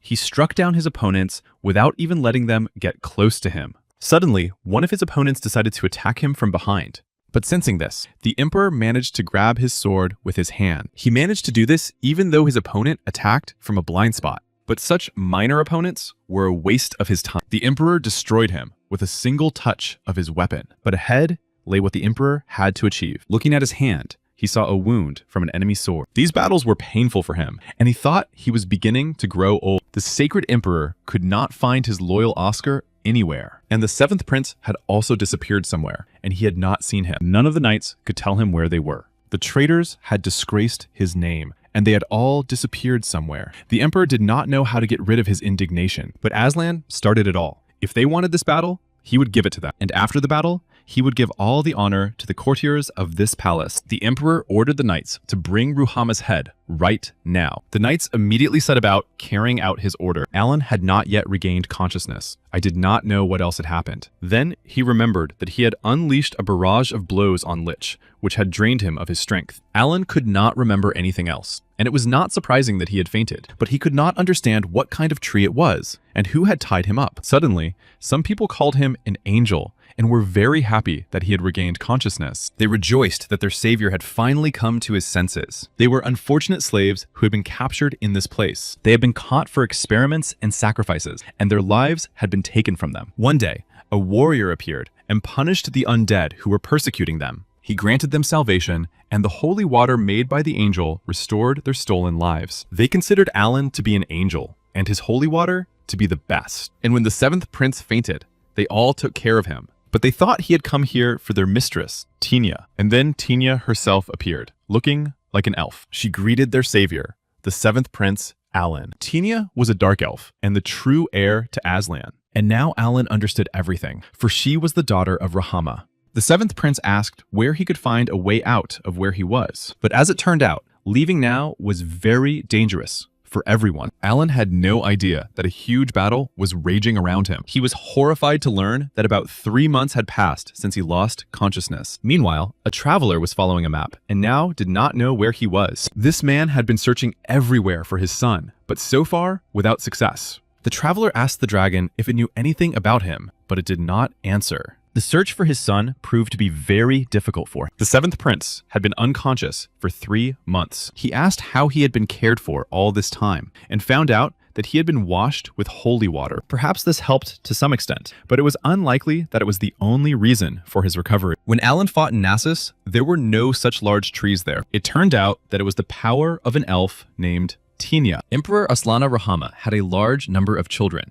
Among them all, the dark elf Tinia was the 30th, but he had only one wife, although it was hard to believe. All his children were the children of slaves, born not out of love, but only for experiments. He mixed the blood of different races because he wanted to have a powerful child to realize his ideas. Tinia never liked Rakama, and he learned that the Black Order needed healthy slaves who would live long lives. Tinia grew slowly due to the nature of elves. The servant Damon was also guilty of simply watching this happen, and so every single one of them was forced to come here. In a country where necromancy was used, the ability to be friendly to nature was considered a great tree. And Tinia couldn't put the angel on the hard floor, so she tied him to a tree. The seventh prince, Alan, understood everything, but still wanted to go home very much. He began to explain that he was not an angel at all, but an ordinary human being. But the people had seen the miracle with their own eyes, and now it was difficult to dissuade them. Alan apologized to Tinia and explained that he had somewhere to return to. Then all these people, led by the Dark Elf, asked to go with him. They couldn't live in this place for long because, first of all, it was the headquarters of the Black Order, and they would definitely send someone here. They promised not to bother Alan and to leave as soon as they found a suitable place for themselves. In principle, Alan didn't care, but their elven powers could be useful to him. However, he decided to take only 2 of them with him, while the rest would stay here for now. There was no land in Aslan that was worth anything, but this was beyond the pale. They made their way through the desert and the sandstorm, and none of the 3 knew which direction the city was in, all because they had set out without a plan. Suddenly, a strange cry came from somewhere. They knelt down and listened to the sound. Tinia heard knocking and shouting, as well as the sound of an orc roaring, which meant that an orc and some merchants were fighting somewhere nearby. Ellen suggested going towards the sounds, but that way they could be caught. They decided that this was the angel's plan to save people in trouble. The merchants were very happy to receive such timely help. They couldn't stay away and not thank Alan. After all, they had never seen so many skeletons in their lives, and he was the best necromancer they had ever seen. But the prince was modest and said that he was just an ordinary man and necromancer. Looking at them, Alan thought that they would never guess that the prince of a prosperous kingdom was walking among them. Suddenly, an unknown young boy quietly entered their tent. The others explained to him that the 7th prince had been assigned to them from above. This boy considered himself an amazing and talented alchemist. His name was Hans, and his specialties were alchemy and incredible experience. And he was also talkative and lucky. After assessing his characteristics, Alan was very pleased with this encounter. He suggested that Hans talk to him alone, without prying eyes. The merchants hinted to the alchemist that Alan must be from a noble family. Pushing him towards the seventh prince, they hurried outside. Tinya asked if they needed to leave, and Alan left it up to them. While Alan was talking, Tinya asked him to take one skeleton. She wanted to see the sacred bones and touch them at least once. He suggested that she go about her business in the corner so that no one would see her. Seeing them run to the skeleton, the alchemist asked what was going on. In turn, Alan asked him if he knew how to distinguish magical power from holy power. Without letting him answer, the seventh prince asked if he knew who he was. Outside, a battle was raging, and Aslan was pushing back the sacred emperor. Aslan, in desperation, used the hostages, the crown princess and the prince, to delay the battle in any way possible. If the hostages were returned unharmed, the question of a truce would be considered. But until then, Aslan would not give any answer, and Aslan's incomprehensible behavior continued, and rumors began to spread. The battle dragged on, citing the non-existent hostages, and there were also rumors of attempts to find the real princes. The alchemist Hans could not even imagine that Alan was the crown prince. He thought that Alan believed there was no chance left. Thanks to the alchemist Hans, everything fell into place. Alan wanted to bury him in the desert, because Hans now knew his identity. But Hans asked for mercy and began to take something out of his bag. He offered Prince Alan a real dragon scale. Alan was extremely surprised by such an unusual gift, but Hans promised to take him to the dragon's lair, which was full of treasures. Sitting on the sand under the moon, Tinya asked the skeleton if he felt hungry. He shook his head, and Tinya asked what kept him alive. The skeleton wrote the words, "Holy Power," in the sand with his bony finger. As expected, the angel's body moved, not by magic, but by holy power, and Tinya asked if he had a soul. The angel began to think deeply and did not answer her. Then he wrote in the sand again that he did not, and Tinya wondered how his self-awareness could exist. The skeleton wrote that it moved of its own free will, because all holy power, mana, and magic have their own will. But Tinya did not understand him, because she only had a superficial understanding. All of the angels undead had self-awareness, so it turned out that it was born of free will. But the undead controlled by necromancers with magic never had self-awareness. Tinya saw how priests blessed water, turning it into holy water. But the consciousness of holy water out of nothing was strange. The angel's abilities were not just a unique phenomenon, they contradicted the natural order of things. It was as if this power was not from our world,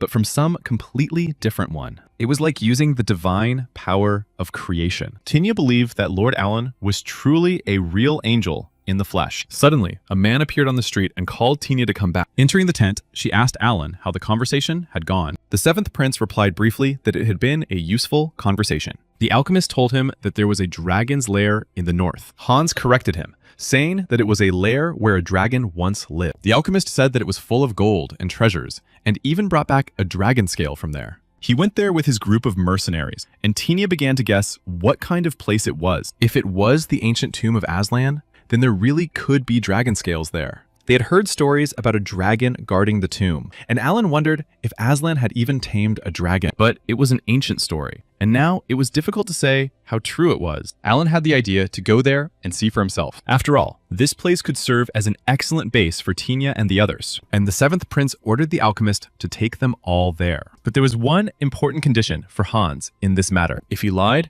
Alan promised to bury him in the same place, but Hans swore to do everything to serve him. Hans learned about this place from the man who sold him the scales. He was hungry and fainted right on the street. After that, since he had nothing else, he gave what he could and told everything he knew, saying that it might be useful. And the stranger's words did not seem like a lie to Hans, although his claim that he had destroyed the dragon right in its lair seems like blasphemy to him. When they found the lair, he began to talk about how he was really telling the truth, but he was talking about a place where the dragon used to live, and now it was no longer there, because they were living in a completely different century. But suddenly, the walls around them shook strangely and violently. A huge shadow appeared on the floor in front of them, covering everything below. A huge black dragon was flying under the ceiling of the ancient tomb. It turned out that it had not only lived here before, but still lived here. Huge, bright flames spewed from the dragon's mouth. Everything that was happening in the ancient tomb seemed like pure madness. Alan considered himself crazy for believing that guy. He managed to put on his necromancer's mask to stop the monster with his sacred power. Opening its huge mouth, the dragon spewed a powerful stream of fire at them. It was so powerful that it literally knocked everyone off their feet. They scattered to the sides, like pawns mixed with stones flying off the walls. They tried to at least grab the ledges on the floor with their hands so they wouldn't fly outside. When everything around them calmed down a bit,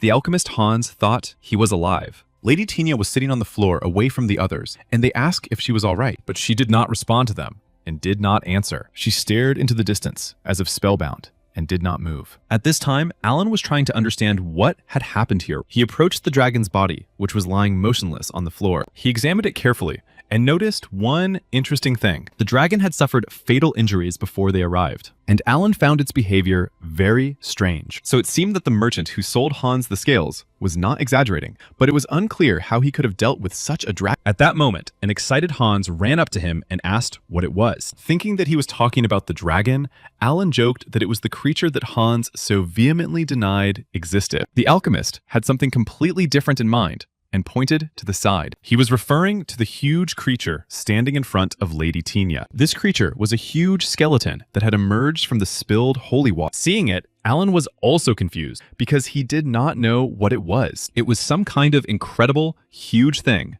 in the form of a skeleton. Alan thought that he was to blame for this because who else could have summoned so much holy energy? The huge skeleton silently stared at them, and the others asked Alan to do something about it. But suddenly, this enormous skeleton began to speak to them. It called itself the Lord of Destruction and the Giver of Life. Before them stood the very real King of White Bones, Don O'Donhaja. Hearing this, Alan was completely baffled, as he had not expected to see anything like this. But fortunately, this huge angel did not look hostile. Alan remembered that he had only stretched out his hand to block the attack, and it turned out that he had summoned him. He asked the huge angel sitting nearby about this. He wanted to know how freely it could move and whether it could leave the lake. But the angel didn't know either, so they decided to figure it out as they went along. The King of White Bones, Don O'Donhaja, picked up the body of the defeated dragon with his huge, bony hands and threw it somewhere to the side with incredible force. It was hard to believe that such a huge dragon could be knocked down with one blow,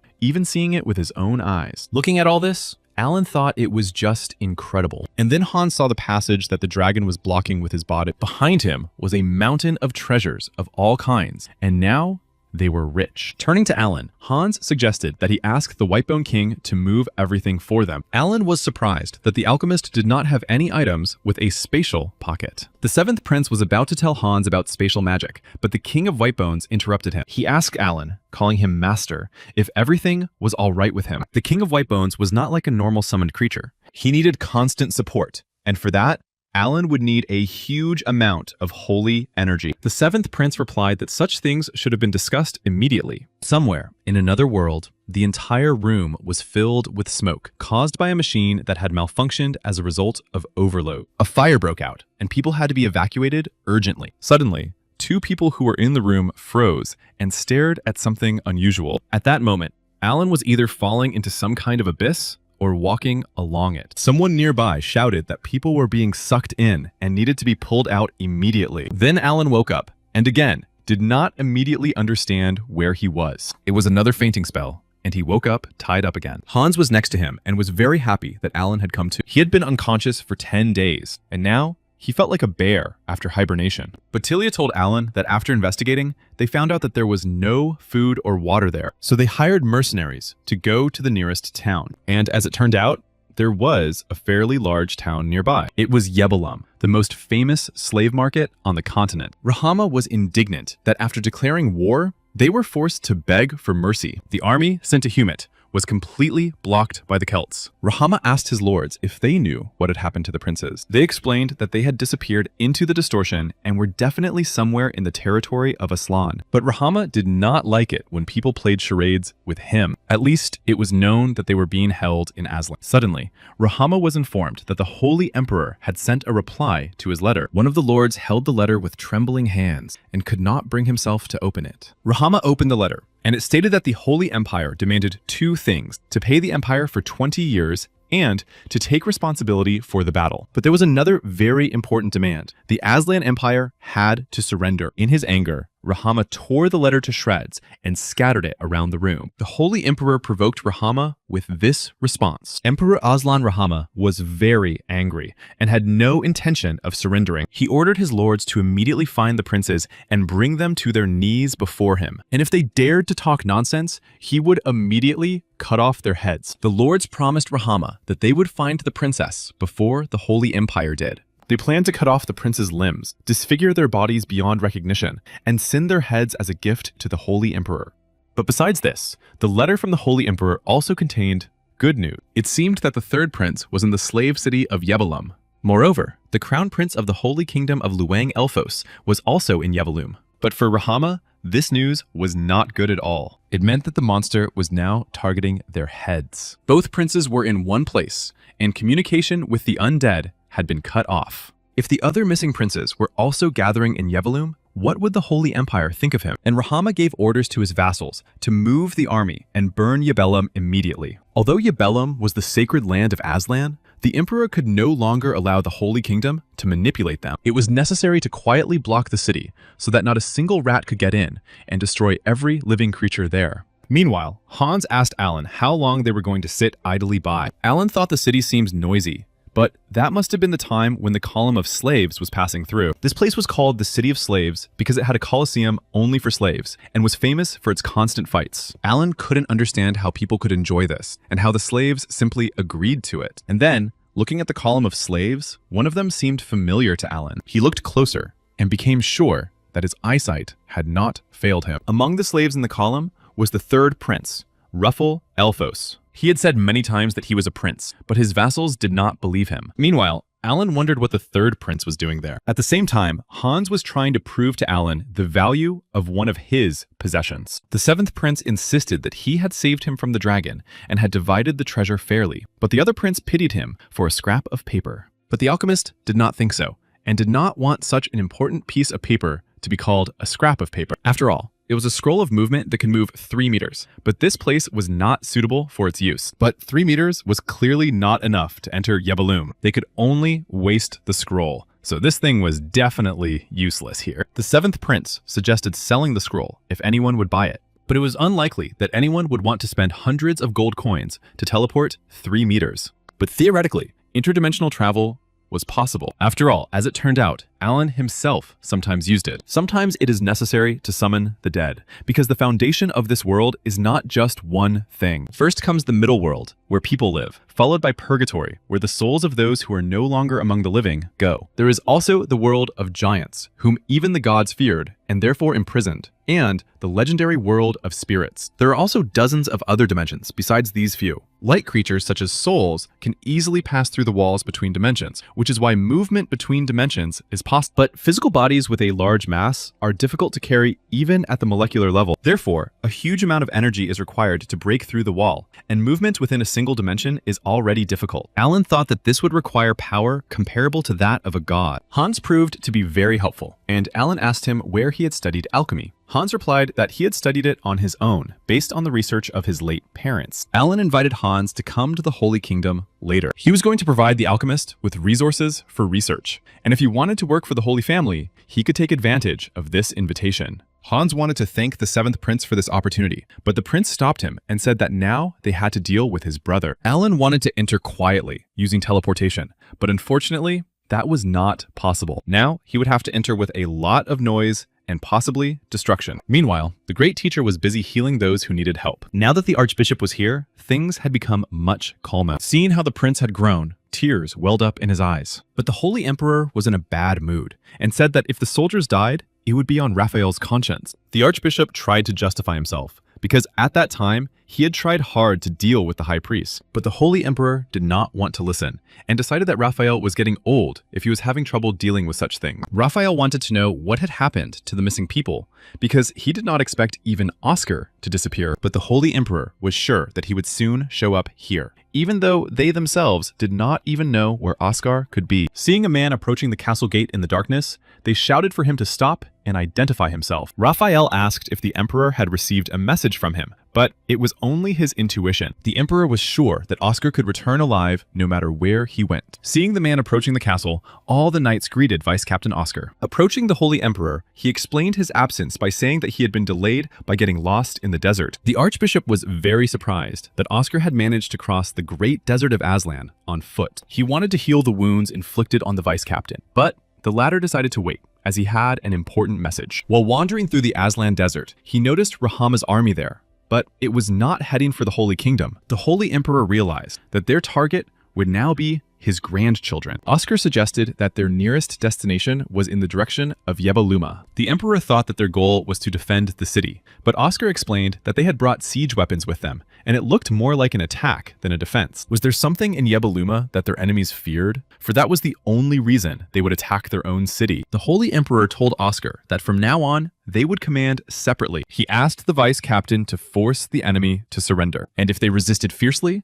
to destroy them all without a trace. Bowing his head, Oscar replied that the Emperor's order would be carried out. The Holy Emperor guessed that the prince was behind all this. But still, the scale of what was happening was too great. There had to be something else, and it was located in Yabellum. The man held a piece of paper in his hands, and what was written on it caused him confusion. This paper contained information about Ruffle, the slave who had won the victory. He was surprised that Ruffle had managed to rise so high, since he was just an ordinary slave. He was lucky to have stumbled upon a traveler in the desert and met Ruffle in Yebelum. But now that he was attracting so much attention, it would be difficult to escape quietly, and perhaps it would be better to wait. There were rumors that a slave who won 10 victories was granted victory, but this man did not know if he could trust the people of his land. And it seems that Aslan had already figured everything out, because lately, he had been moving openly, and Ruffle's identity must have already been revealed. All this time, 3 figures in black hooded robes were watching him. In that case,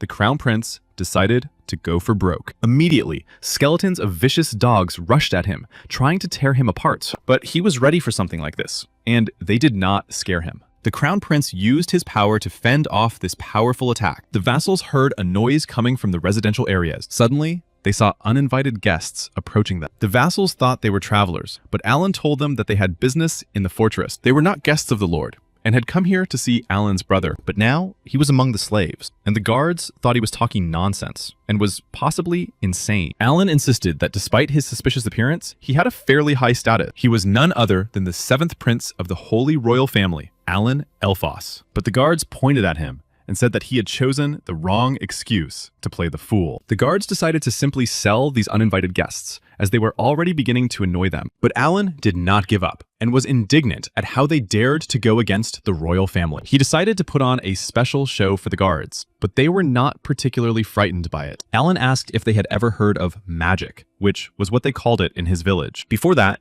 Alan and his companions had managed to find an underground tunnel. But Tina warned him that it was better not to touch anything, because it was the protection of this place. And by his actions, Alan could awaken the one who was Aslan's method for destroying the invaders. But Alan was not used to backing down, and did everything as he needed to. Now, he politely asked the guards to focus on the show. He asked if they could see anything behind him. Looking closely, they replied that there was no one there but him. Alan raised his hand, and a bright divine light appeared. He asked the guards who was standing behind them. The guards were puzzled, because there were huge, sinister mummies standing behind them. Prince Alan called it magic that created something out of nothing. After all, he had recently acquired a fresh army of mummies. The guards shouted at Alan to stop, and Hans, watching this, wondered what else the prince had in his arsenal besides skeletons and mummies. But then, the jokes stopped, and Alan activated his sacred skill, improving his equipment and acquiring the skill of dispersion. He fired a musket that struck everything at a great distance. When he was done,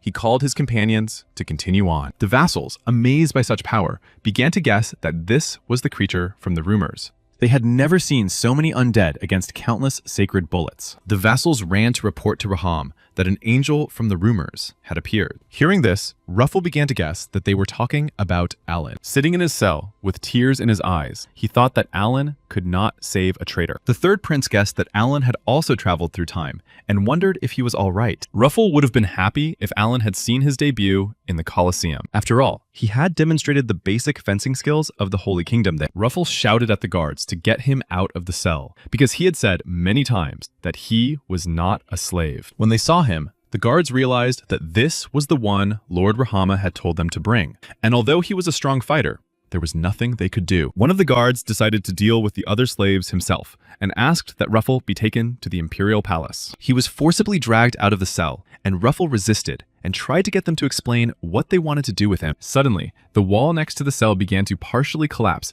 and stones flew from above, landing directly on the guards. Ruffle heard a familiar voice, asking if he was hurt. In the bright light, the third prince saw the figure who had come to rescue him. It was his brother, the seventh prince, Alan Elphos, the very man from the rumors. The mummies used their bandages to help the third prince climb out. The smoke from the explosion in the prison was visible from the walls of Yebaluma. The other mummies opened all the cells in a row and released the slaves, telling them to flee Yebelum as soon as possible. Seeing that Alan had freed all the slaves, Tinya shouted to him that it was time for them to leave too. Behind him walked a huge mummy, carrying Ruffle on its shoulder, who grimaced and considered it a complete abomination. Judging by the sounds, the mummies were holding up well, but it was time for them to leave Yebelum too. Suddenly, a blade, shining with sacred power, stuck into the ground in front of Alan, and someone decided to stop him and shouted, "Stop!" The man behind the seventh prince asked if he was the one controlling the mummies. This man had heard of holy undead, but did not think they really existed, while Alan tried to understand who he was. He was surprised that with such a small group, Alan was able to break through the soldiers and reach the fortress. And perhaps he was the angel from the rumors. It was White Allfours, who possessed specialized light magic and a holy disposition. Special notes indicated that he was searching for his son. White Allfours waited for Prince Alan to respond. If he continued to remain silent, White would be unable to determine whether he was an enemy or an ally. At that moment, Tinya ran up to Alan and called his name. White realized that it was Alan who controlled those mummies, because he felt a powerful, holy force emanating from him. And it seemed that the huge mummy was not going to harm Ruffle. White thought that Alan might be a knight of the Holy Kingdom, but when Alan turned around, his face bore the features of his mother, Ulitzia. White was simply amazed by this resemblance and began to guess who was standing in front of him. And from the expression on his face, Alan guessed that he had recognized him. It was Alan's father and the third Prince Ruffle, the missing crown prince. The noise coming from the fortress could be heard from a great distance. Rahama wanted to find out what was going on there, because according to rumors, the fortress of Yebelum had been attacked, and White had finally begun to act. He must have already established contact with the third prince. There was also a very important message for Lord Rahama. It said that the army of the Holy Kingdom was moving towards Yebelum. This meant that the Holy Emperor had guessed their plans, and they had to prevent the crown prince from meeting with the forces of the Holy Kingdom. Rahama gave the order to surround the city with the Lord's troops and capture everyone alive. In case of resistance, they could not use force, and Rahama himself went to Yebelum, but he went alone, accompanied only by his children and Hasha Shin. Then, after thinking for a moment, Rahama said that the crown prince could not be destroyed, and this time, they would definitely defeat the Holy Kingdom. All of Aslan's troops were ordered to prepare for action. Several hundred burning arrows flew through the air above the city. They began their attack on Yebelum, and it was a real disaster. While the huge mummy carried Ruffle, he kept thinking about why he was so evil. But when Ruffle finally woke up,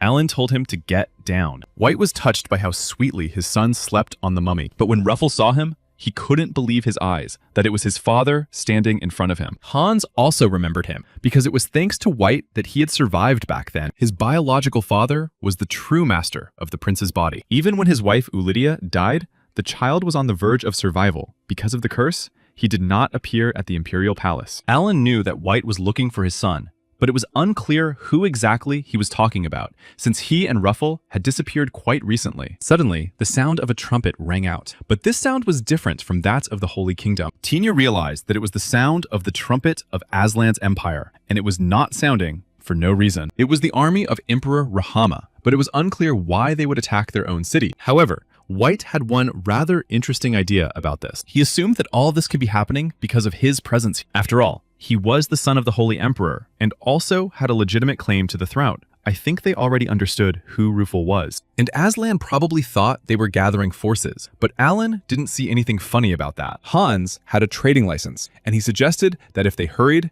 they could leave. But that would certainly not work, because if Aslan was ready to attack his city, It meant he intended to kill everyone here. And Aslan's people would certainly not care about Hans's trading status. But White asked everyone not to worry. He was ready to be bait for Aslan. Alan was very surprised by this decision. Aslan had come specifically for White. Maybe he was never a good father, but he could fight. And if the Emperor attacked his vassal, he would have to flee immediately.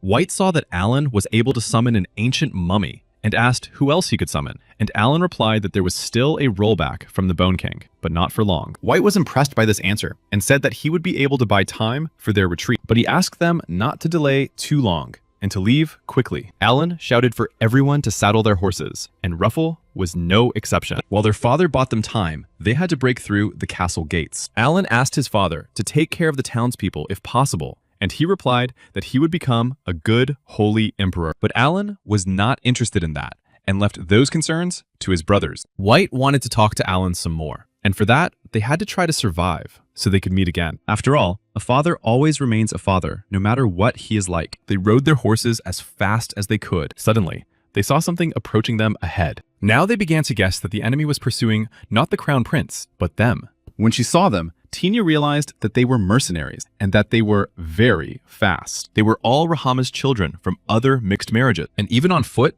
they somehow managed to catch up with the fugitives, and they began to attack the fugitives with their magical powers. The seventh prince, Alan, began to attack the enemy in response. He released a huge mummy from the sky directly onto the enemy. The enemy was ordered to ignore it and focus on the human, which was bad because now Alan couldn't distract them any further. Suddenly, he saw that one of the enemy's magic projectiles had hit Tina and Damon. Alan wanted to summon another mummy to distract the enemy, but Hans shouted to him that it would be completely useless. Suddenly, the third prince saw something ahead and shouted. It was Aslan's war elephant, with Rahama's vassals riding on it. They decided to simply crush the crown princes with the elephant, and Ruffle begged Alan for help. You're already doing everything you can. The summoned ones and the bandaged mummies constructed a magic circle. Thanks to this, a huge golem descended from the sky onto the enemy, and everything around them was covered with stones. They managed to repel the enemy's attack, and now Alan realized that his father had made them bait. He was very angry with his father and harbored a great grudge against him. The army of the Aslan Empire brought a lot of weapons with them. White watched from afar, but understood that this time, Aslan was serious, but it was obvious that it would be difficult to deal with the children alone. He wanted to take care of urgent matters first, and then join the princes, but he would never have thought that Alan was capable of such a thing. He thought about how those 11 years without him must have been very difficult, and how he, as a father, had done nothing for his sons. At that moment, he had just dealt with a bunch of Aslan's vassals. Suddenly, someone called his name from behind, which was unexpected. He had heard that White had disappeared, but apparently that was not the case. This man asked White why he was causing trouble on someone else's land. In response, White asked why he was acting so petty, since he was Aslan's former hero. He also asked if the wounds inflicted on him by his father had healed. White's old acquaintance added the Emperor's words that this time he would definitely destroy him. Meanwhile, Rahama was informed that the Crown Prince had been found in the center of Yebaloom, and that it was not White who had created the golem. For Rahama, this meant that two monsters had appeared, and he ordered his vassals to detain the Crown Prince so that he could deal with him himself. Hans wanted to clarify who Prince Alan had summoned this time. This time, he had summoned a Goliath Cyclops, who guarded Aslan's tomb along with the mummies. But his weakness was that he only activated after a certain number of mummies had been killed. But the situation was critical, so Alan had no choice. The criminals who wanted to destroy them were attacking from all sides. And then the seventh prince, Alan, summoned the holy skeletons to help. They rushed into battle with the hostile forces of Aslan's empire. But the werewolf began to destroy the skeletons, preventing them from causing any damage. Huge summoned mummies rushed to the skeletons' aid, but the enemy werewolves gave them no chance of victory. Hans saw that Alan was not feeling well because he had used too much holy power. Without any buffs, it was difficult for Alan to fight, and if his holy power ran out, even fleeing would not help him. The enemies shouted at them to stop fighting and surrender. If they laid down their weapons and obeyed, they would be treated with respect as members of the royal family. But everyone naturally understood that it was only a matter of time. Alan decided to talk to them and tell them that even though they were enemies, they should not treat the prince rudely. Stepping forward, Alan Elfos shouted loudly that he was the seventh prince of the Holy Kingdom and demanded to be treated according to his status. His opponents realized that since he was trying to talk to them, the prince and his men were most likely in a losing situation. Alan asked which of them was the commander of the enemy forces, and one of Aslan's vassals responded. Turning to him, Alan told him to order his troops to retreat immediately. Alan wanted the enemy to admit defeat, lay down their arms, and clear the way for them. If they did not obey his demands, he would send them all to the other world.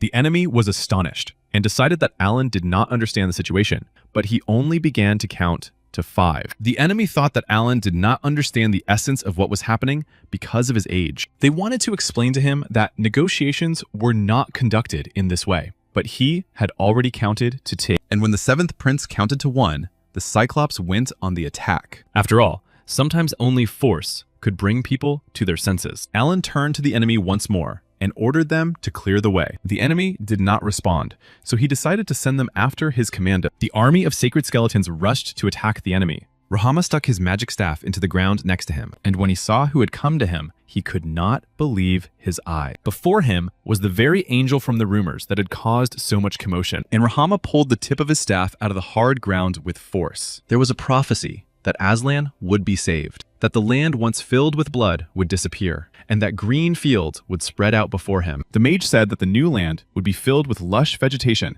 and that nothing could compare to it. This mage was one of the most famous in Aslan, and his prophecies always came true. Listening to this magician, Rahama thought that everything was going according to plan. Negotiations with the 3rd prince's faction had been completed, and all that remained was for the magician to lend them his power. Rahama said that if everything this magician said came true, he would be recorded as the greatest king in history. But the magician dispelled his illusions and said that he would be recorded as the worst king in history, for he had seen countless cities burning because of him, and many people doomed to destruction, and Rahama's arrogance and stubbornness would destroy Aslan. But there was also a good moment. Rahama was destined to bring an angel to this land who would choose one of his children, but Rahama considered him to be just another rat of the Holy Church Empire. He destroyed the magician and ordered his vassals to throw his body into the desert so that wild beasts would feast on it and leave no trace of him. Even Naruna had her own holy and very beautiful army. He was a being who accepted only the chosen ones, the only stranger invited into an unseen world. He was the very saint who was destined to save them all. The angel from the rumors was a very intelligent and powerful necromancer. Rahama understood all this at first glance at this 7th prince. Now he was still a boy, but in time he would surpass the prince and become more dangerous than the Holy Lord himself. Now the words of the old mage about Rahama coming to this land of angels did not seem so strange.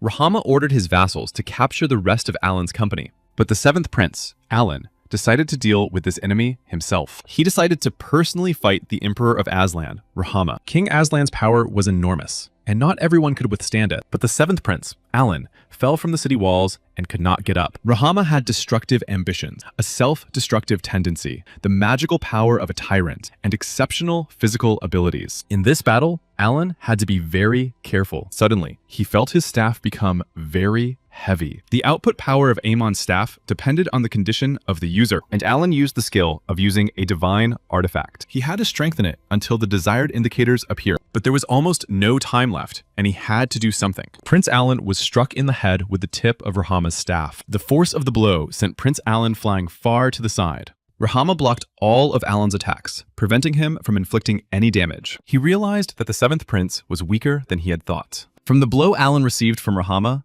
he fell to the ground with all his might. His necromancer's mask cracked and blood gushed from his mouth. Rising from the ground, Alan sat in clouds of dust and smoke. Emperor Rahama grabbed the bony hand reaching out to him. Suddenly, a shot of sacred energy rang out from somewhere below. This shot was fired by the 7th prince with his last ounce of strength. But the bullet grazed Emperor Rahama, only slightly touching him. At that moment, the 3rd prince of the Holy Empire, Ruffle Elphos, rushed into the attack to protect the others. But Rahama's children thought that even a child could fight better than him, even though his divine power was truly great. At that time, Hans was looking in his bag for something suitable for this situation to help the prince. Turning to Tinia, Rahama's other children told her to return to them immediately and hand over the prince so that their father would forgive her. They claimed that only they could understand her and that they did not want to fight her, but if things continued this way, they would have to. The elf Tinia knew this, but she had no other choice. After all, the 7th prince, Alan, had shown her what real life was like, so she made her choice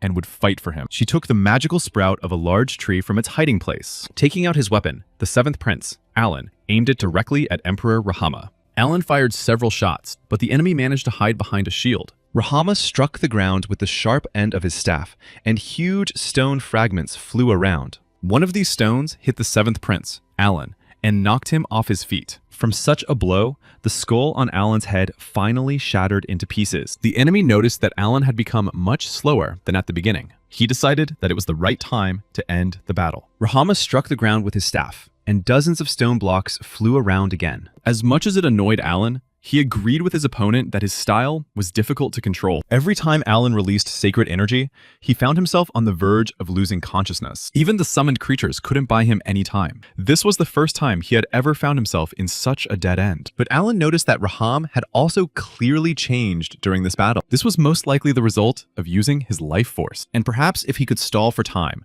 Alan would be able to come up with something to win. Suddenly, Alan heard Ruhama turn to the apostles of the deity and ask them to bring sacrifices. And the seventh prince saw his opponent absorb the life force of others. Alan didn't know what to do, because it was no longer possible to just stall for time. And in an instant, the tip of Ruhama's staff was right in front of the seventh prince's face. But he did not have time to strike the seventh prince, and his staff stuck into a tree. Ruhama was surprised that Alan had first summoned the undead, and now the trees. Alan heard the voice of the tree saying that the children wanted to protect him. A moment before, Hans hastily used a house bomb to buy time. But when the smoke cleared a little, they still didn't understand where something like that had come from. But it was all the work of the dark elf, Tinia, who wanted to help Alan. She sat by a large tree and was mesmerized. It was simply incredible that a dark elf had summoned a spirit instead of a high elf. She used mana and enormous sacred power at the same time. It seemed that the seventh prince had caused a change in her, and now mana and sacred power could be combined. Tinia rummaged through her bag and took out one thing. It was a seed from a tree grown in the Black Order's hideout. She just wanted to repay Alan for all his kindness. The elf Tinia was able to analyze Hans's warp principles, as well as all the summoned creatures of the seventh prince, Alan. And she used all the knowledge she had at her disposal. Tinia tried to summon the spirit using the seed as a medium. It was the world tree Yggdrasil, which maintains the balance of the entire world. The tree of life that in ancient times united all worlds and bound them into one. And the name of this world tree was at the center of the world. But the books said that Yggdrasil was a huge tree existing in the spiritual world, similar to the state of an avatar. But even for Yggdrasil, breaking through the wall of dimensions was no easy task. The world tree did not call Tinia. Yggdrasil came of its own accord, out of curiosity, because someone had called these children from another dimension. Tinia wanted to call these children, and the tree felt the emotions with which she called them. But the world tree could not take life. It was created for something else. Once it appeared, it did everything it could to help. The tree lowered its roots, and new shoots immediately appeared on the ground. After all, the world tree could only give life and nothing else. Yggdrasil could not remain in this form for too long. His help ended here,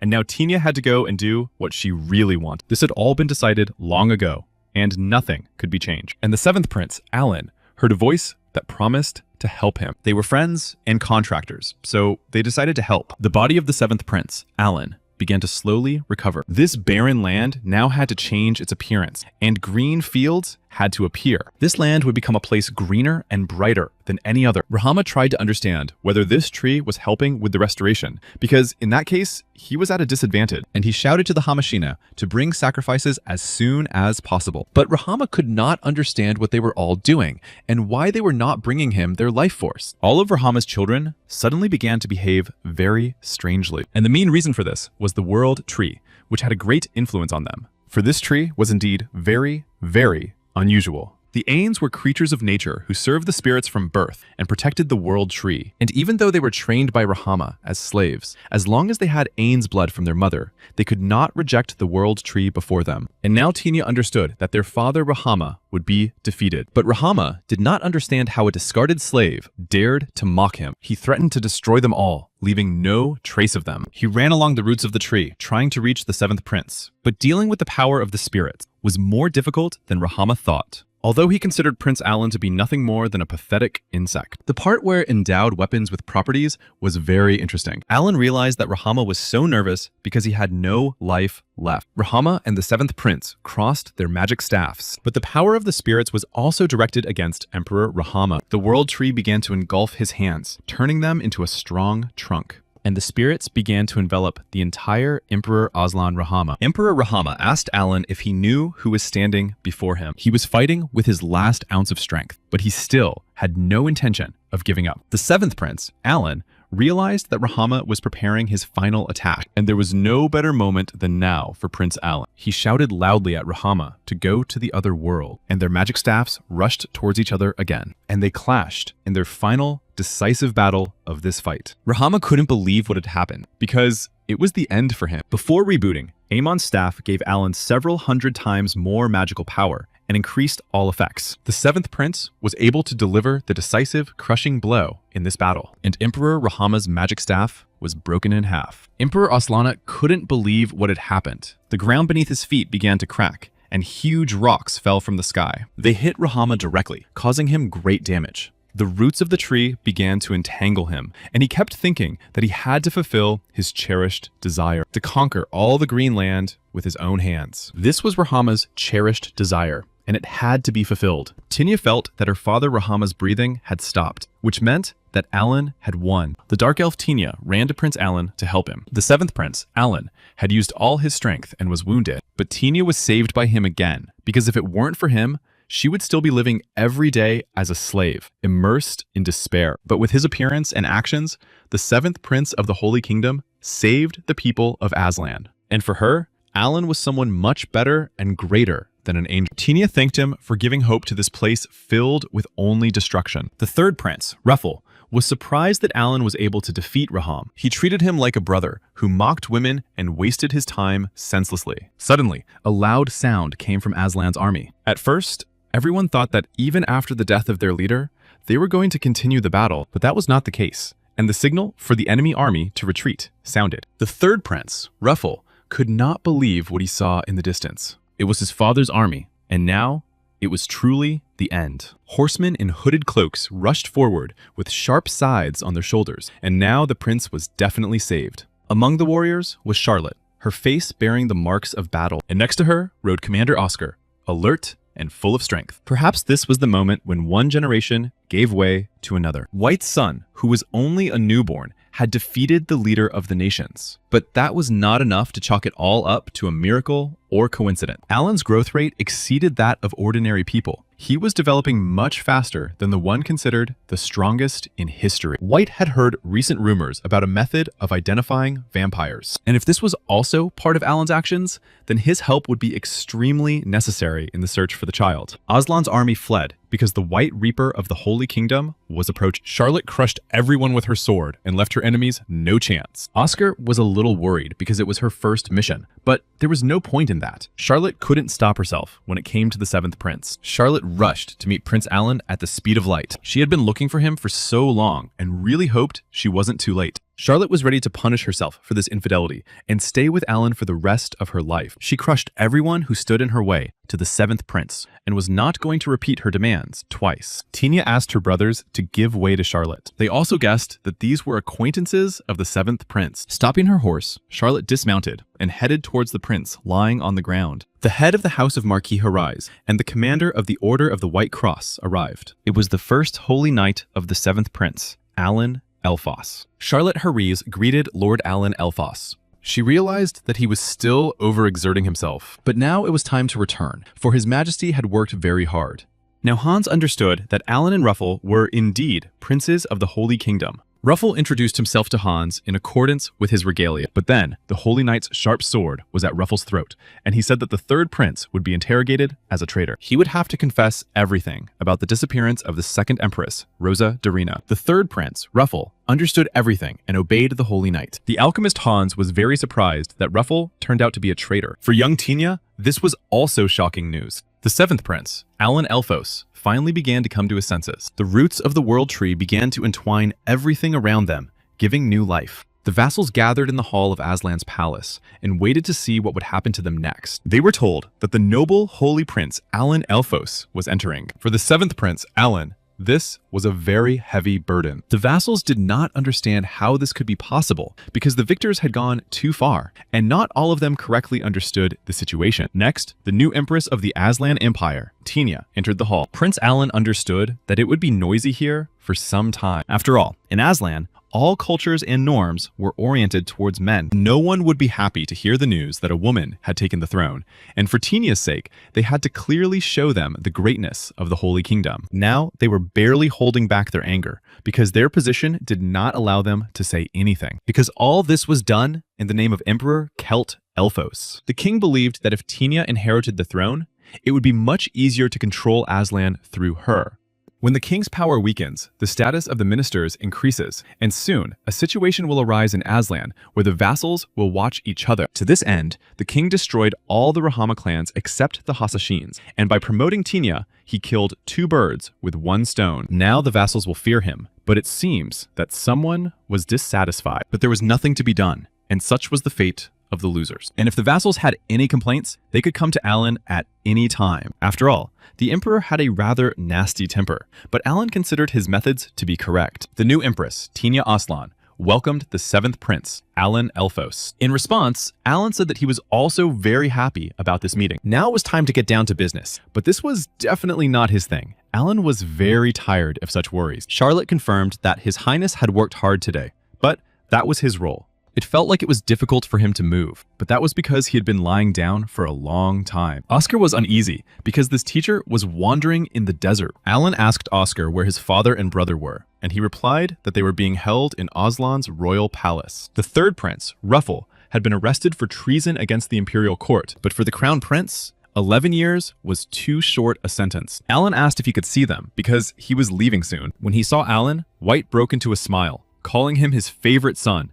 and wanting to hug him. But Alan pushed his hand away and asked where his brother was, and he was sleeping in his room. It seemed that the journey had been quite difficult for him. His father asked Alan why he had not returned, since the coronation should have been over by now. White thought that his son, Prince Alan, now wanted to be with him. Ruffle's sentence was confirmed, and he would be tortured so severely that death might be the best option. Alan decided to ask his father what he had been doing all this time. When Alan's mother died and his brother Luan was barely alive, his father was nowhere to be found, which was the height of irresponsibility. White replied that he had been traveling around the world. He visited the kingdom of Ram Irans and many other countries, but White did not enjoy traveling. He spent all that time searching. Alan asked his father who he had been looking for so long, and he replied that it was Ruffle. White spent 11 years searching for this child, but in the end, he couldn't find him. And now, Alan was needed more than ever, but he thought his father was talking nonsense. The Ruffle that Alan knew was now sleeping in bed, and the 7th prince decided that his father had spent so many years searching for someone who didn't need it. But there was another Ruffle,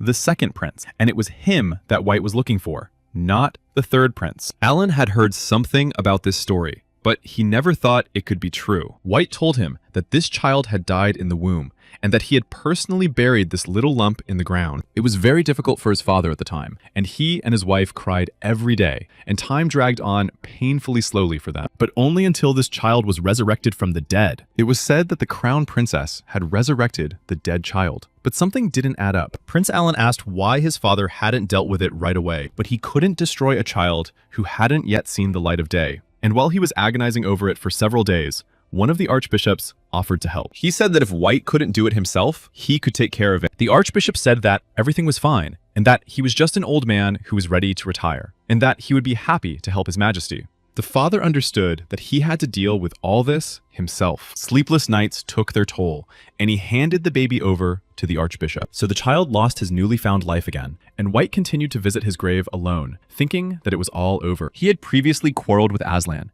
and before the succession ceremony, they set out to pacify the gangs, but upon arrival, it turned out that someone had already destroyed them. Among the hundreds of bodies of villagers and dozens of gangsters lying on top of each other, the child sat and ate them. Turning to White, the boy called him father and was very happy that he had come. The crown prince did not understand who this was or what was going on. The boy replied that he had cruelly abandoned him and now pretended not to know him. It was because of him that all those unfortunate paladins had died. The prince realized that this was a vampire and a progenitor at that, and drew his sword. But the vampire boy said he had always wanted to fight his father. But White refused to listen to him and cut his body in two with his sword. The boy did not give up and said that it was not enough for his father to take his life twice. He wondered how his father had not recognized him yet and called himself Ruffle. The marks from the rope were still visible on the child's neck. He had returned as the progenitor of vampires, and judging by the speed of his evolution, it must have happened shortly after his burial. Someone had turned this boy into a vampire, and it reminded Alan of the Count who had invaded Lonia. That scoundrel quickly accumulated magical power using Amon's skull to evolve. After that, White searched for the Archbishop who had kept Ruffle, but there was no trace of him. White postponed the succession ceremony and began searching for traces of the vampire. Then he heard about what had happened to Alicia and went to the palace to honor her memory. There, he saw Luana lying on a hospital bed, and the curse placed on her was strikingly similar to Ruffle's magic. The family of Count Fomor, whom Alan had captured, probably helped him. To remove the curse from Luana, White needed to find the second prince. The crown prince didn't tell anyone about this because Ulitia had died in the palace and he couldn't trust anyone. If the archbishop who buried Ruffle was involved in this, it would be a disaster. That's why White decided to act alone, but he couldn't even imagine that Rose would turn out to be the traitor. White knew nothing about it. Otherwise, he wouldn't be here now. He would have made them pray for forgiveness at Ulidia's grave. Now, there was no point in that, and White was more concerned about Ruffle. Alan thought that the crown princess couldn't have done everything alone, and White agreed with him. In pursuit of the vampires, they learned that they were seeking to build their own kingdom, using people as cattle to construct tall castles. The Holy Kingdom might have thought it had destroyed the vampires, but that was not the case. White unfolded a map of the vampires' dwellings in front of Alan, for they had already fallen into a trap. Their main leader, the vampire king Blandimir, was very clever. He intended to end the long feud with the Holy Kingdom, and soon they were to invade their lands. Meanwhile, in a scary castle, a man sat bound in a magic circle. The other prisoners sat quietly, waiting for their terrible fate. Behind it all was a scary monster who had failed again. He didn't think his 3,000 first experiment with warp had failed, because it was very difficult to get a priest. Rahama died on a whim, and the third prince and the crown princess were already useless, and these little people always ruined all his plans. A little boy entered the hall and said that if the third prince had been caught,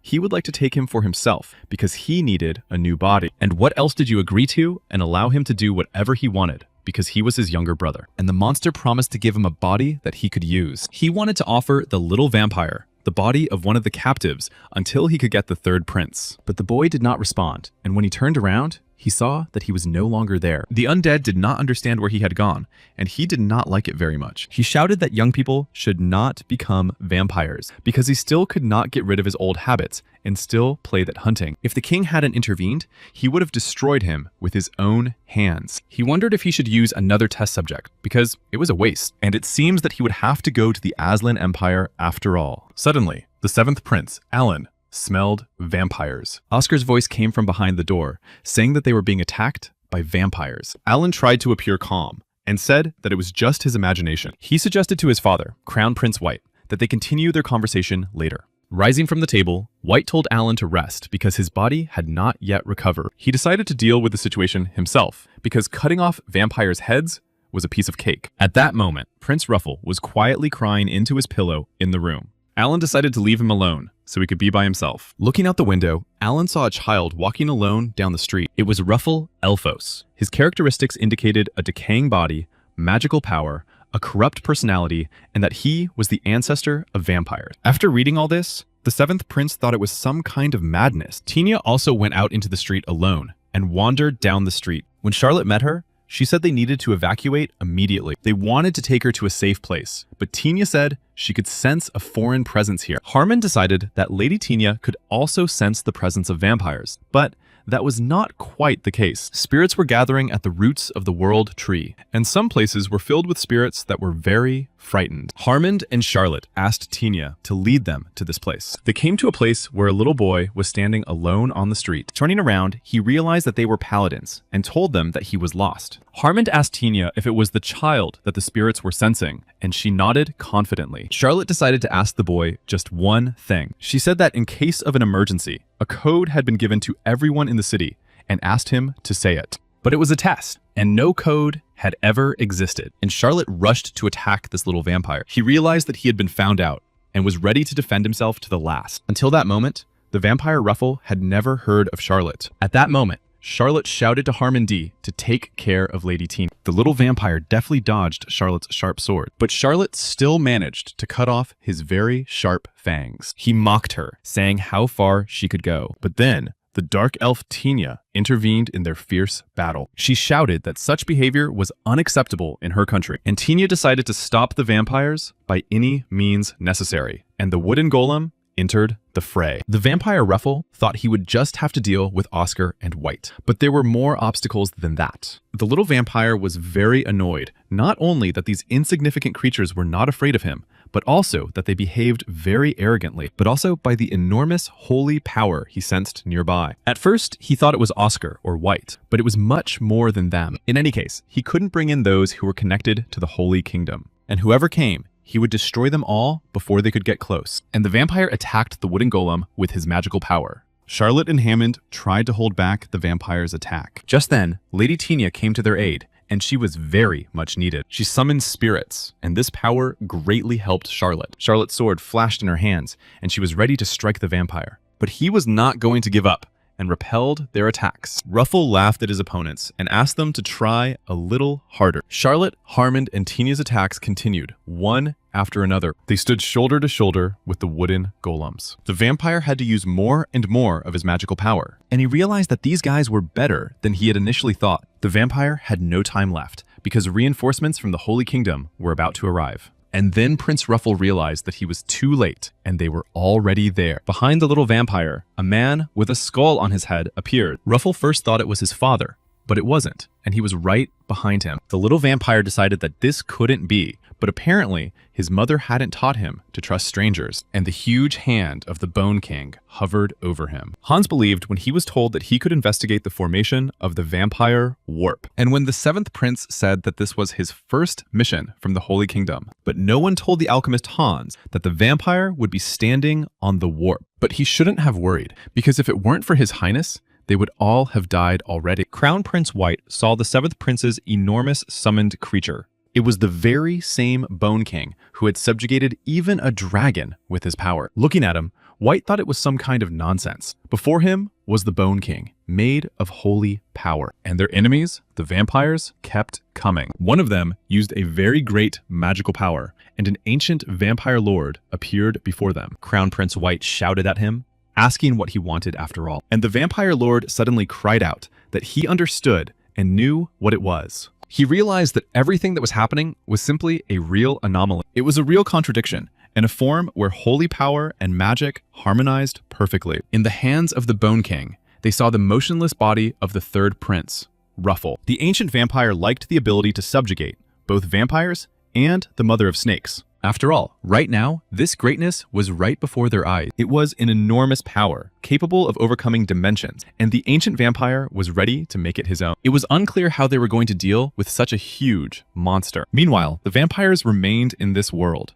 Oscar noticed that one of the vampires wanted to leave the portal. He rushed towards him at full speed to prevent him from doing so. The other vampires also tried to stop him, because they couldn't leave now and had to stay. The rest of the vampires tried to hold the count back, but Oscar was already very close. It was unusual for Oscar to be distracted by the enemy, but at that moment, His Highness disappeared somewhere. Crown Prince White ran to his son, the second prince, and memories flooded his mind. He remembered how he had handed his small body over to the archbishop, how he had mourned the boy, and simply gone mad with unbearable grief. The father ran as fast as he could to see his son Ruffle, but he was a little too late. White asked the seventh prince, Alan, what he had done with Ruffle, but with the help of the Bone King, he had immersed the little vampire in holy water, but it did not destroy him completely, only tearing off his rotten skin.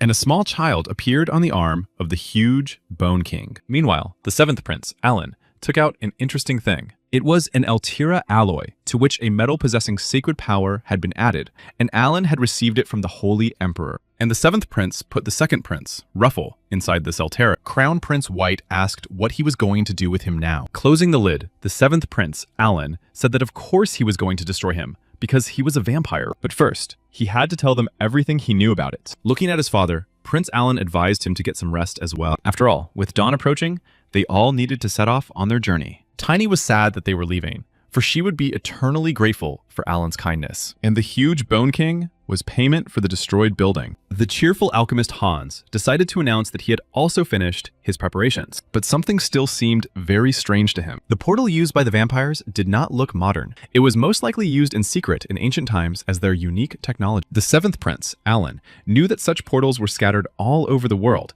and that the technology was simply incredible. The spells were quite complex, and ancient writings were also used, but no matter how difficult it was to decipher them, the alchemist Hans was ready to do so. Even though it would take a long time, he promised Prince Alan that he would figure it all out. Alan had high hopes for Hans, so he asked him not to disappoint him. Now the seventh prince was really leaving, and Tina wished him well. After saying goodbye, Tina stood for a while longer, watching them ride away. They rode slowly on horseback toward the Holy Kingdom. On the way, Charlotte decided to tell the seventh prince, Alan, some good news. The Holy Empire had sent them a message, and Charlotte told him what it said. The text of the message made it clear that the purge of traitors had begun. The seventh prince, Alan Elphos, looked back briefly to see what was happening. Behind them, with his hands tied, walked the third prince, Ruffle. At that moment, the Holy Operator personally began interrogating the suspect, who insisted that he had nothing to do with it. But Raphael read a document in which Archbishop Gale's testimony and the results of the Imperial Court's investigation told a completely different story. It clearly stated that this man had received a bribe from the traitor Rose. Now it was clear to the Emperor what Rose and Ruffle had been counting on when they started all this. They had the vampires Aslan and even traitors hidden in the Holy Empire on their side, so they had nothing to fear. The Holy Emperor did not want to hear any more excuses and thrust his sword into the traitor's head. After all, he knew for sure that the traitors lied every time they opened their mouths. Now the Emperor was concerned with the question of where Rose and Ruffle were. The Order of Kalium is an independent authority of the Holy Kingdom, one of the institutions created to control the Pope, and consisting of cardinals. The cardinals were elected by vote, but he himself was always burdened with many problems. During the reign of Celt, the order became the most influential in history, and during the election of Amano as military archbishop, a major conspiracy was carried out. Even the Pope himself and the others could not interfere in the affairs of this order. However, after the incident with Aslan, it became clear that the order was involved in this, and taking advantage of this, Celt immediately destroyed all members of the order. Raphael thought that this had gone on long enough, and that he had been fighting the order all this time. He reported to the Emperor that he had done everything possible not to provoke unrest, as the people were already outraged by the battles and losses in their families.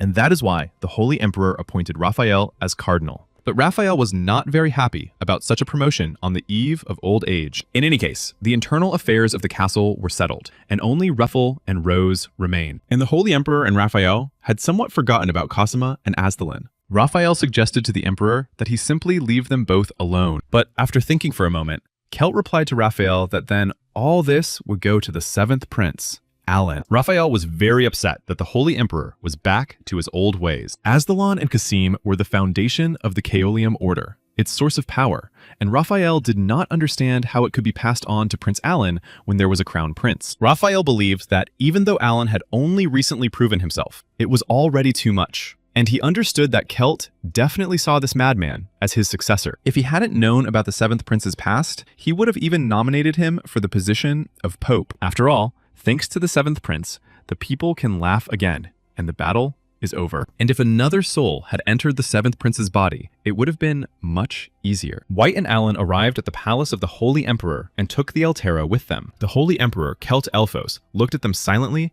and intently. From inside the Altera came the cries of the little vampire Ruffle, begging to be let out. The Holy Emperor was very happy that Alan and White had returned safe and sound. Hearing this voice, Celt asked the seventh prince what was inside the Altera. Inside was the second prince, Ruffle, who had become an ancient vampire. The Holy Emperor asked Alan what he was going to do with him, and Alan replied that he would hand the vampire over to the Red Cross. Hearing this, the second prince began to scream, fearing the torture of the Red Cross, and told Alan not to do it. Meanwhile, White stood silently nearby, glancing sideways at Alan and the Altera in his hands. The Holy Emperor also informs them that a hearing would soon take place, as everyone knew that Alan had fought a major battle. At this hearing, Alan's abilities and potential as the seventh prince would be discussed, so he had to prepare for it in advance. Handing the Altera to the servants, Alan realized that everyone just wanted to hear everything from his own mouth, and wondered if he could mention that he was a necromancer. At that moment, Father White asked him if he could bring his brother Ruffle back to life. He had heard that the seventh prince had managed to perform a resurrection, which meant he could help Ruffle, but Alan replied that it was impossible. He explained to his father that if the soul was not captured at the moment of death, it would disappear, and besides, he had never tried to resurrect non-human beings. But White continued to insist that the seventh prince, Alan, at least try to do it. The Holy Emperor pinned White to the floor with his own hand, shouting that he had ignored the country and his family for so many years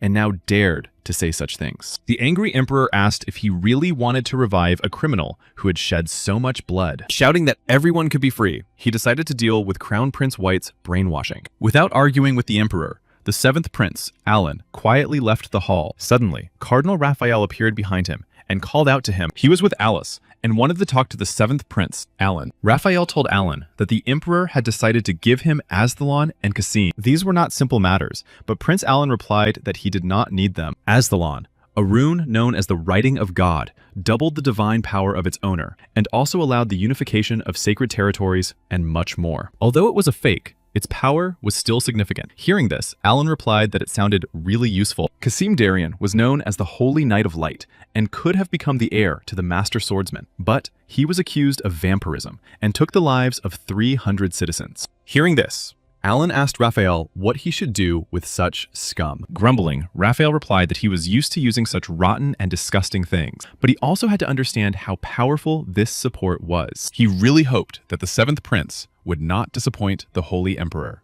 And after finishing his speech, he decided to take his leave with Alice. But as soon as they were about to get up, Alan grabbed Alice's hand and asked her to wait. Not understanding what was going on, Alice looked at the seventh prince in confusion. Seeing that the seventh prince, Alan, dared to touch his granddaughter, Raphael flew into a rage. He yelled at Alan, who immediately let go of Alice's hand. The seventh prince, Alan, began to apologize and said that it was inconsiderate of him. Addressing Raphael according to his regalia, Alan explained that he needed to talk to Alice and asked to be left alone with her. Cardinal Raphael thought for a moment and looked questioningly at the seventh prince. But then he looked at his granddaughter and realized that she was not at all opposed to this conversation. Turning around, he said that he would go ahead and she could talk calmly. Left alone with Alice, Alan offered her a glass of wine. The girl was a little confused, but agreed to the offer. Outside the door, Charlotte guarded their peace and quiet. To continue their conversation, they settled comfortably on the soft sofas in the room. Looking at the seventh prince, Alan, the girl asked if he had heard the rumors about himself. Winking at her, Alan told her not to pay attention to the gossip, because it was just the scheming of court flatterers. He made it clear that these rumors did not bother him at all. Unable to restrain herself, Alice asked him directly if he could really summon sacred undead creatures. After thinking for a second, the seventh prince replied that he could indeed do so. Silently looking Alice straight in the eyes, he snapped his fingers. A glowing magic circle with pentagrams appeared behind him. Seeing what was happening, young Alice was indescribably surprised. A holy undead creature emerged from the magic circle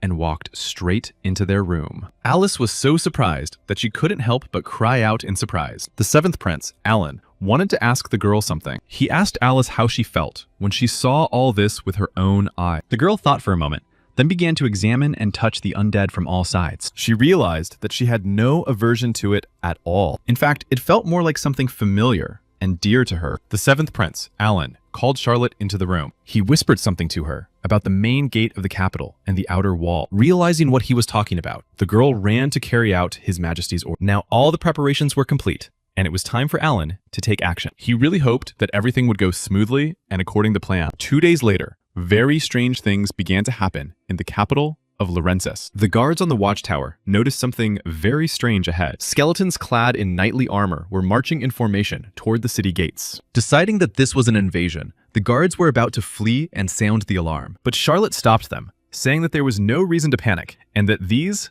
were not invaders. It was the sacred parade of His Highness, the seventh Prince Alan. The people on the streets of the capital looked on in bewilderment. The seventh prince rode down the main street toward the castle, wearing a necromancer's mask, followed by a procession of sacred undead. Some of the townspeople thought it was very bad to be present at such an event. Others, on the contrary, revered the Holy King, who carried out the will of Gaia, who had descended upon them. Holy Emperor Celt Elphos watched all this from the castle window. He felt that Alan's aura had changed greatly, and Cardinal Raphael agreed with him. The Holy Emperor reflected that even he, at his age, had not achieved such a thing. Emperor Celt Elphos immediately summoned his chief chamberlain. The latter arrived without delay to receive orders from His Majesty. The Holy Emperor ordered preparations to be made for departure to attend the hearings. There, the opinions of those gathered differed. Some considered Alan a heretic, while others admired the result of his campaign and discussed the undead and divine energy. And before the Holy Emperor appeared, the seventh prince, accompanied by the sacred undead.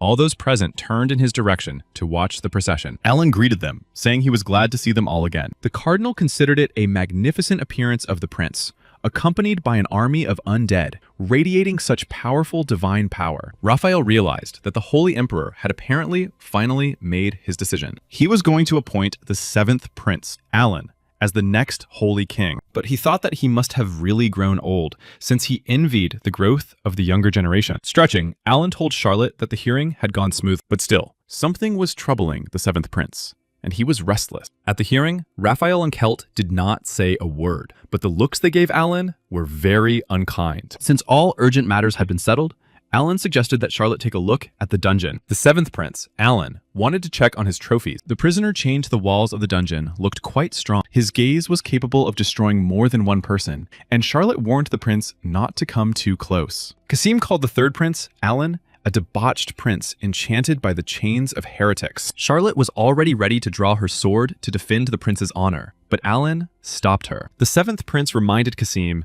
that he had promised him something and had come to check. The seventh prince, Alan, asked Charlotte to leave them alone for a moment. She wanted to object, but the prince used all his charm. Charlotte had no choice but to comply with the third prince's request. As soon as Charlotte left, the seventh prince decided to get straight down to business. He approached Qasim and raised his hand, filled with divine power, above his head. He ordered the vampire to take care of His Majesty from that day forward. Qasim did not immediately understand what he was doing, but the seventh prince explained to him that he was recruiting soldiers. The third prince, Ruffle, was sitting quietly in his cell when he suddenly heard footsteps approaching. It was the seventh prince who had come to see him and find out why the third prince had requested this meeting. Ruffle had one request for the third prince, Alan, but without even listening, Alan abruptly said he refused. However, the third prince continued, saying that the first prince, Luan, or Father White, would try to take Rose's mother's life as soon as they saw her. In tears, he begged Alan to allow him to see his mother at least once, even if only for a few seconds. But Alan replied curtly that he did not have the authority to do so. Ruffle promised to reveal the location of the imperial family's treasure, but if that wasn't enough, he was willing to say anything. Alan asked his brother to lift his head, as he understood his feelings perfectly. He asked the third prince to tell him more about this treasure. Charlotte asked if Alan really believed the information he had received from a traitor. But the seventh prince, Alan, decided that it was unlikely to be a trap. Looking at Charlotte, Alan said that even if it was a trap, she would always protect him. And Charlotte was indeed always ready to risk her life for him. The seventh prince, Alan, told Charlotte that he was going to meet with the crown princess, and at that moment, a white fog began to gather around them. While he was busy, Charlotte had to eliminate the source of the fog. It was an old vampire who had been watching the seventh prince and dreamed of destroying them all in the end. But suddenly, Charlotte appeared behind him and asked what the vampire's position in the hierarchy was. He was a ram, but Charlotte only sighed discontentedly when she heard this. She had hoped that he would at least be a count, and that it would be a good experience for her. The vampire baron was annoyed that this girl considered him nothing more than a sparring partner. But seeing what an incredible aura she possessed, he gave her the right to strike first. Entering the library, the seventh prince, Alan, saw a guest there and told her it was time to return. He also added that the third prince, Ruffle, was very worried about her. Rose was sitting at the table and invited Prince Alan to have tea with her. Rose poured herself some more tea into her mug and took a small sip. Alan decided to make it clear in advance that this place had already become his territory. Soon, he would deal with all the vampires in the vicinity of this place. Therefore, her resistance was completely pointless. The seventh prince, Alan,